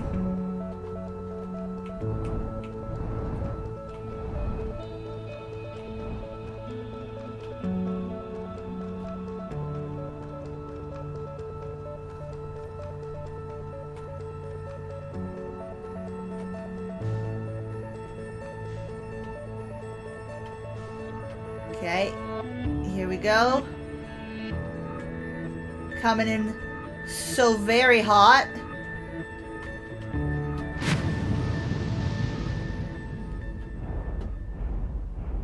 Nothing. Really? Maybe we have to continue accelerating when we hit the planet. Do we have to continue accelerating when we hit the planet? Was that mentioned?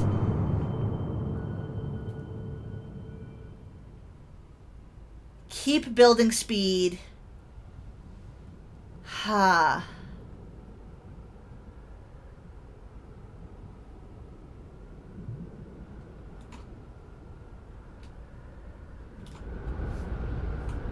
I don't know. That was anticlimactic. It was. Go walk your doggo. We will, I guess, hang out by an island again for a little bit. Maybe if I'm under the island to begin with. Yeah, this island goes like way down against the current. So if I lodge my ship down here, wait for the island to go up. We'll try this one again.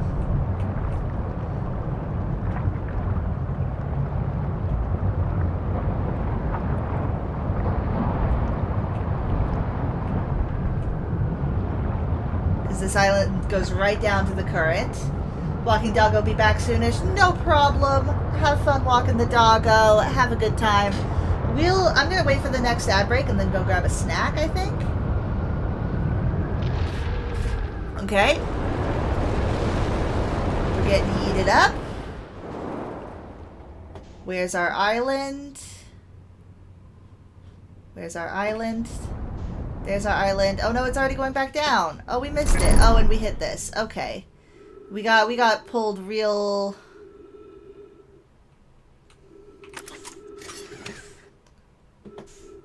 Oh. Oh, our ship was just dead. I see.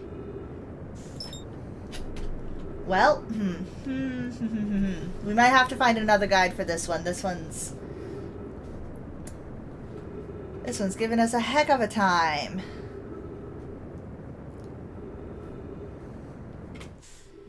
Is this our nearest planet? Yeah.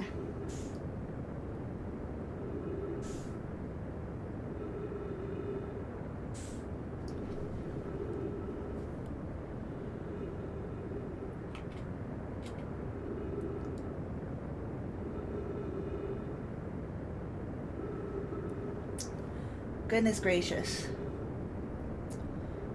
Goodness gracious.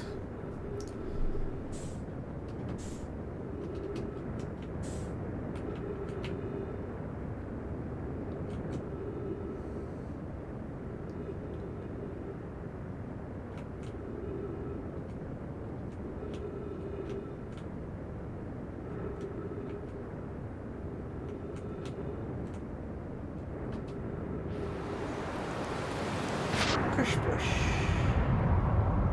But yeah, not the... Okay. Well...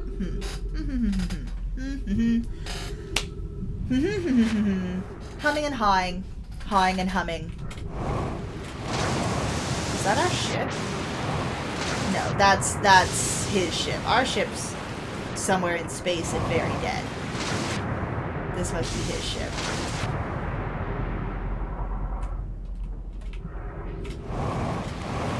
Okay. Well, what now? I guess we gotta restart a loop.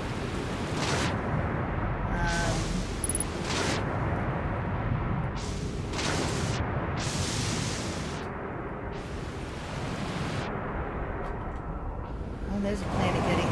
Or not planet, island getting heated. So yeah, being under the island to begin with, not effective. We definitely need to line ourselves up under the island as it's falling for that strategy. But the other strategy, I feel like it should work. We'll try on the next loop. Yeah, a bunch of these islands all push you through, but what do I know? Let's go stab ourselves on some spikes. Oh, these aren't actual spikies? Kinda thought they would be.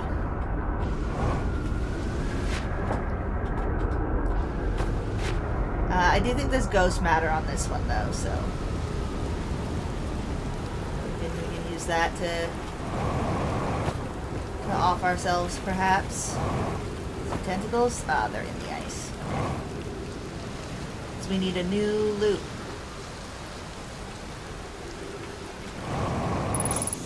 Right, the gravity's so strong on this planet. I forgot I hated it.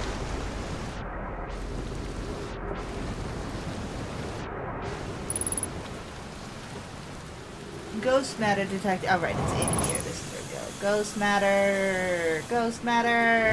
There we go. That'll do it.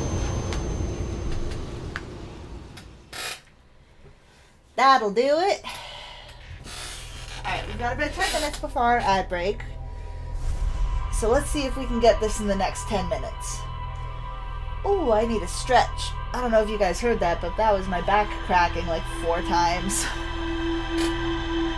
And then we do have more reading to do. We've got a lot more reading to do.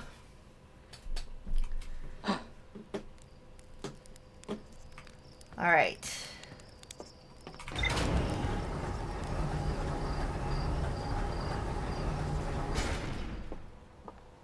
We're not going to overshoot the 5 this time. That seemed unnecessary. And we are going to keep our acceleration up right to the point of entry.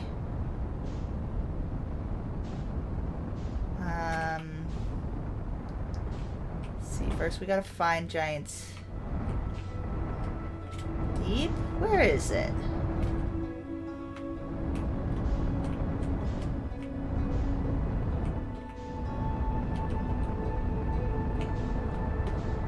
Crazy? Ah, aha. Okay, hold on. Make sure it's not... Oh, whatever. There we go. Okay. Line that up. Line that up. Line that up. Back it up. Back it up. Back it up.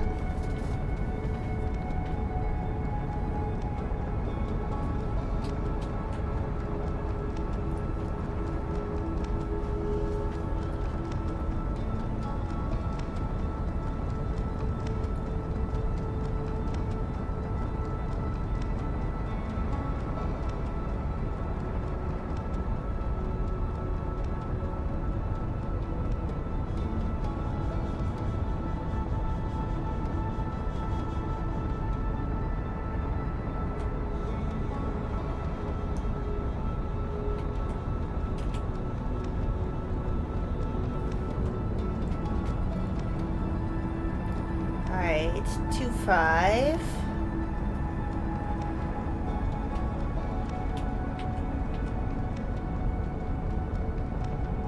Three. We're gonna aim for 5. They said 5-1. We'll aim for 5-1. Last time we did 5-5, unnecessary. We ended up...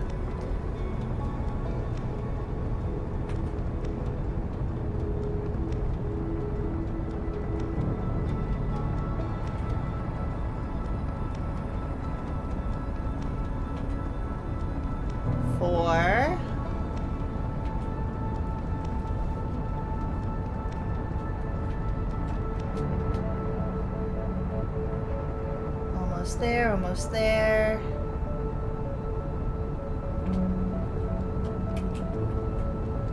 Okay, 5-1. We're at 300 kilometers away. It will be more by the time we actually start getting closer to the planet again. We've got a lot of momentum. But this is what the guide said to do.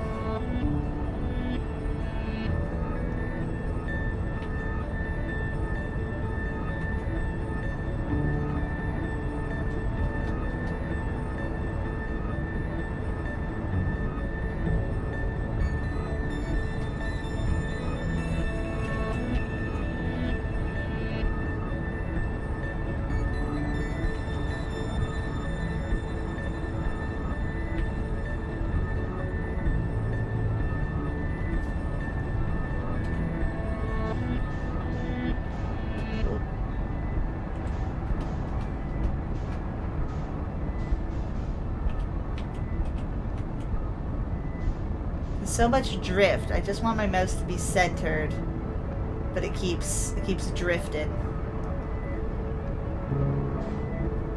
Way too much. Way too much.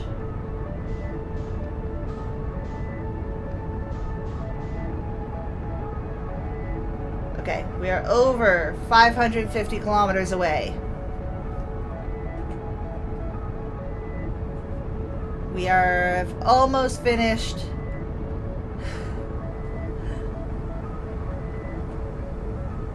With moving backwards, we should soon start moving forwards. We're going to accelerate the whole time. I'm thinking that must be what we messed up last time. Okay, here we go. We are now moving back towards Giant Deep at 563 kilometers away.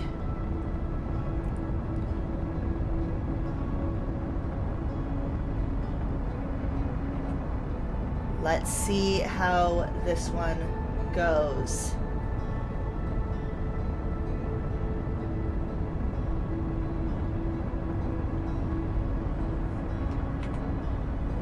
Oh, pardon me, pardon me.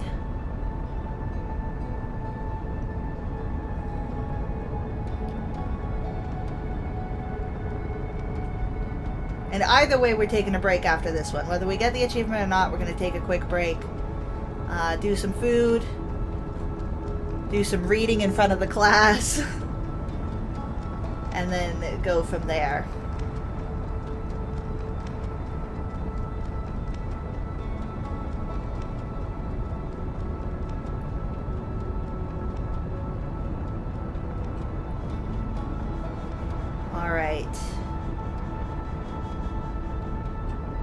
We are up to 3.6.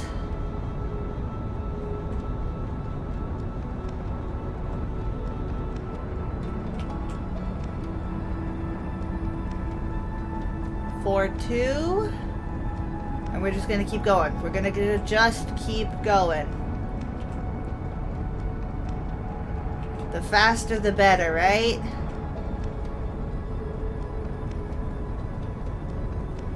Alright, we're over 5.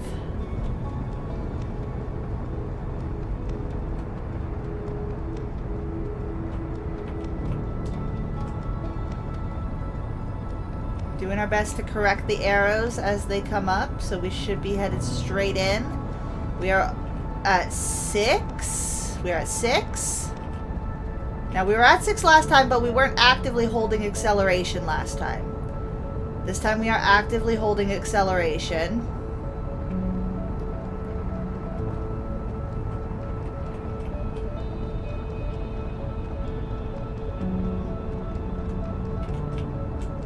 7.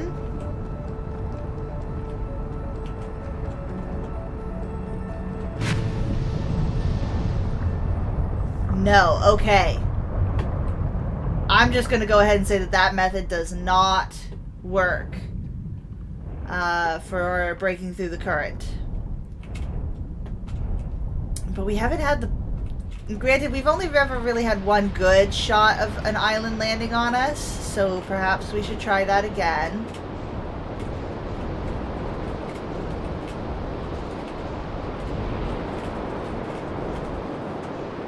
I think this is the good... This one reaches real far down. So if we can get right underneath this one... and last time we had luck by... Oops. The gravity on this planet makes the damage to our ship so much worse. It's only our landing gear. Or landing camera and landing gear. Okay. So we're going to wait on the edge of the island. Get sent up to space with it. Try to navigate our way underneath it. And try to...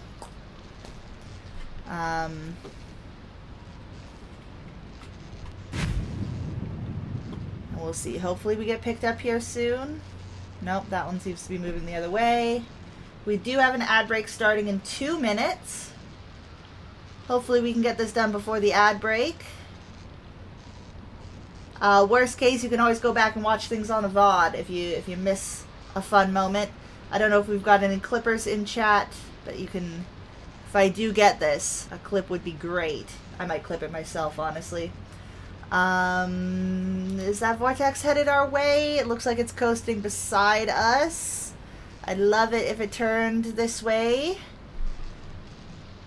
That would be great.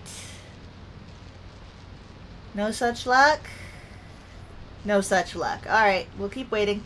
One might come and pick us up from the other side where I'm not looking. That is entirely possible. I've got a limited field of view. Oh! Here's another one coming into frame. Looks like this one's moving towards us instead of away from us. Or that one's going to miss us too. Or, wait, it's so hard to tell. Is that coming towards us?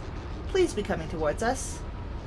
That'd be great. Unless you're one of the ones... No, you're the one that spins the wrong direction anyways. We don't want you. We don't want you. You're spinning the wrong way. Oh, here we go. Oh, come on.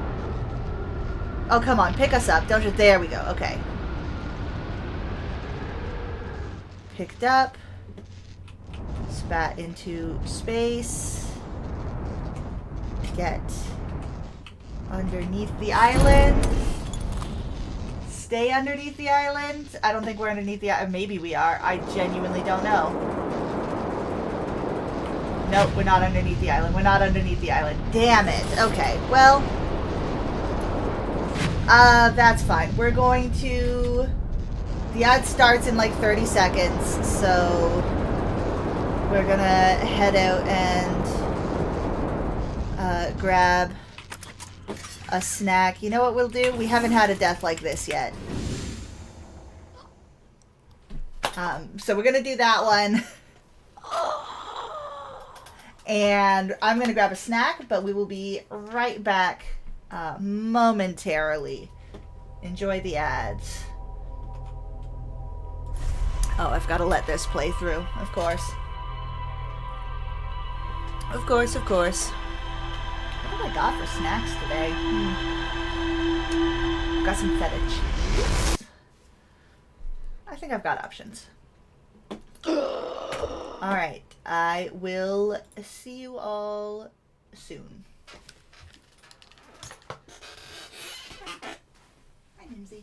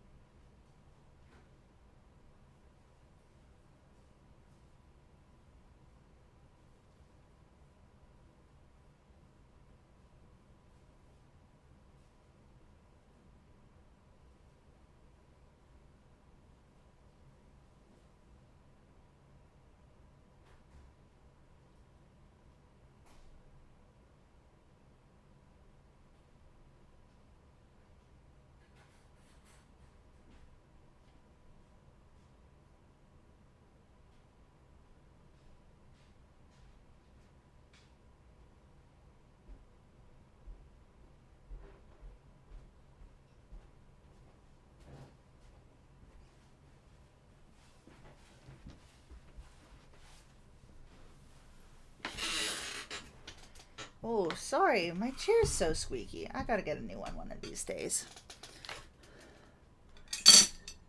Ah, clatter. Clatter, clank. It's all falling apart. Hello, hello, hello. How are we doing? I've got my snack. We've got a large carrot, some feta cheese, and some peanuts is what I managed to scrounge out of the fridge. Unfortunately, I am out of hummus, so I'm going to have to go to the store after stream today, because that's frankly unacceptable. But I will gladly eat feta cheese. It's so good. Alright. Oh no! We were doing so well! We were doing so well without the face, the webcam doing that thing. Okay. Let's see. Maybe it'll behave itself. I'm gonna read some more of... Yeah, that one doesn't work. Get beneath it and fall with it. Okay, we might need to look up a different guide for this achievement. Monster Girl, hi, welcome back. How's it going? We still had no luck with that giant steep one, so let's see. The Sun Station. Yeah, manually flying to the Sun Station. You have a snack as well. What have you got for a snack? What have you got? I'm curious what everyone's snacking on now.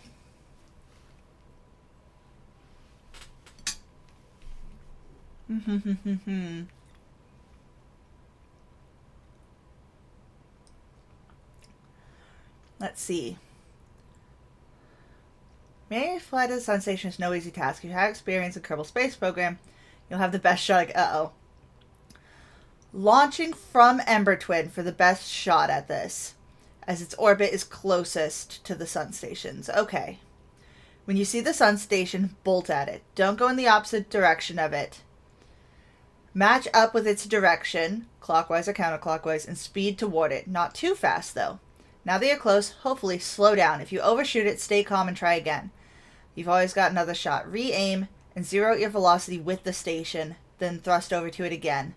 It's so hard to zero out your velocity with the station. You can't lock onto it from the ship. You should be able to get there with your ship. The Sun Station is kind of rotating. That's okay. Hold R and use your mouse to roll your ship. The goal is to get your ship not to be synced up with the Sun Station's current rotation, but to set it instead to that... Set it so that when you get out of your chair and hop out, the sun won't be pulling you against the wall or anything crazy like that. You may also need to pitch forward slightly so that you can walk up to your ship's hatch, hop out, maneuver over the hole in the wall, and touch down on the gravity walkway. Okay, that's going to be really difficult. Let's see. Ember Twin belongs in a museum. Seems easy enough. That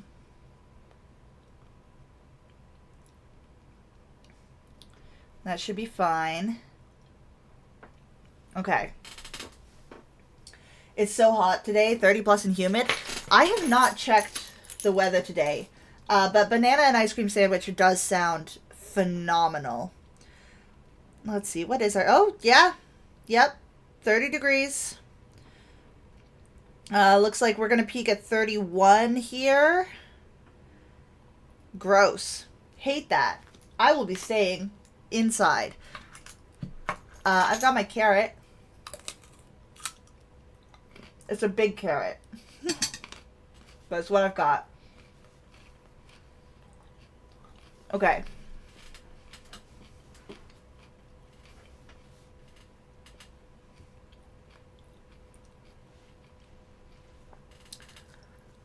The archaeologist. So that's the big one. Just a single plain carrot? Okay. No. I have my big carrot. I have feta cheese.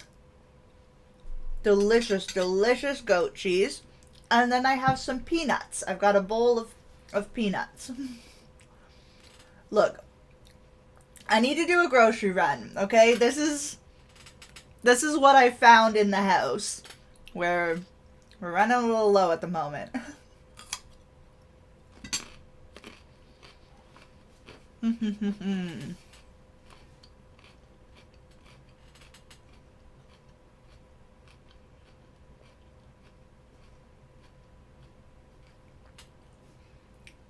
Odd mix, but seems yummy. It's tasty enough. Yeah, none of it's like a cohesive, it goes together, but like each individual part is tasty enough.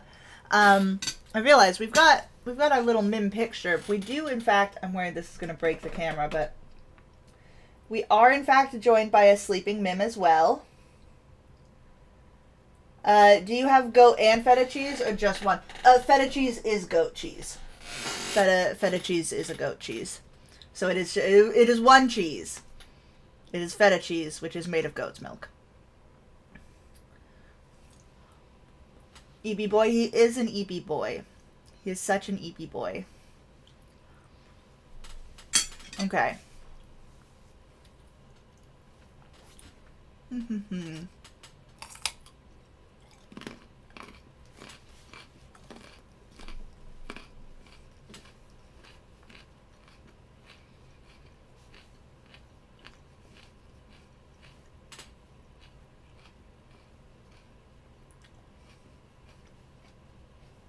Litwick in chat for anyone who is interested in a little Litwick.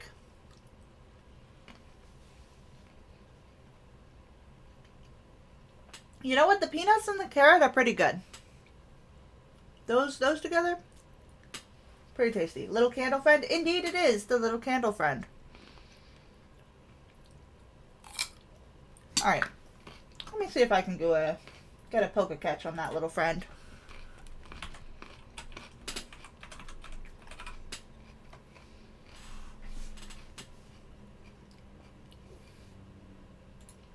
We do also have our microscape going, as per usual. There should now be a command in chat to get the microscape link for anyone who is interested. I'm trying out the new chat bot. We'll see how well it does. We're doing a little bit of fishing right now. We want seaweed, so we're out here fishing for sardines to get a bunch of seaweed. There we go. Beautiful. It works. Okay, awesome. Awesome. I'm slowly trying to get more stuff. If anyone has suggestions, things you want, or enjoy chatbots doing on other people's streams, and you want to see if I can set that up, please do let me know. I am learning. This is a learning experience, and I very much appreciate your feedback.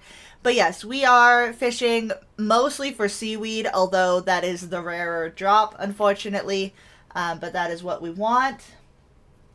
Oh no, no one got Litwick. Tragic. Tragedy has struck.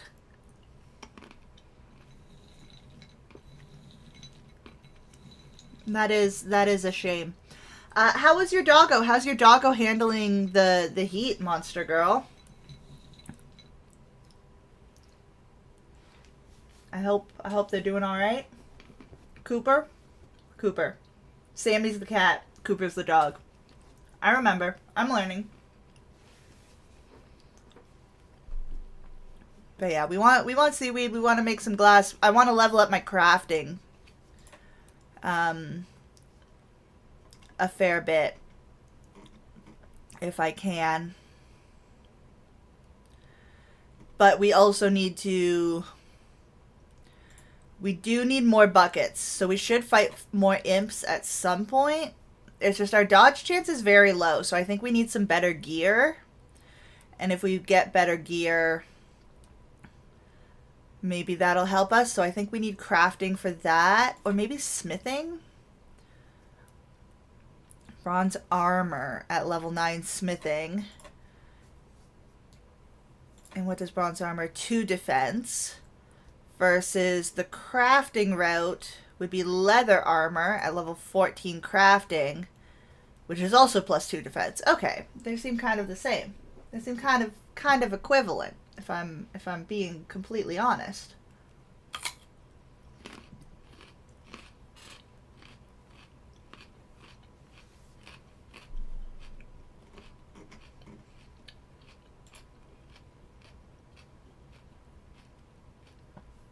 And we're really not getting... What is the odds for seaweed again? 1 in 16.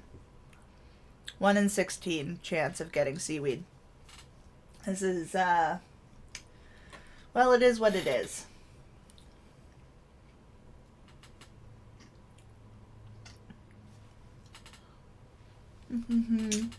He seems to hate the heat.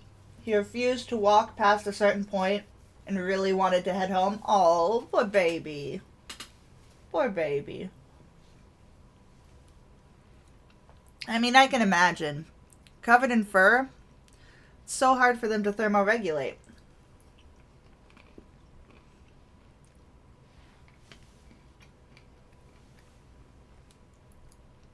Cannot be a fun time.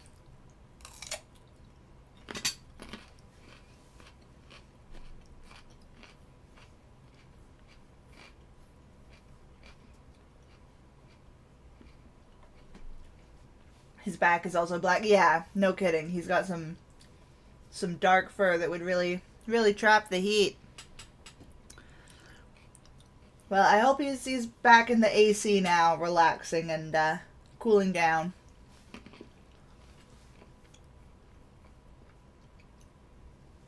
Mim was asking to go outside earlier today. I don't think he understands that he does not want to go outside today. He thinks he wants to. He does not want to. Because he is also a black cat who would boil out there. But he's enjoying the AC and he's drinking lots of water, so he should be fine. Let's see. Let's pop on back over here. Hi, there we go. We could keep reading a little bit. We've got our reading assignment. This little white mark here is how far we made it to the first time we started reading. There's a lot more, and it's double-sided. So we could keep going with the deranged ramblings if we feel like it. That was a fun time. So far, what have they discussed so far? They've discussed that the bees are dying. They've discussed their plans to build a laser to blow up the sun. And the inherent issue with building a fireplace out of money for the purpose of burning money, because any money you use to build the fireplace, you can no longer burn. So it's really not that efficient. Oh no, not the bees. I was pleasantly surprised by the bee mention pretty early into this, I don't know, manifesto. They're calling it the fine print.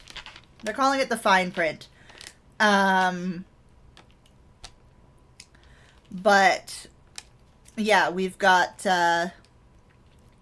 there's some fun stuff here. Let's see, where did we leave off?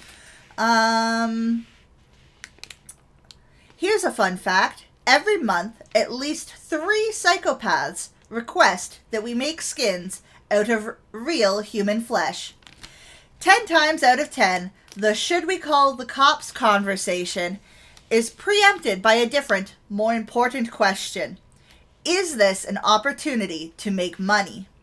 Needless to say, we bought a van. After driving around and collecting a bunch of hitchhikers, we returned to HQ only to find we had been charged with kidnapping. Since it's apparently illegal to monetize humans in the way we had planned, we decided to pivot to cowhide instead. If you've ever wondered whether or not we can launch a product line from within the walls of a maximum security prison, leather is your answer. While we're on the subject of maximum security prisons, have you ever broken out of one? Turns out it's far more challenging than one might think. Our first thought was to bribe all of the guards. Apparently,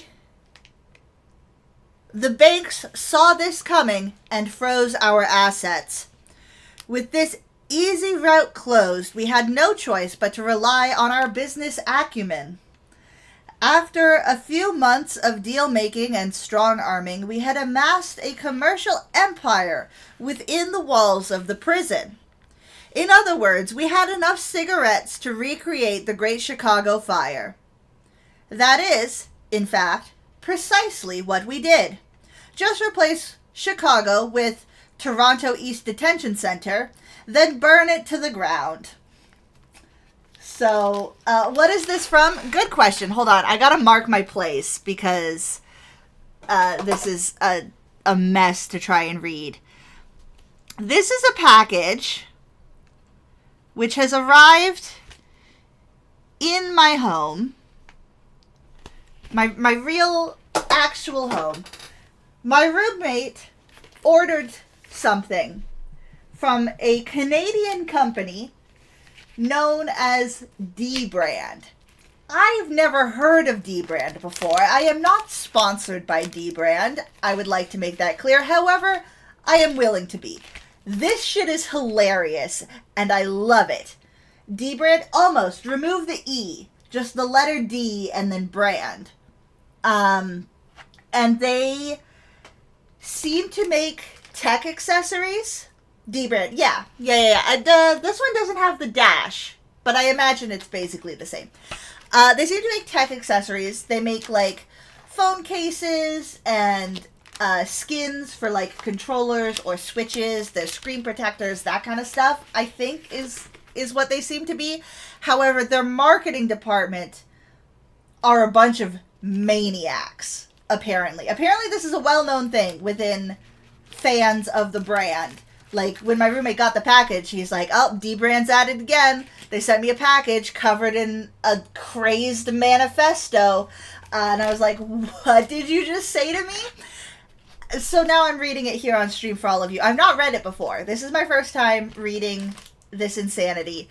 But I love this kind of stuff. I love it. I find it hilarious. This is very much my type of humor.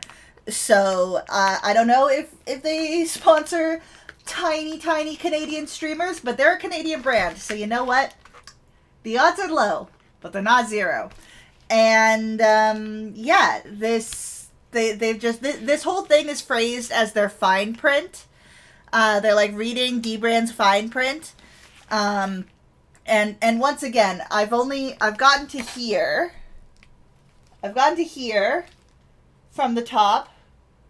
We've got to go all the way down here. And then there's all the back. Unfortunately, part of the back is obscured by this. I've been trying to get it off, but it's real stuck on there. So we might end up missing a few lines, tragically. But here we go. Let me grab another peanut. And let's see where we were. Speaking of which, did you know that the Great Chicago Fire was started by a cow? Google it. Then rest easy. With the launch of leather, justice was finally served. Henry Ford once said that a customer can have a car in any color, so long as with their white PS5. Henry Ford, spitting in his grave. We exhumed his corpse and saw it for ourselves. Having unearthed a perpetual motion machine that defies all known laws of physics, we set to work.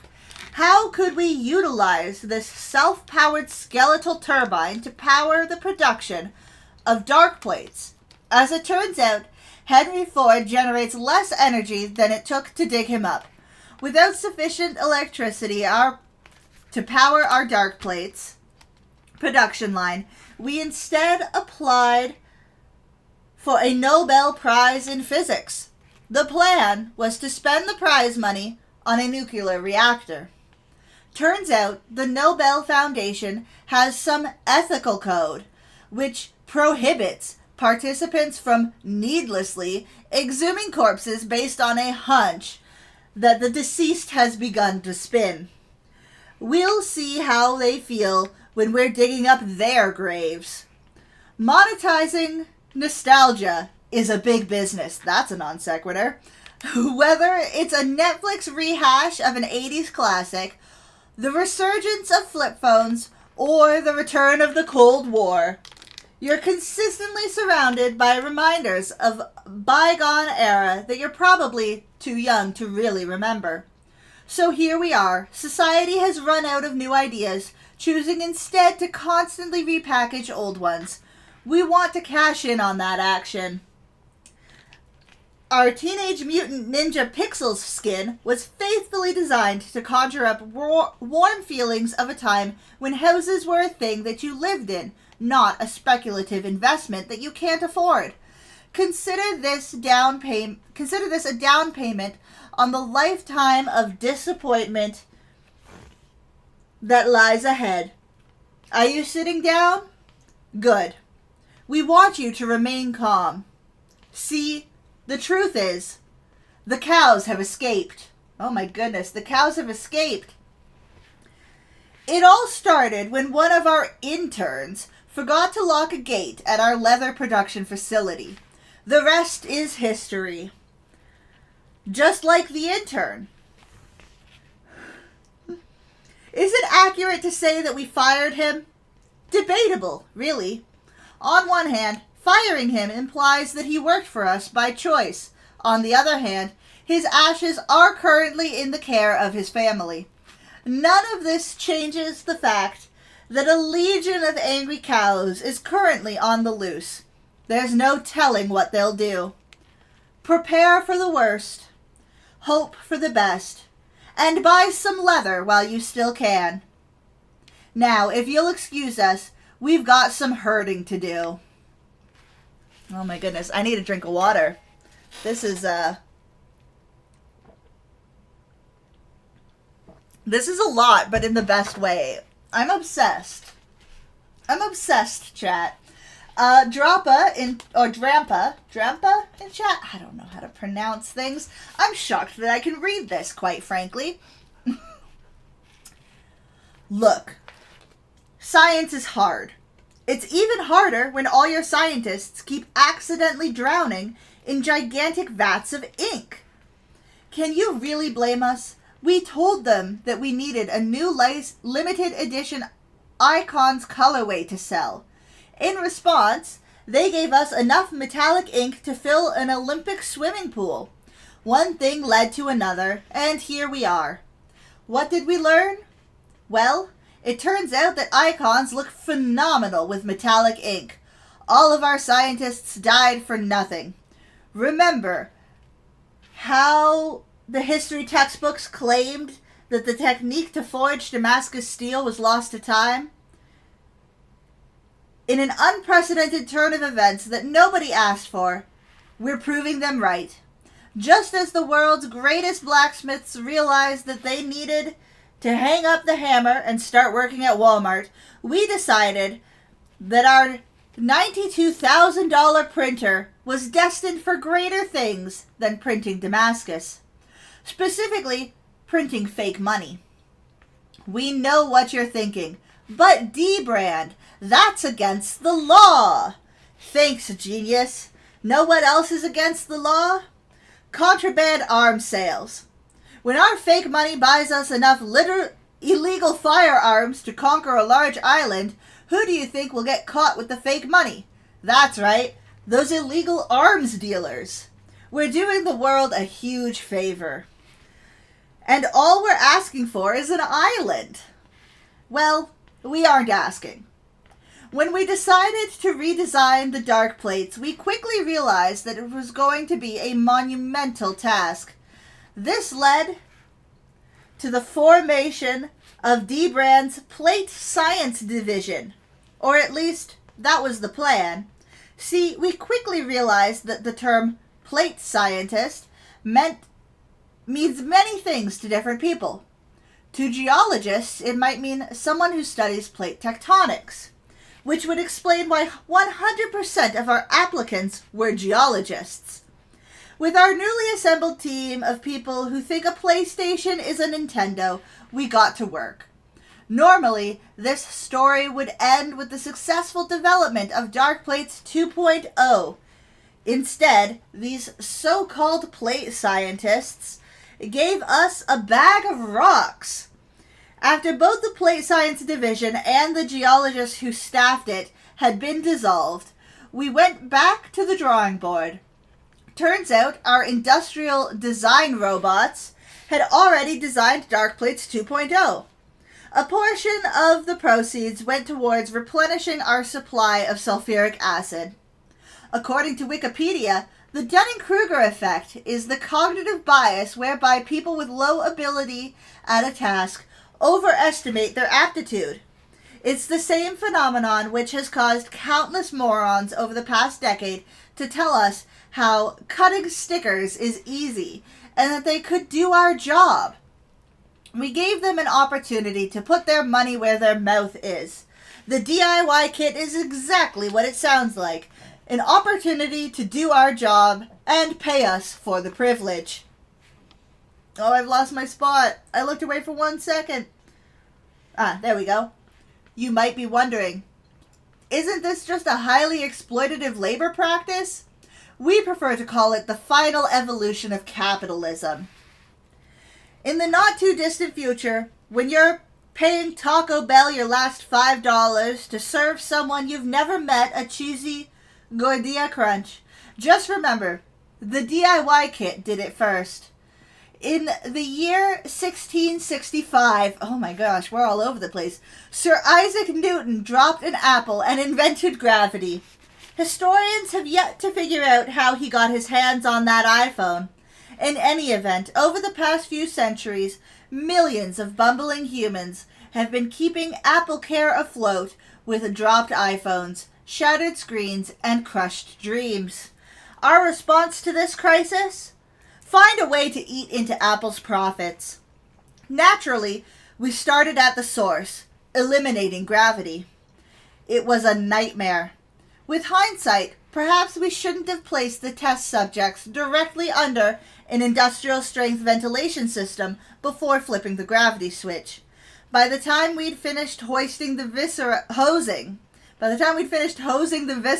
of the fan blades, our R&D department notified us that our portfolios of iPhone 14 accessories had hit the market. Thanks, Isaac. Every time an iPhone screen shatters, Tim Apple feels a pleasant chill run down his spine. It can happen at any time, while he's exercising, doing his taxes, eating an apple, even while he's getting some shut-eye. Good old Timmy hasn't had a solid night's sleep in over a decade. Why does this strange convulsion happen, you ask? Easy. From anywhere in the world, he can sense the repair fees he's about to rack up. He's like a shark, sensing the blood money in the waters. Unlike most sharks, this one can breathe oxygen, and chairs one of the largest megacorps in the world. Scared yet? You should be. You're already frantically Googling shark repellent, aren't you? Stop that right now. He can sense your fear. Instead, get a screen protector. If we can prevent an iPhone screen from ever shattering again, it'll cut off Tim's main food supply and send him back to the ocean, where he belongs. For the past 2 months, the FBI has turned a blind eye towards all of the serial killers, bank robbers, drug smugglers, and Jeffrey Epsteins who normally constitute their infamous most wanted list. Instead, much like us, they've been on the hunt for a band of marauding cows. See, ever since the Great Cow Escape, we've used every resource at our disposal to wrangle the bovine fugitives. We're back to the cows. I love this recurring cow narrative. I'm invested. I gotta know what happens to the cows. Search parties, news bulletins, curfews, border checkpoints, widespread surveillance, all to catch a herd of animals who, collectively, have a lower IQ than the state of West Virginia. We spent weeks following a convoluted trail of hoof prints, grazed grass, and slack-jawed morons who claimed that they saw a whole bunch of cows going that-a-way. The trail seemed to be getting hotter and hotter, until finally it led us right back to our leather production facility. You know the phrase, until the cows come home? Well, that's exactly what happened. The experiment was a success. It's officially been Black Friday for 5 days now. What? Where are we now, huh? Black Friday will never end. We're up to our robotic eyeballs in cash and there's no end in sight.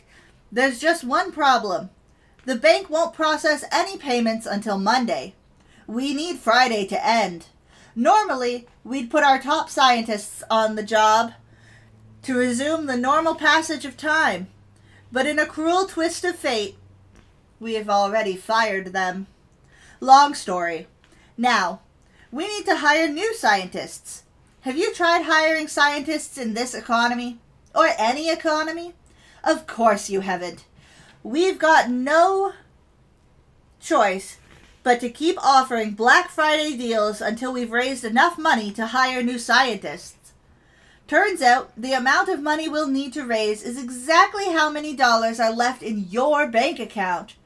If you ever want to have a weekend again, you know what to do. When we asked the bean counting robots how we could get them some more beans to count, they replied that we should try to capitalize on a new target audience. If we're being honest, the only words we heard were capitalize and target. Naturally, our minds wandered towards Call of Duty, a video game franchise that capitalizes on shooting of the targets. The solution was obvious. Lift the skin directly from this ludicrously profitable video game enterprise. If you were to take... Hold on. No, that's not right. Lift the skin directly from this ludicrously profitable video game enterprise. No, it is correct.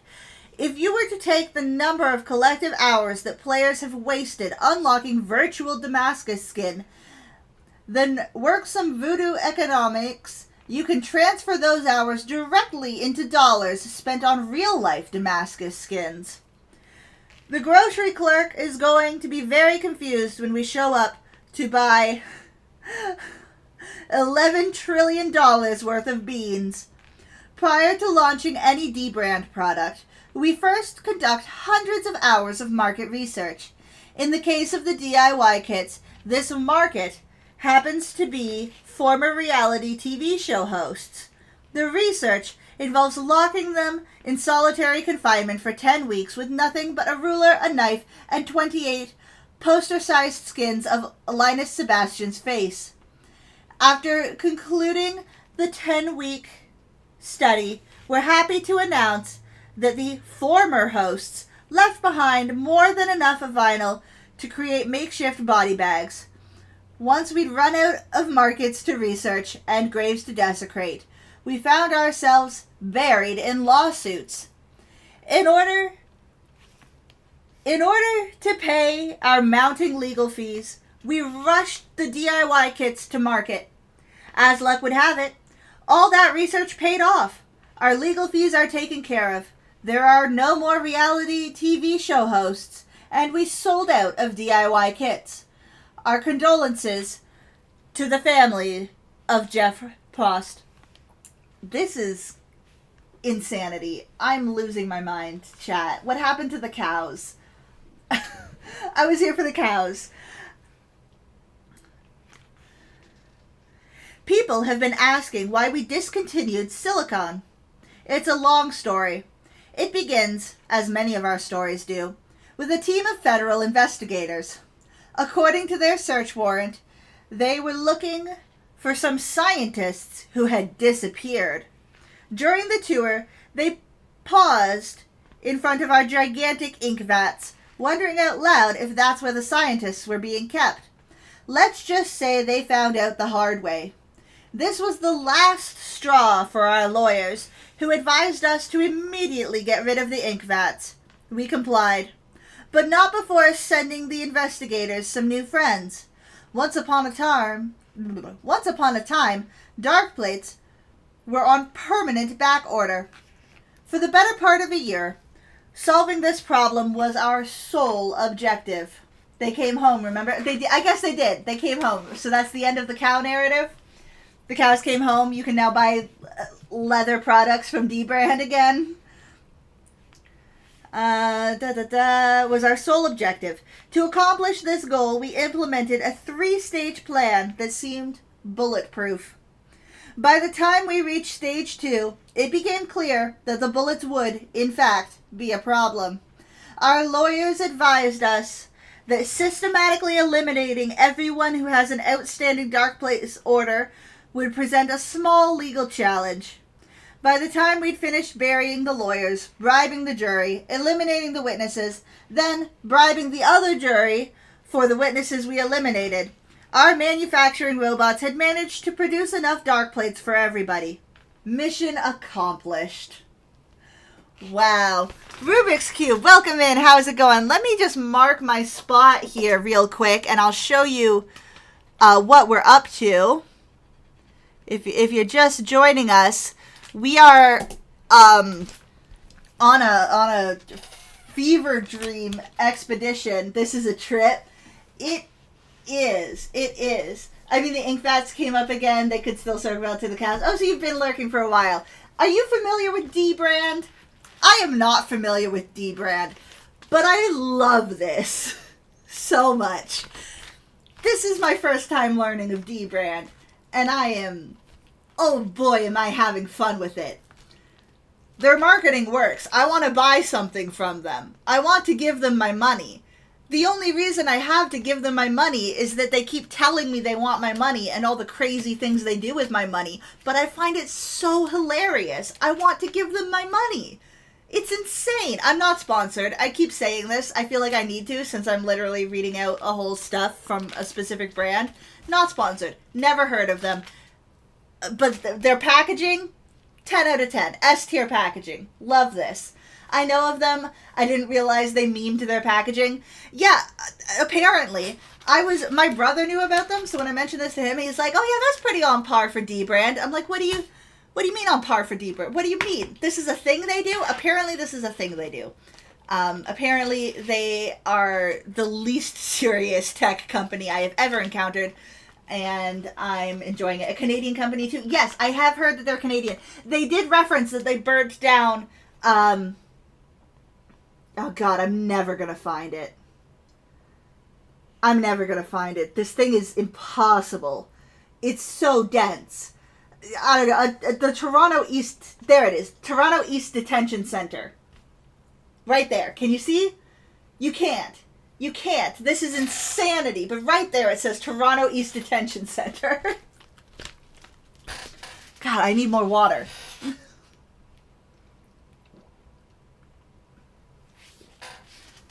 So I don't know if they're based out of Toronto, or the lore is just that they went to jail in Toronto, or what. I was going to say this gives me early Discord vibes, but done significantly better than Oops, Our Elves Are Trying to Fix Our Servers. They also reference the States. They have referenced the States a few times. There was mention of the FBI searching for the missing cows, and there was also mention of they were comparing the cows' intelligence to that of West Virginia. Don't worry, West Virginia was smarter than the cows. They weren't really insulting. I mean, maybe a little bit, but they weren't really insulting West Virginia. HQ is in Toronto? Okay, good to know. I'm loving this so much, though. This is great. Alright, I need more water. It's so funny. I'm glad you think so. Okay. I'm having a great time, and I think this is hilarious. I was a little bit worried that other people wouldn't, and they'd just be like, what the fuck is she doing on stream? Get back to the game. I'm having fun with this. We might just stick with this for a while. I hope people are okay with that. Even if you're not okay with it, I'm gonna do it anyways. I think this is great. This is exactly my kind of humor. Alright. And let's see, where were we? I have to mark my spot with a little white gel pen so that I'm here until you get back into the game. Can't be spoiled. Very true. You can't be spoiled. Well, you're going to be here for a while then. We are about halfway through the front. So, you know, you've got time. Join us. Hang out. Have fun. How are you doing? Where was I? On Canada Day, we waived all shipping fees. Why, you ask? Simple. As Canadians, we know.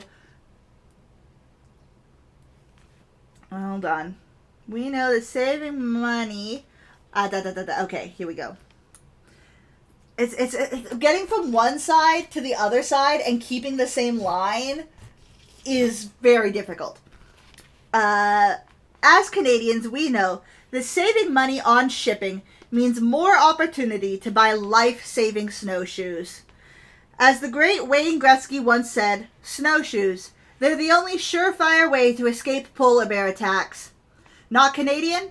No clue why a polar bear would be attacking to begin with? Allow us to paint you a picture. You've just finished tapping some sap out of a faithful maple tree. A few unassuming drops spill on your parka. The polar bears don't necessarily care for the sap. It's the smell of fear and flesh they crave. Within moments, you've become prey. As your snowshoeless boots dash gracelessly towards your igloo, narrowly escaping the third hyper-carnivorous near-death experience of the week, you pause to reflect. Why the hell do I live in an igloo? It's July. Your senses quickly return to you and remind you of the truth. You spent most of your money on D-brand, and ice is cheaper than bricks. As your makeshift home melts around you and the grumbling stomachs of a polar bear family close in, your frostbite-ridden lips manage one final sentence. I'm sorry, I didn't spend more on D-brand. Boxing Day is a sham, is our next sentence. Boxing Day is a sham. It's a proven scientific fact that cubes are better than boxes.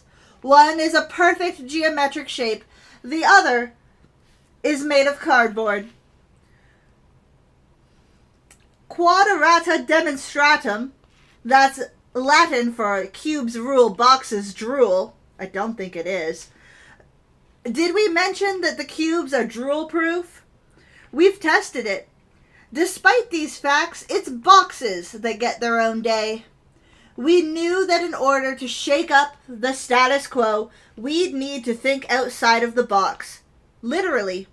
Enter the Boxing Day cube. Remember that Christmas card your Aunt Gracie sent you with $50 inside? A cube probably isn't what she wanted you to spend it on, but that's okay. On Cubing Day, 2029, Aunt Gracie will be in a box underground. Meanwhile, you'll be cherishing your cube and thanking us for putting you ahead of the curve. Normally, we don't condone machine-on-machine violence. When a business opportunity knocks, though, hopefully no machines are on our way to the door. Enter Zach Jerry-rig-everything Nelson. He can disassemble smartphones in his sleep, so we figured we'd get him to do our dirty work for us. We locked Zach and a few hundred devices in a room with no food or running water for 3 months. When we went to check if he was still alive, we found out that he'd long since escaped, but he'd left a neatly stacked pile of dismantled devices for us to scan. The result is our teardown skin. There's just one problem. Zach knows our location. If we don't give him a cut, he's going to give us a cut and find out if we get deeper grooves at level 8 or level 9. So much for easy money. Anything can be folded in half if you try hard enough. We're really just jumping across here. If you're Samsung, this means spending millions to develop the bendiest phones since the iPhone 6 Plus. We, on the other hand, prefer to find more innovative uses for folding. Here's an example. We recently acquired some money that we needed to launder. As an experiment, we tried folding our laundry to see if it made the job easier. Sadly, it didn't help at all. It did, however, give us an idea for when some IRS auditors come knocking. After all, they wouldn't be working for the IRS if they wanted their spines to remain intact. Despite their continued protests that they shouldn't be bent that way, we're pleased to report that the permanent height reduction was a success. As for the laundry, it turns out that neatly folded bills are perfect for bribery. When working with PewDiePie to design a collection, we encountered a slight bump in the road. We don't actually watch his videos.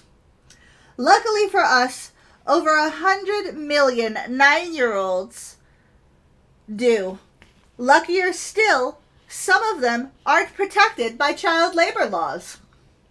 We paid these kids exorbitant amounts of money to serve as our de facto PewDiePie experts. This turned out to be a bad idea for a number of reasons. Namely, that children make for really poor subject matter experts. We'll give you an example. When asked why they gravitate towards his content, some of them said, because he's funny. Others answered, my friends liked him. Most responded to our question with another question. What does gravitated mean? To make a long story short, Human Rights Watch.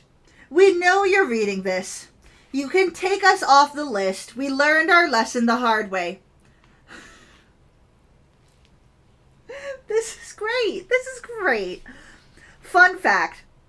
About 0.1% of the world's population owns a PlayStation 5. When investigating why the rest of human civilization doesn't own dark plates, we discovered an anomaly. The vast majority of that 0.1% is made up of precisely one scalper. After learning that this bottom-feeding parasite was getting in the way of dark plate market saturation, we tasked our lead scalping scientist with a simple objective: out-scalp the scalper. Rather than returning with a cargo ship full of extortion-ready PlayStations, our scientists returned with a small blood-stained box. As we've now learned, scalping apparently has two meanings. Mission accomplished?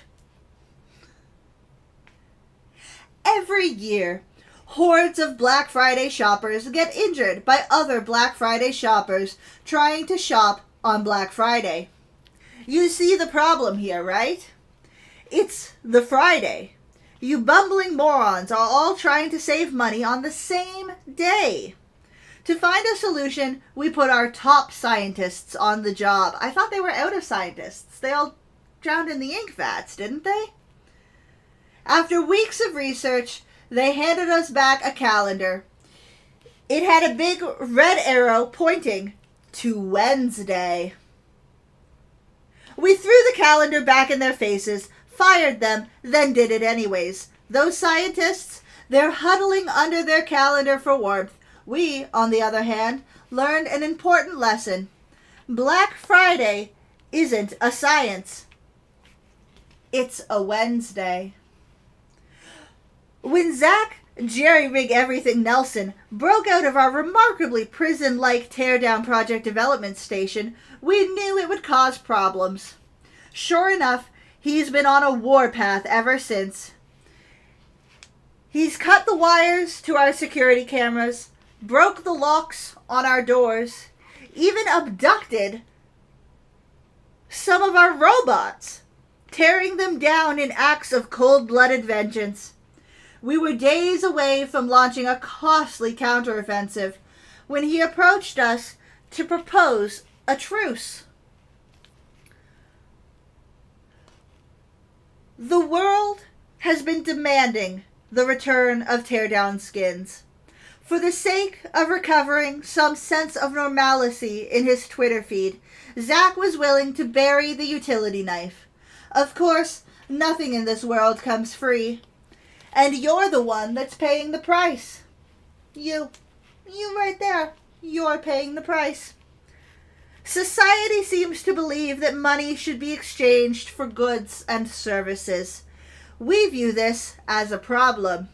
See, for nearly a decade, we've been testing theories on how to receive money in exchange for nothing. Needless to say, countless scientists were atomized during the experiments. Then, as if out of nowhere, a fresh face enters the smartphone market. They claim to sell nothing, but still seem to be offering their goods and services in exchange for money. Did I miss something? Smartphone market, claim to sell nothing. Nope, we're on track. Shameful. In any event, we weren't going to let this young upstart beat us at our own game.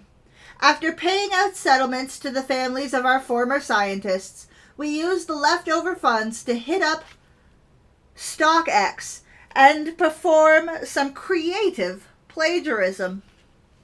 After all, if given the opportunity to buy something and receive something, why on earth would you ever buy nothing?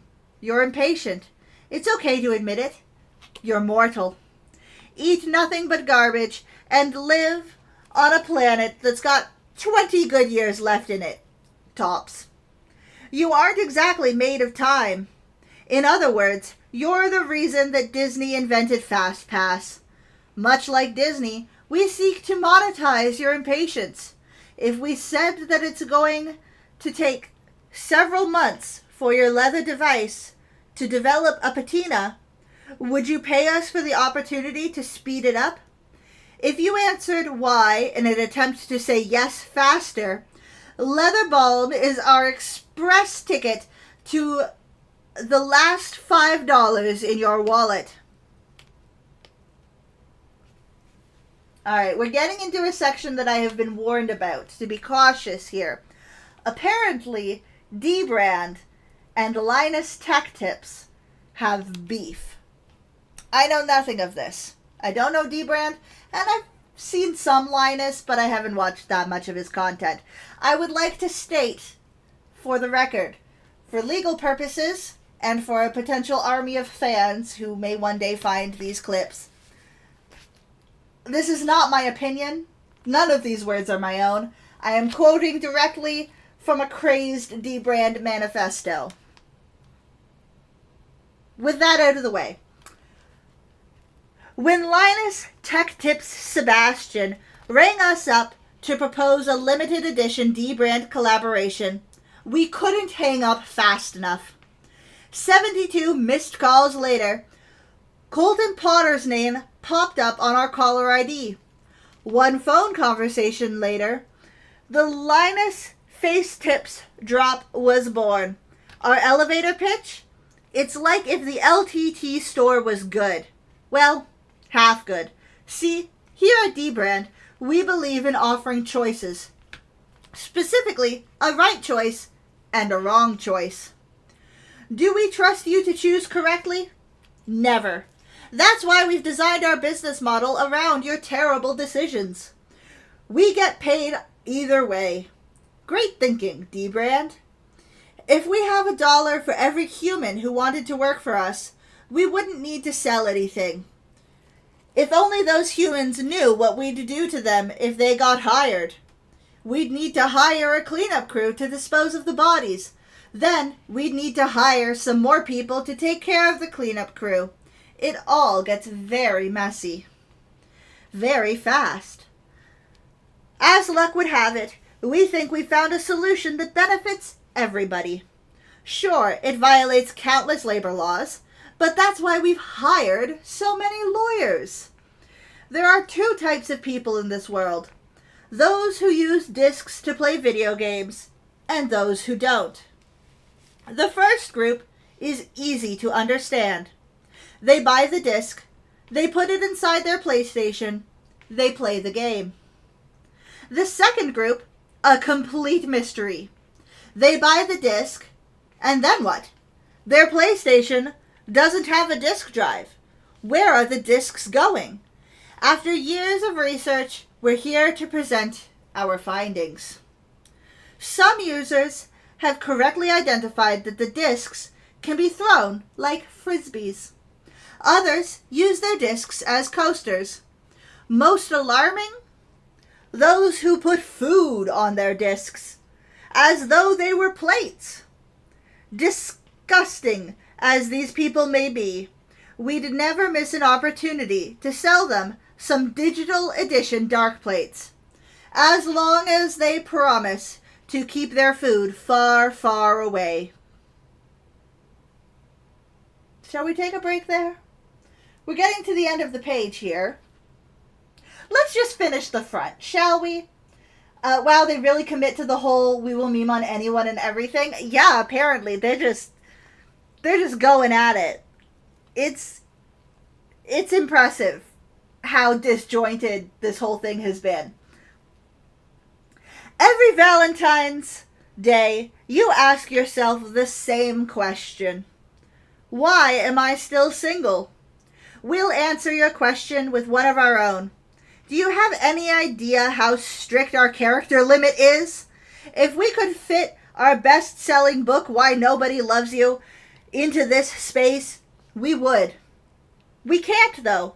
So instead, here's chapter 11. Oh my god, it's just a quote from their book now? They have a book? These people wrote a book?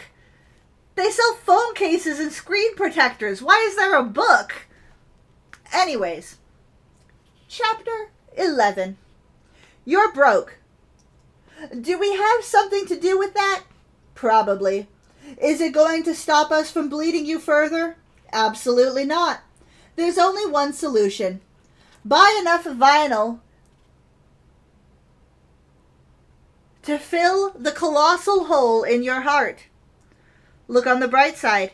It's cheaper than dating.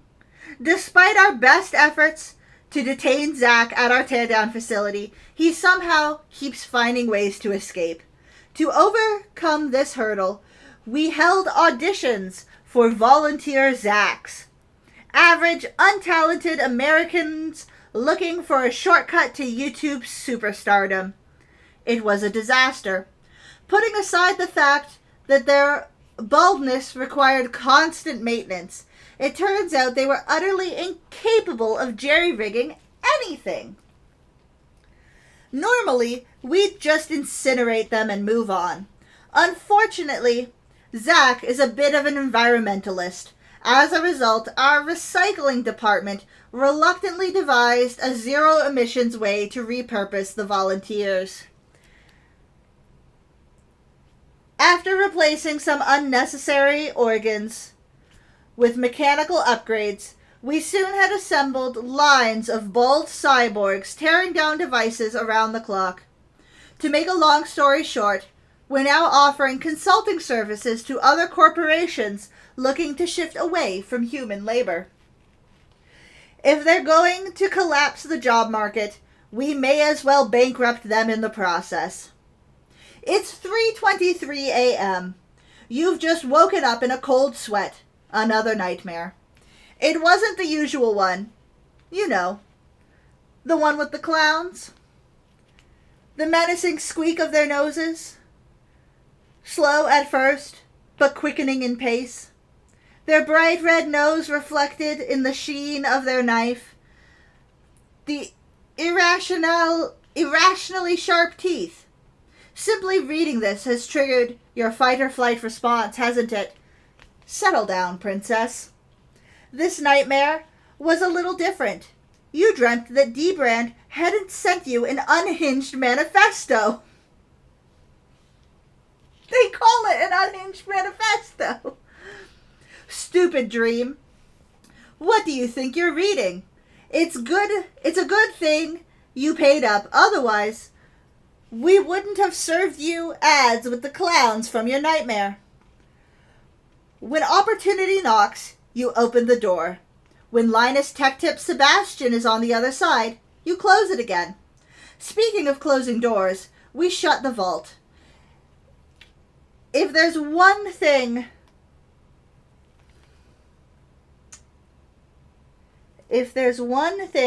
the Linus Face Tip's skin deserves, it's to fade quickly into obscurity and never be spoken of again. Either you regret missing our collaboration, or you regret putting Mr. Sebastian on the back of your phone. There are no in-betweens. Our lawyers typically get paid a lot of money to say no. For not Animal Crossing, We paid them to say yes. Turns out that costs a lot more. Thankfully, the drop ended without incident. No lawsuits filed. No cease and desist notices served. This led us to an important realization. We're above the law. Those same lawyers? Fired. Now they're out on the streets, scrounging for food and or lawsuits. That's right. For the first time in your life, you're more successful than a lawyer. And you have us to thank. The stakes were high when we embarked on partnership with Linus Tech Tips Sebastian. We predicted that our Linus Face Tips drop would be a titanic failure, putting us millions of dollars in debt. At least, that was the plan. We'd use the debt as a trump card to stop sponsoring Linus, as well as to avoid paying income taxes for the next 15 years. Sadly, our forecasts were wildly off the mark. We somehow managed to turn a profit off of Linus's face. Accepting defeat is easy when the consolation prize is buttloads of cash. But it was even easier with 2 buttloads. Thanks, short man.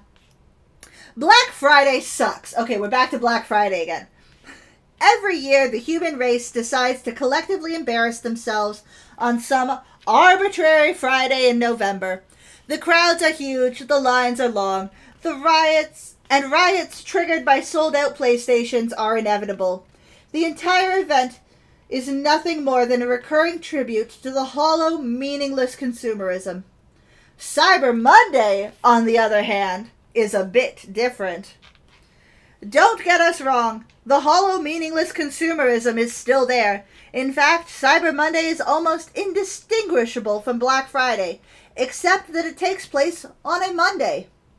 That's good enough for us. When your parents told you that technology was the end of civilized society, they were more correct than they realized. Don't tell them we said that. They can't have the satisfaction of being right. Plus, they've got butter to churn. What matters is that we lovingly crafted a large-scale print that commemorates the fall of human civilization to our capitalist machinations. Then, we cut that print up into hundreds of little pieces. How could we deface such an incredible and important work of art, you ask? Let's answer that question with a question. How else would you stick it on your phone? We're here to make money, not art.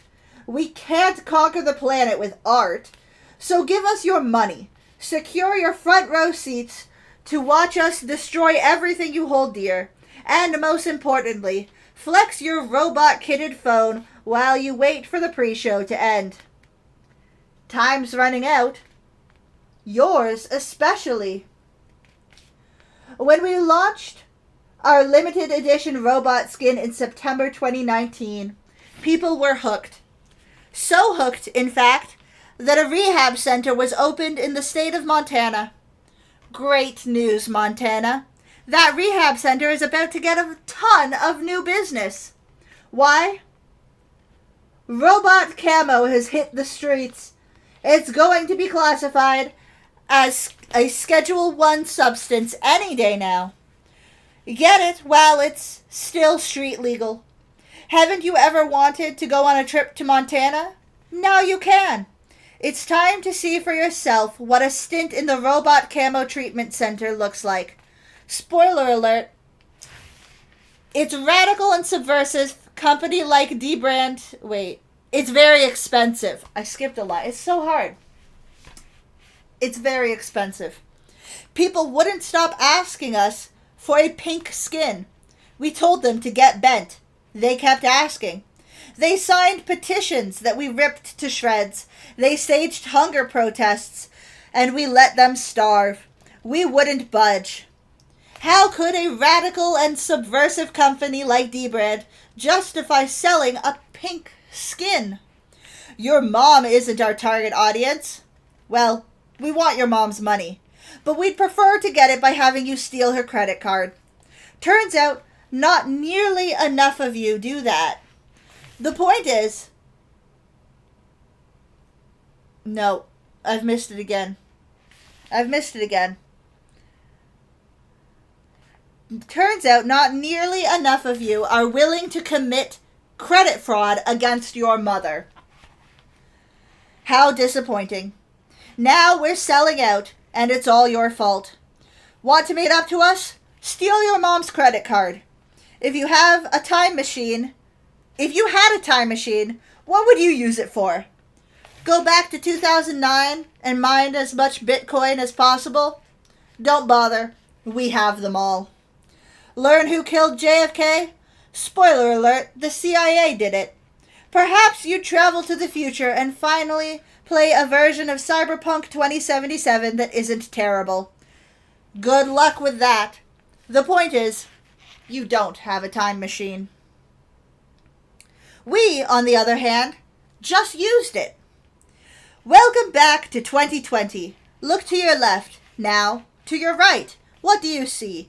If the answer is other people, you aren't taking doomsday seriously.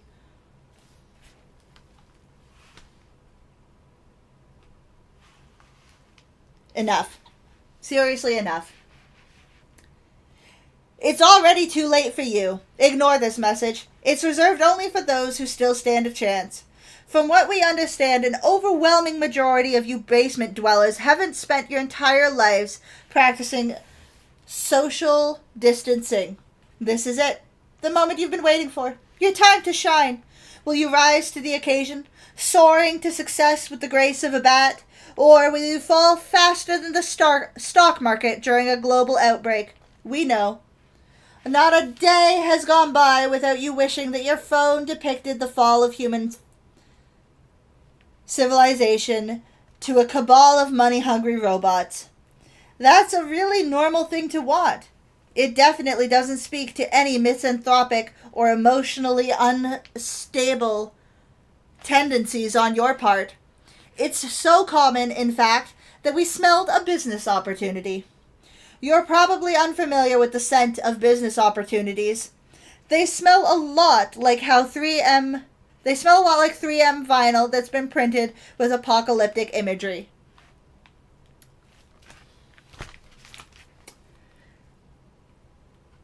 Now, we don't care about your wants or desires, but we know that you'll pay for them. That's why we immediately set out to make your dream a reality. Plenty of humans have written in to ask us why robot camo is called robot camo. Every single one of them must be blind. Good thing this isn't written in Braille. They can't read this. In fact, most of you can't read at all. We write this stuff for our own amusement. The truth is, robot camo didn't get its name from the obvious camouflage pattern. It's not even because the skin depicts an apocalyptic future that your phone needs to blend in with. It's because we won't rest until every surface on Earth, including the Earth itself, has been skinned in robot camo.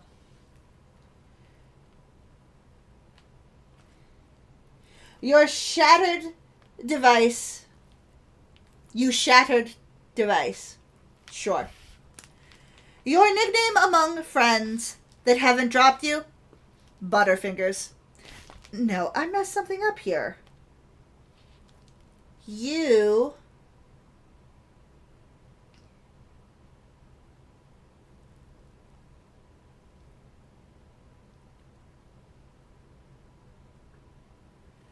Oh, you can't read this.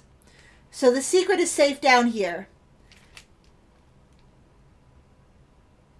Some people frequent coffee shops, others a local tavern. You're on a first-name basis with the guy at the phone repair shop. The usual? Dwight asks, as you shamefully pull out another shattered device. Your nickname among friends that haven't dropped you? Butterfingers. Of course, 2 separate universities have performed case studies on your wildly incapable hands. The first was a biology department. They wanted to take a skin culture to learn how fingertips could be so slippery. The other was a physics department.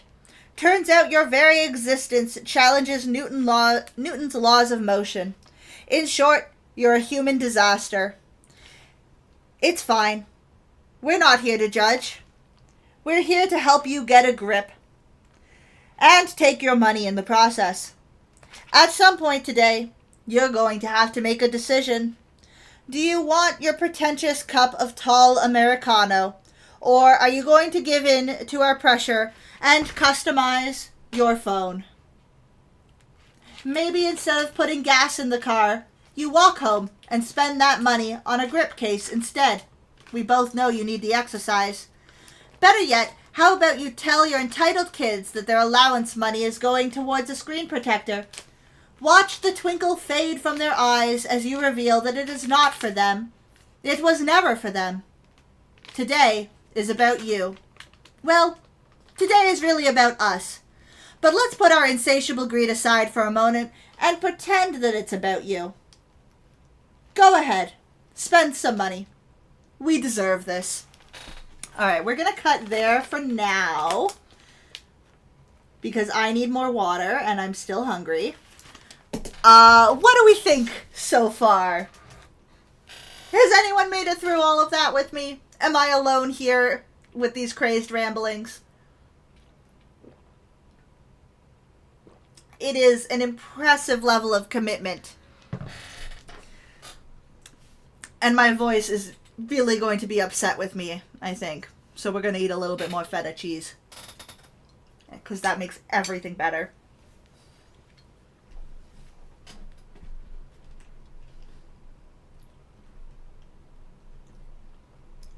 Rubik's Cube, you say it's pretty good? I imagine there's not enough puns for your taste. I think it's crazy, but so funny. Yeah. Yeah. Yeah. I don't know, man. I got nothing. It's certainly a lot. Like, too much. Like, way too much.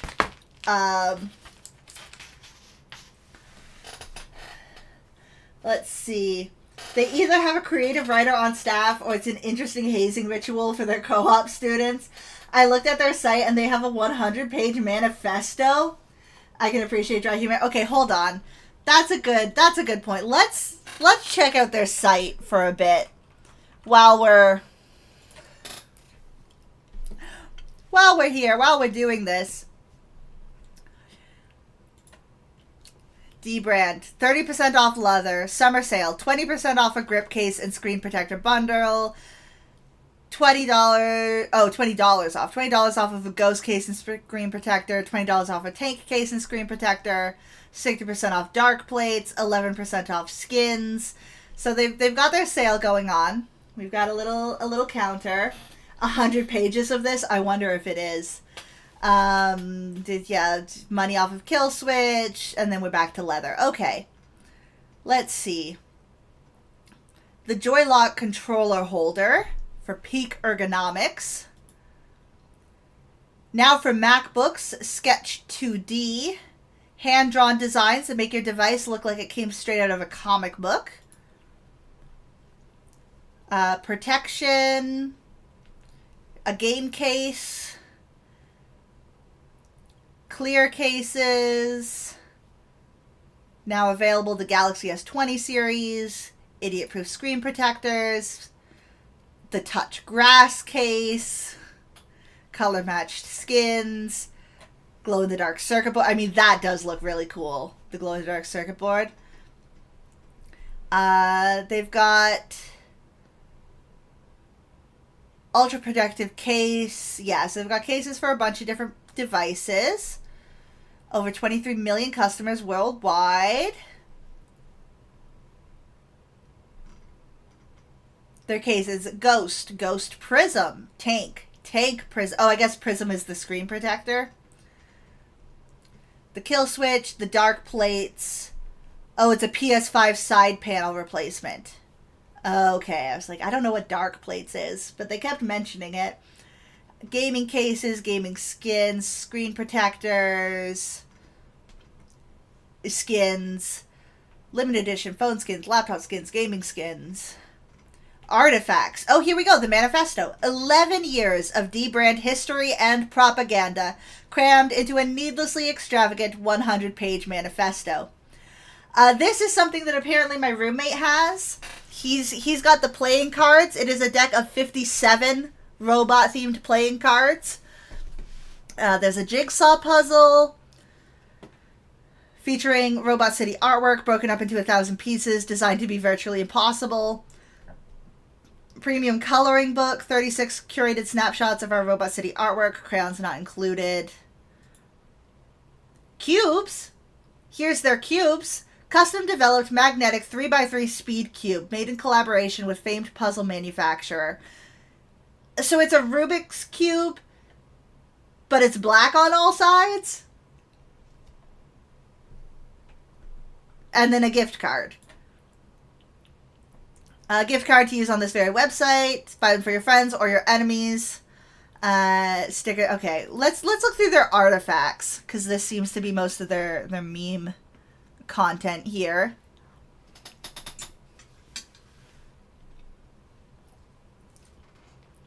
UV flashlights.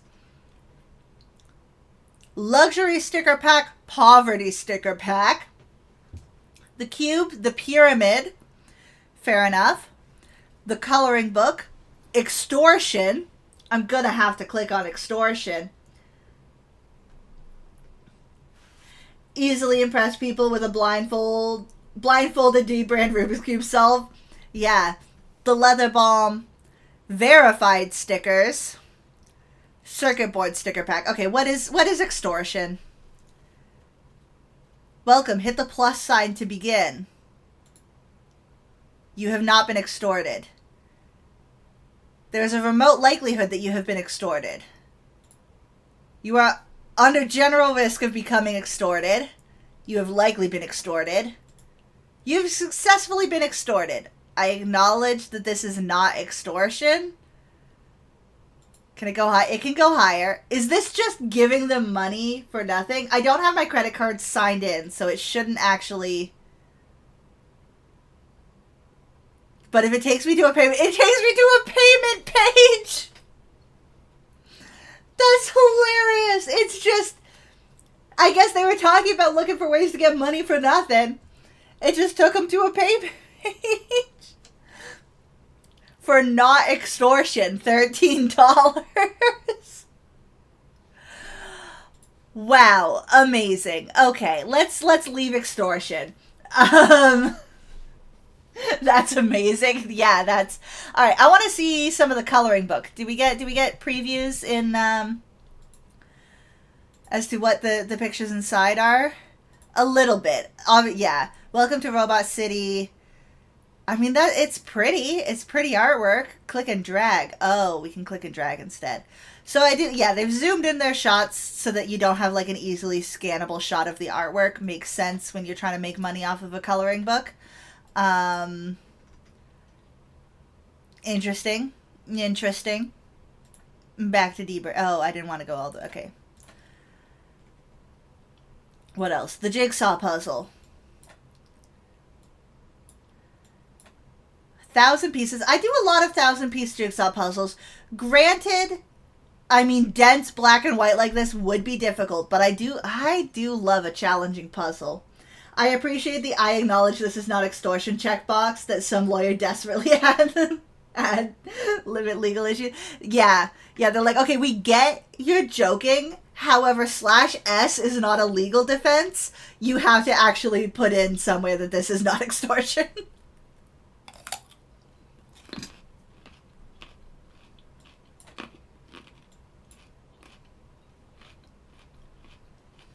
Okay.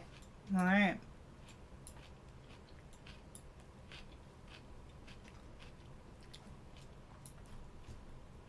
I mean, I would buy this.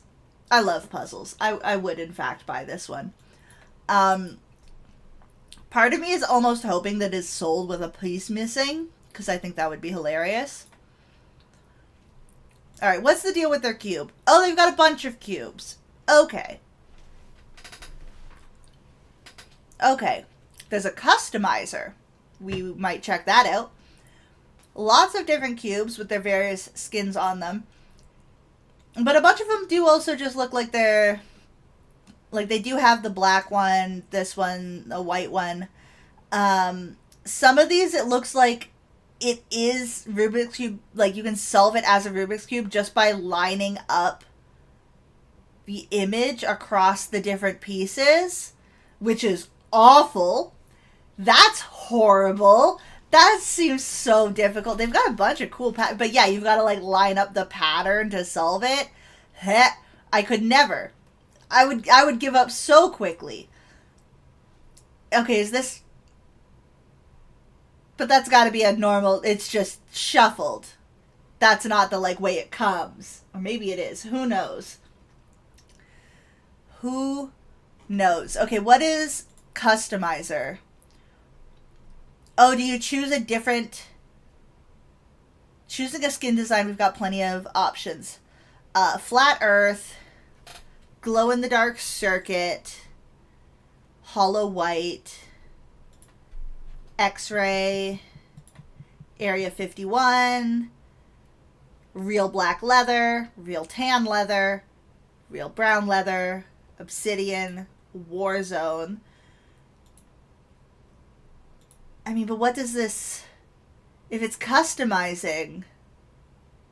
We're not... I thought maybe you could pick a different one for each face so that it formed like a traditional Rubik's Cube. I don't know. Let's go for the glow-in-the-dark circuit board. Get your add-ons.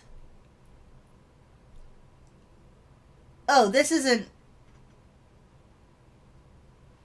Okay, this is just placing an order. It's not a customization. It's just picking which one you want. And then buying an additional thing, too. Buy more stuff. Okay. I mean, you gotta respect, they're upfront with, they're upfront with their greed. They're very, very, honest about their intentions here. So I can't say I blame them. Okay. Extort Me's hilarious. I'm curious about the manifesto. But genuinely... Oh, there goes my camera again. Let's see if we can fix that. There we go. Alright. I mean, that's pretty. I'll say it. That's pretty. Real product sold to actual psychopaths. Made by robots. I taught Dbrand everything I know. Ponzi. Bye, Sarah. You will be missed. Oh, no. Am I gone? Or am I back? Stream's still up. Wow. Yeah, that's the same level of text that we've got in here. That's the same kind of approach. Over 8K words. 44, 42. What are those QR codes for? Can I scan that through the screen? I'm gonna try. I'm gonna try to scan that QR code.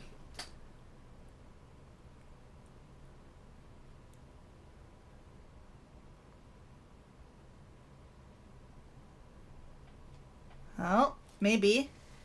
No. No, it's not registering as a QR code for my phone, at least. Which is odd. QR codes are usually really good at registering, so. What are they going to do? Sue us? I wonder if Dbrand's ever been sued. It comes with a free steel bookmark. That's neat. $75. I cannot do that. I wish I could. It's hilarious, but I cannot do that.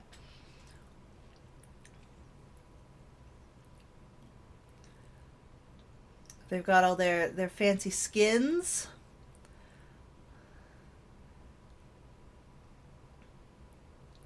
We've got Nintendo Switch. Oh, okay, yeah, those are all the new ones available. What have they got in limited edition? Touch Grass again. the Sketch 2D, which is cool. I do like...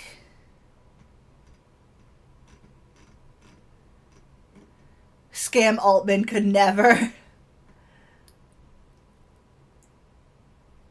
Like, that's a really neat aesthetic. That's very fun.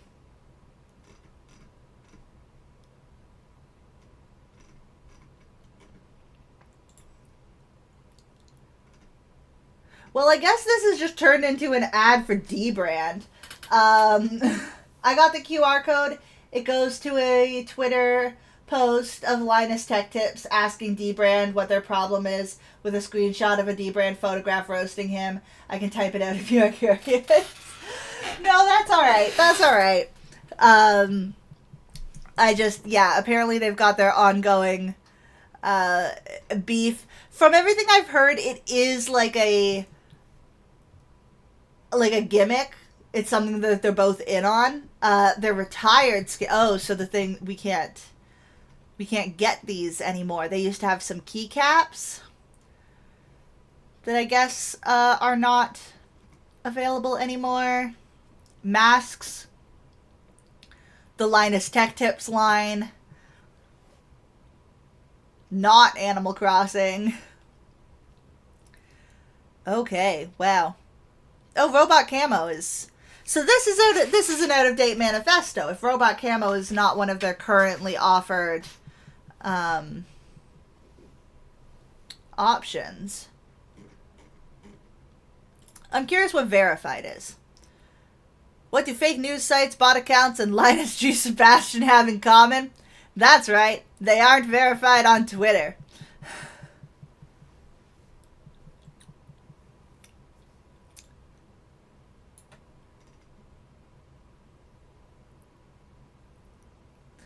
Remove checkmark from backing. Apply to item required verification. Verified. Show at Elon Musk where your $8 went.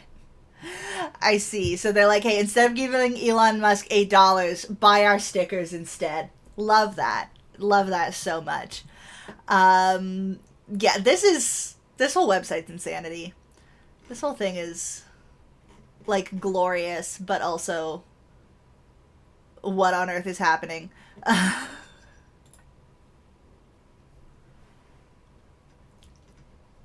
Oh, here's the teardown ones. I mean, these are really cool. Having a skin that's like that is very... They've got cool products. And a funny marketing team. So, you know what? 10 out of 10 for the Canadian company dbrand. Love that. Let's stop giving them free advertising now. And instead... check in on our microscope real quick.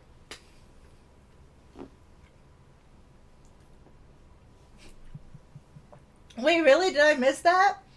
If you select that you use an iPhone on the verification stickers, the price goes up. They're like, oh, you shill out for Apple. You can afford more. Hilarious. 10 out of 10. That's amazing. Oh my god. That's so funny.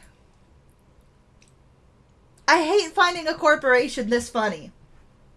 But I do. I find them hilarious. That's great. Oh, that's brilliant. Wow. Wow. Okay. Huh.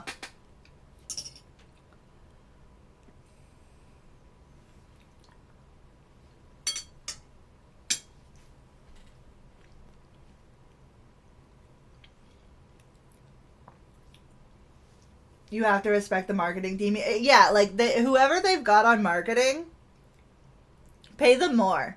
This is I mean, maybe they do pay them really well. But this is great. The marketing is phenomenal.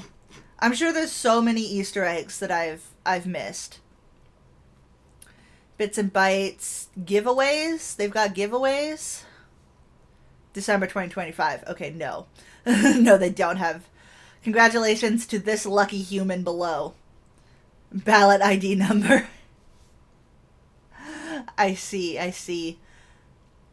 Was I eligible to win? Was the giveaway? Okay. Is this legal? Yes, our lawyers wrote some words. Check them out here. If I win, are you going to contact me? Winners will be contacted via the email address. Was I eligible? Placed an order that included at least one physical product or submitted a valid no purchase necessary mail-in ballot in accordance with official instructions. Okay, so yeah, they just held a... Huh. I also pity their legal team for the same reasons. I think that they are relying heavily on the protection of satire. I think that... and parody. I think they're relying very heavily on satire protection law to be like, no, we didn't mean this. It's satire. Don't sue us.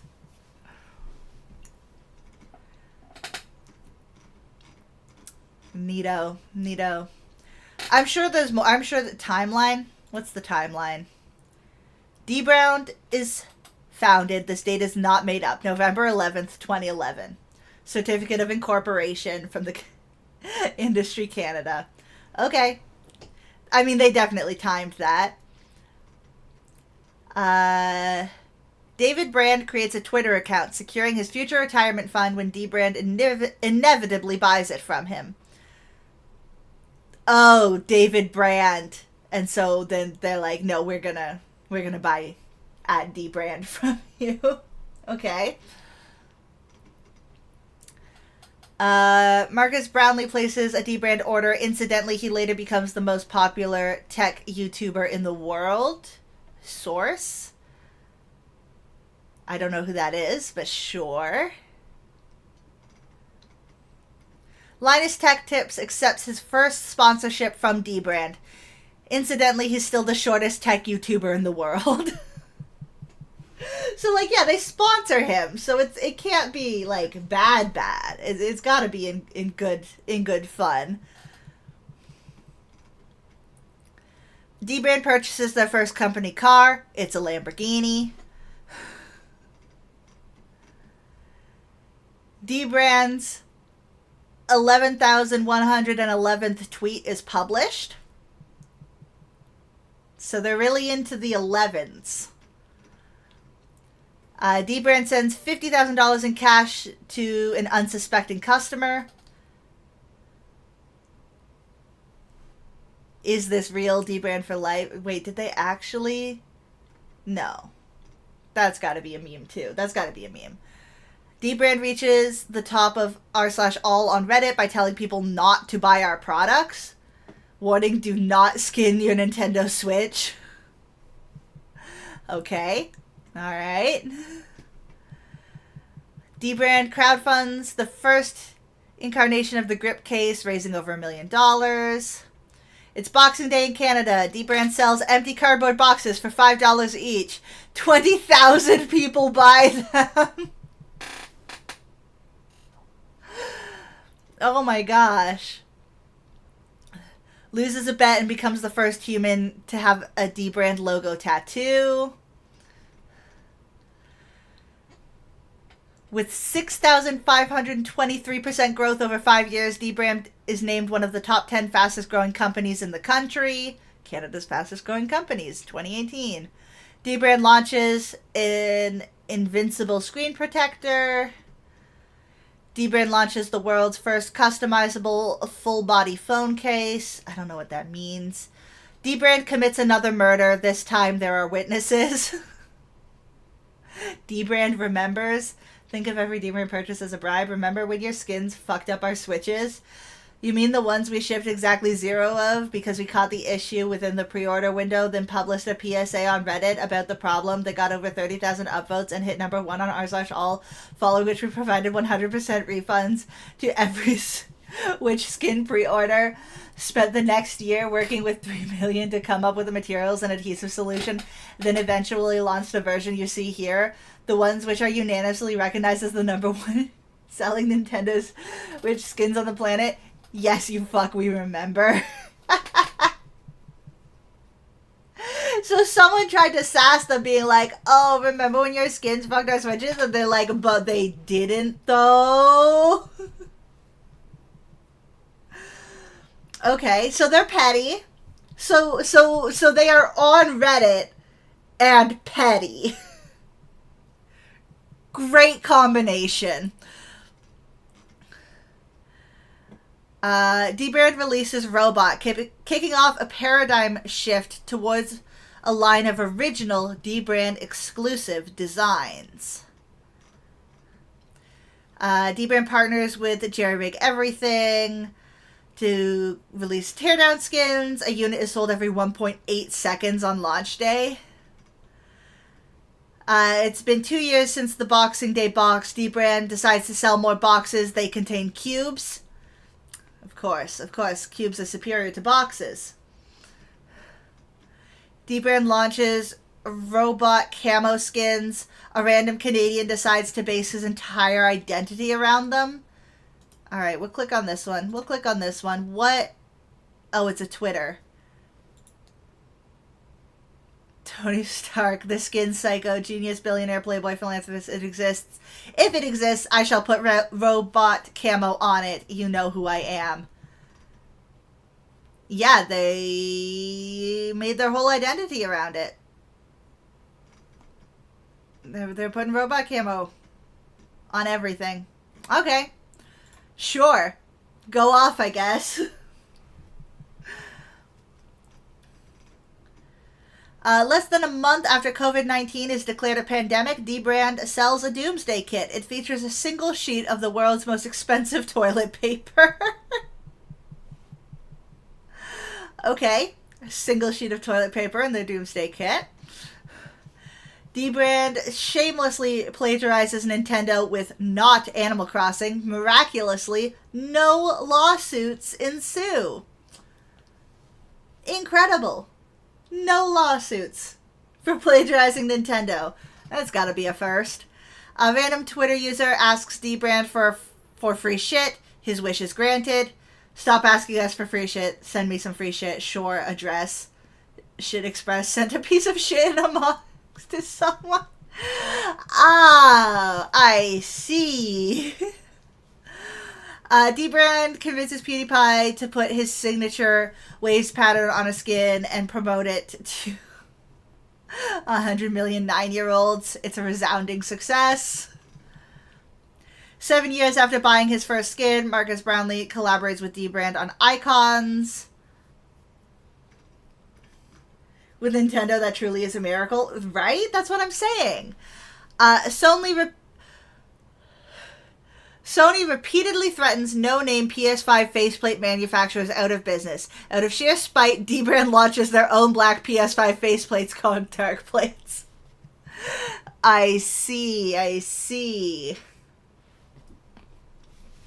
Yeah, they're going up against Sony, they're going up against Nintendo. I think I like these guys.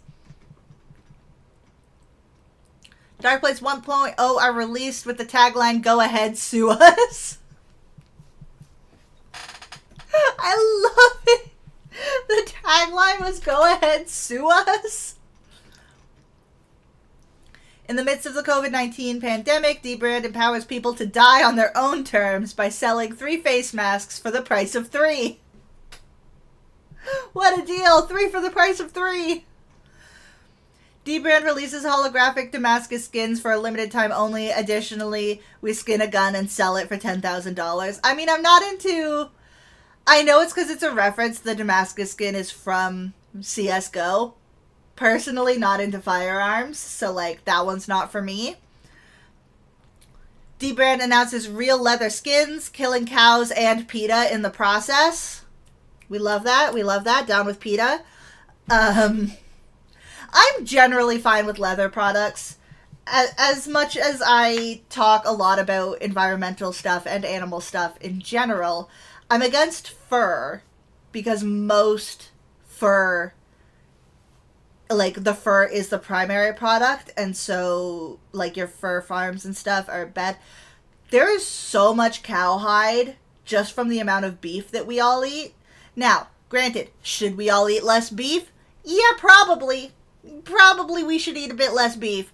But considering the amount of beef we currently eat, there's a lot of cowhide out there. So leather products are generally fine, I think. Most leather that I encounter is off product from. I love eating beef, so using leather is a good thing. Yeah, it makes it a more complete use of the animal than, say, fur or other things. And also, fuck PETA. I don't know if I should say that, but my God, are they a messed up corporation? And it sucks because, like, again, their tagline is like, oh, people for the ethical treatment of animals. It feels so, like, obvious and like, yeah, everyone supports that. But these guys, they're off the rails. It's insane. Dbrand pulls Dark Plates 1.0 from sale after Sony is granted a design patent for their PS5 side panels. In 48 hours, Sony's lawyers will regret having wasted all that effort. I see. So they put out the Dark Plates. Sony didn't sue them because they couldn't sue them because it wasn't patented. So Sony patented their side panels. And then 48 hours, they're saying, so did they re-release a different Dark Plate that's, 48 hours later, Dbrand reveals Dark Plates 2.0, featuring a new, legally distinct design. Sony's lawyers are in absolute shambles. So they're like, all right, you have patented this design for a side panel. However, we've discovered that if we just make the side panel this shape, it still fits on your device and is legally distinct. Love that. Love that for them. Project Kill Switch, the world's first modular case for Valve's Stream Deck. You're welcome, Gabe. Alongside Mr. Who's the Boss, Dbrand begins the biggest tech giveaway in history. Thousands take to Twitter to inform us that their dying grandfathers deserve to win a new smartphone. After years of customers claiming they could do our jobs, the DIY kit proves them wrong. Okay, what is the DIY kit? Oh, it's another Twitter link. We quit.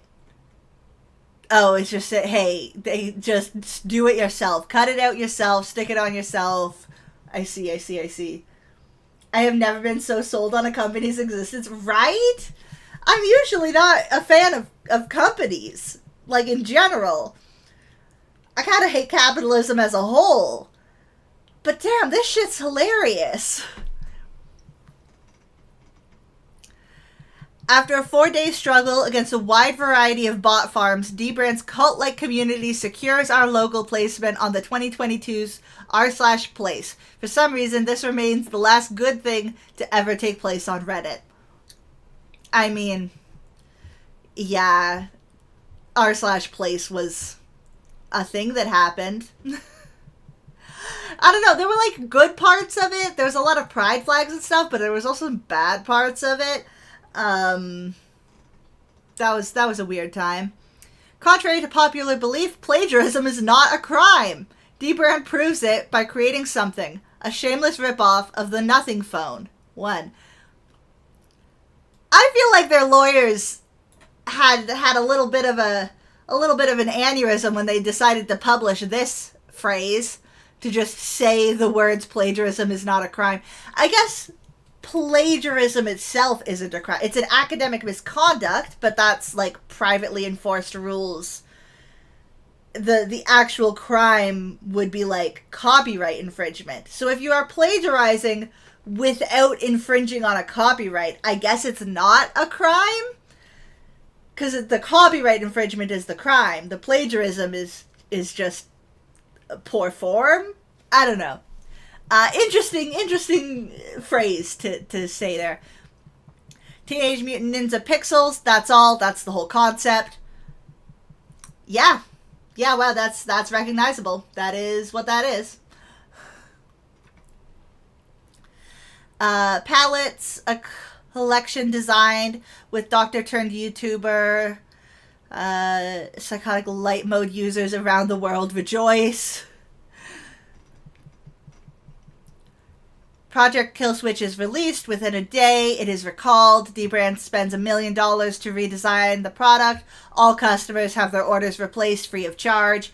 Oh, so that's the thing they mentioned about, like, hey, it was gonna, but we fixed it. We caught it early and we fixed it. The world's richest man attempts to charge Twitter users $8 to verify their account. Dbrand responds by selling real-life verified stickers for the same price. Checkmate, Elon. 11 years after our 11/11/11 inception date, we publish a 100-page, really not 111 pages, 8,121 word, 115 image, 2,566 gram manifesto. It's sure to be banned one day. In response to overwhelming consumer demand, we bring back Damascus for Black Friday. To this day, our accountants are still laundering the proceeds. Colton Potter goes to Vegas and leaves with a Dbrand tattoo. He still won't tell us why he did it. The Steam Deck is many things, but it's not a Nintendo Switch. Dbrand fixes that on the Switch deck. Our lawyers continue to resign on the spot.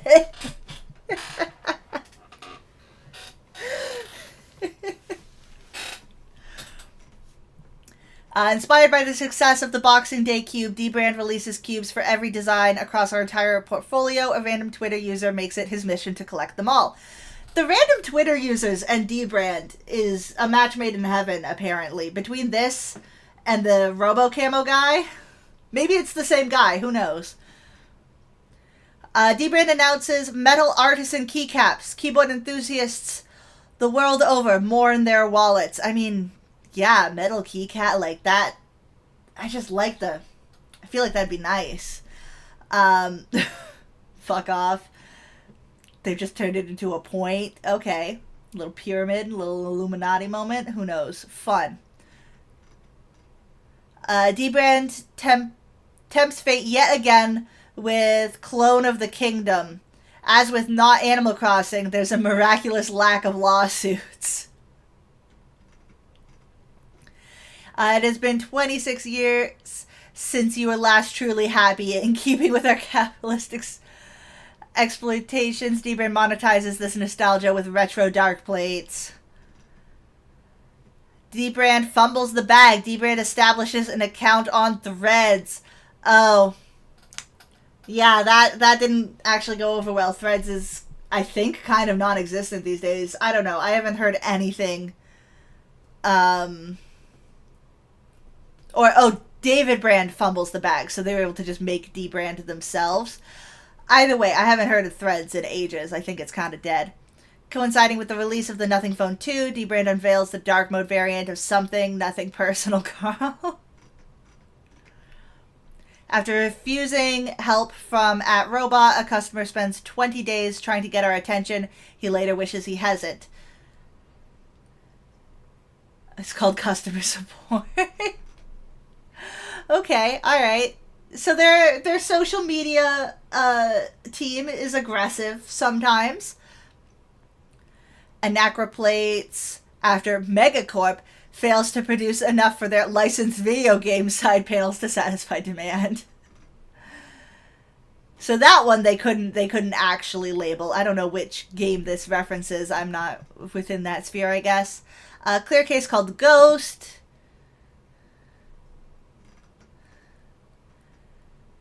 The Verge doesn't take bribes for favorable media coverage. Dbrand instead collaborates with them on a pair of skin designs. Days after announcement, Dbrand finally launches metal artisan keycaps. Incidentally, the launch coincided with the anniversary of Dbrand's founding date, November 11th. So they actually launched that. X-Ray. Nobody expects the much larger announcement coming 9 hours later. Alleging that Casetify, the world's largest and soon-to-be most hated case manufacturer, has been ripping off Dbrand's tear-down designs. For once, Dbrand gets to be the plaintiff in a lawsuit. Oh, they do the suing now. For the 48 hours period following Zach's video upload, Casetify is trending on social media. You'll never guess why. As it turns out, getting verified on Instagram is much easier after you've murdered a billion-dollar corporation. It only took us 11 years to figure out this one weird trick. Joined forces once again, a set of 4 artisan metal keycaps. Unsurprisingly, 2 of them are matte black. Emboldened by Megacorp's total absence of legal pursuit, Dbrand extends the Arachnoplate's design on the entire portfolio. They're Carnage. Okay, so there's a bunch of lore here. My voice is getting tired from reading out all of the... despite best efforts, Dbrand officially saves a life. He found himself in the middle of a lake atop a sinking paddleboard. He spent what could have been his final moments thinking of his Dbrand grip, specifically the skin on the back of it, which he used to patch up the hole. Huh. Well, there you go. Where's the Linus collab? Team up on a glow-in-the-dark... Oh, the circuit board design is a collab. We give his Porsche a rap of questionable street legality. Our collaboration with Linus doesn't stop at a car wrap. We also invite him over to Toronto for our first ever factory tour video. Yes, he's that short. Wow, they're really just on him for the height, huh? That he sold us a GPU in 2019 that he forgot to bill us for. We settled the debt by donating to the research fund at his request. As a result, we still get to claim we ripped him off for a full free GPU. That is trypophobia-inducing face cover for the Apple Vision Pro. After years of goading our customers to go outside and touch grass for once in their miserable lives, they take the easy way out, electrostatically flocking millions of faked grass strands onto a vinyl base. We call it touch grass. Yeah, phenomenal. Filtering in that after attaching kill switch to Joy-Cons detach when held by one hand, Dbrand tells people to stop holding it wrong. Reddit is outraged. Reversing course from the holding it wrong, commits to fixing the Joy-Con detachment issue, sending out free replacements. Fair enough.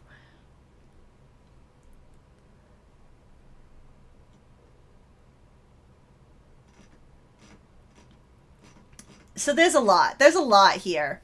And my voice is getting tired, and we've been here for 6.5 hours.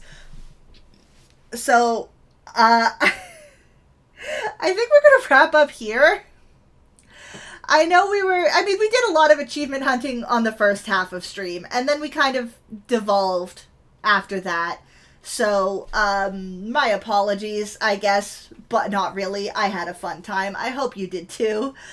We do have more achievements to hunt in Outer Wilds, which we will do at some point, probably next Monday. We'll hop back on and see if we can get some of those other more difficult ones, the ones we've been struggling with. Even one of them is not supposed to be difficult.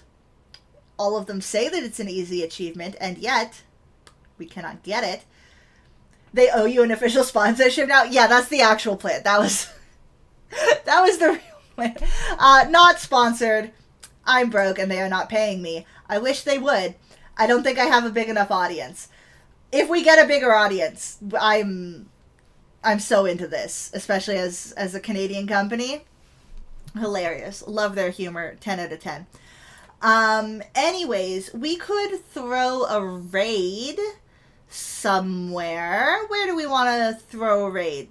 Anyone they're following who's live right now? We don't have Trance. Let's see. +1 hour for all. Thank you very much, Monster Girl, for giving everyone a little bit of extra time in Microscape. As I was saying before, so we'll be back next Monday with more Outer Wilds. I will be back tomorrow for Blueprints. Because I really want to get some more blueprints done. Maybe tomorrow we'll read the second half of this as well. Maybe we'll read the back. We're only halfway through this. We only read one side, chat. There's more. I thought I'd read the whole thing on a single stream. I don't think I can. I don't think it's physically possible for a human to do that. Another 2 to 3 hours left. Yeah, no kidding.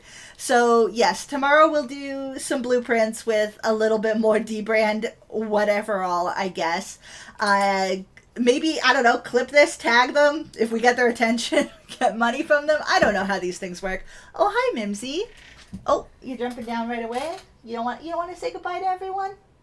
No, he's out of here. He's done. Yeah, who do we want to send a raid on over to? Has anyone got a channel live? He said, "Let's peace." Yeah, I think Mim has officially said that we are done. We are done with stream for today. I don't know where to send us. We were playing Outer Wilds, so I guess let's see if there's anyone else on Outer Wilds that we can send this raid over to. A bunch of people. Which one should we raid? I have no clue. Let's see. We want English. We want... I mean, this is cute. Space Cat, English Calico Cats, VTuber. Sure. Hopefully that's a fine enough place. I do not know this creator, so we're not gonna... I can't promise that the vibes will be good or anything. Glad I caught the non-spoiler part of the stream. Good luck with Blueprints tomorrow. Thank you so much. I'm having a lot of fun with Blueprints. I can't wait to dive back into it. Let me just make sure I type this person's username correctly. Bellos Jams.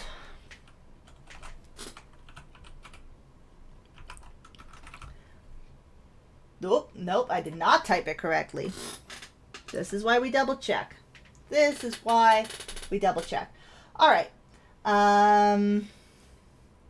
Wait, ad break? Oh, that's true. That's true. We're in the middle of an ad break. We'll wait for the ad break. Get them sense. You have a good point, Monster Girl. We will wait for the ad break.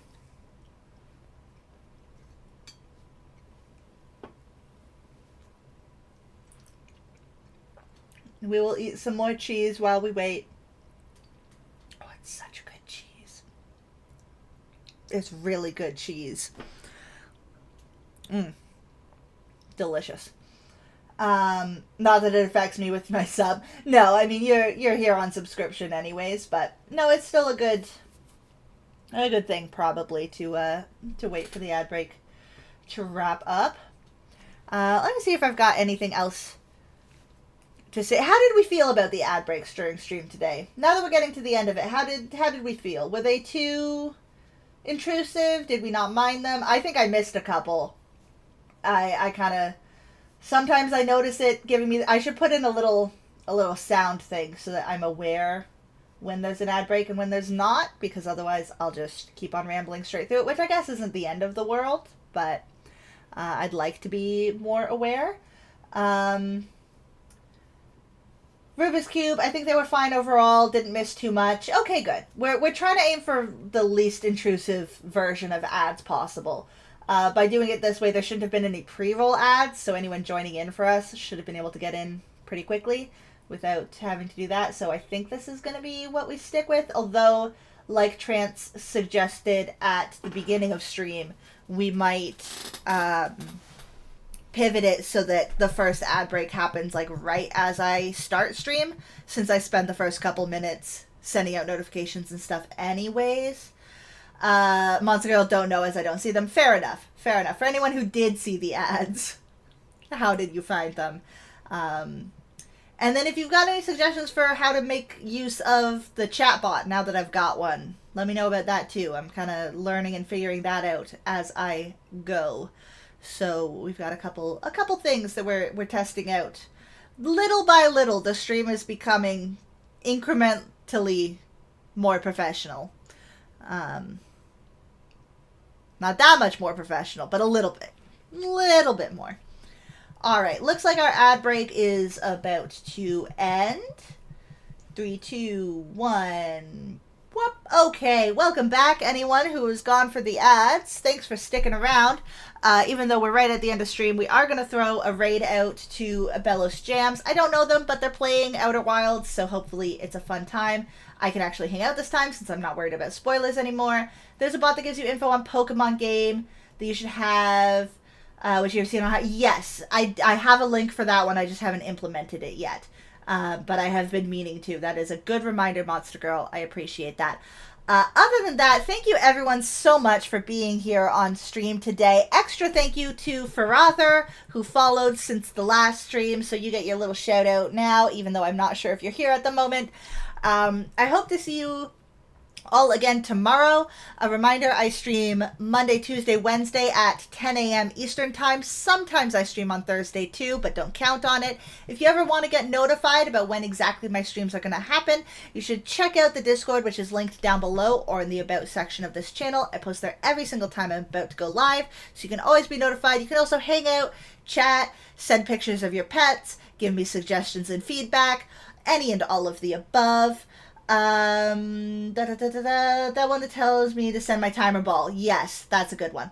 Other than that, check out the YouTube. It is also linked down below, and it has the entirety of my Outer Wilds playthrough on it, as well as all of my stream VODs, so you can get caught up if you've missed anything.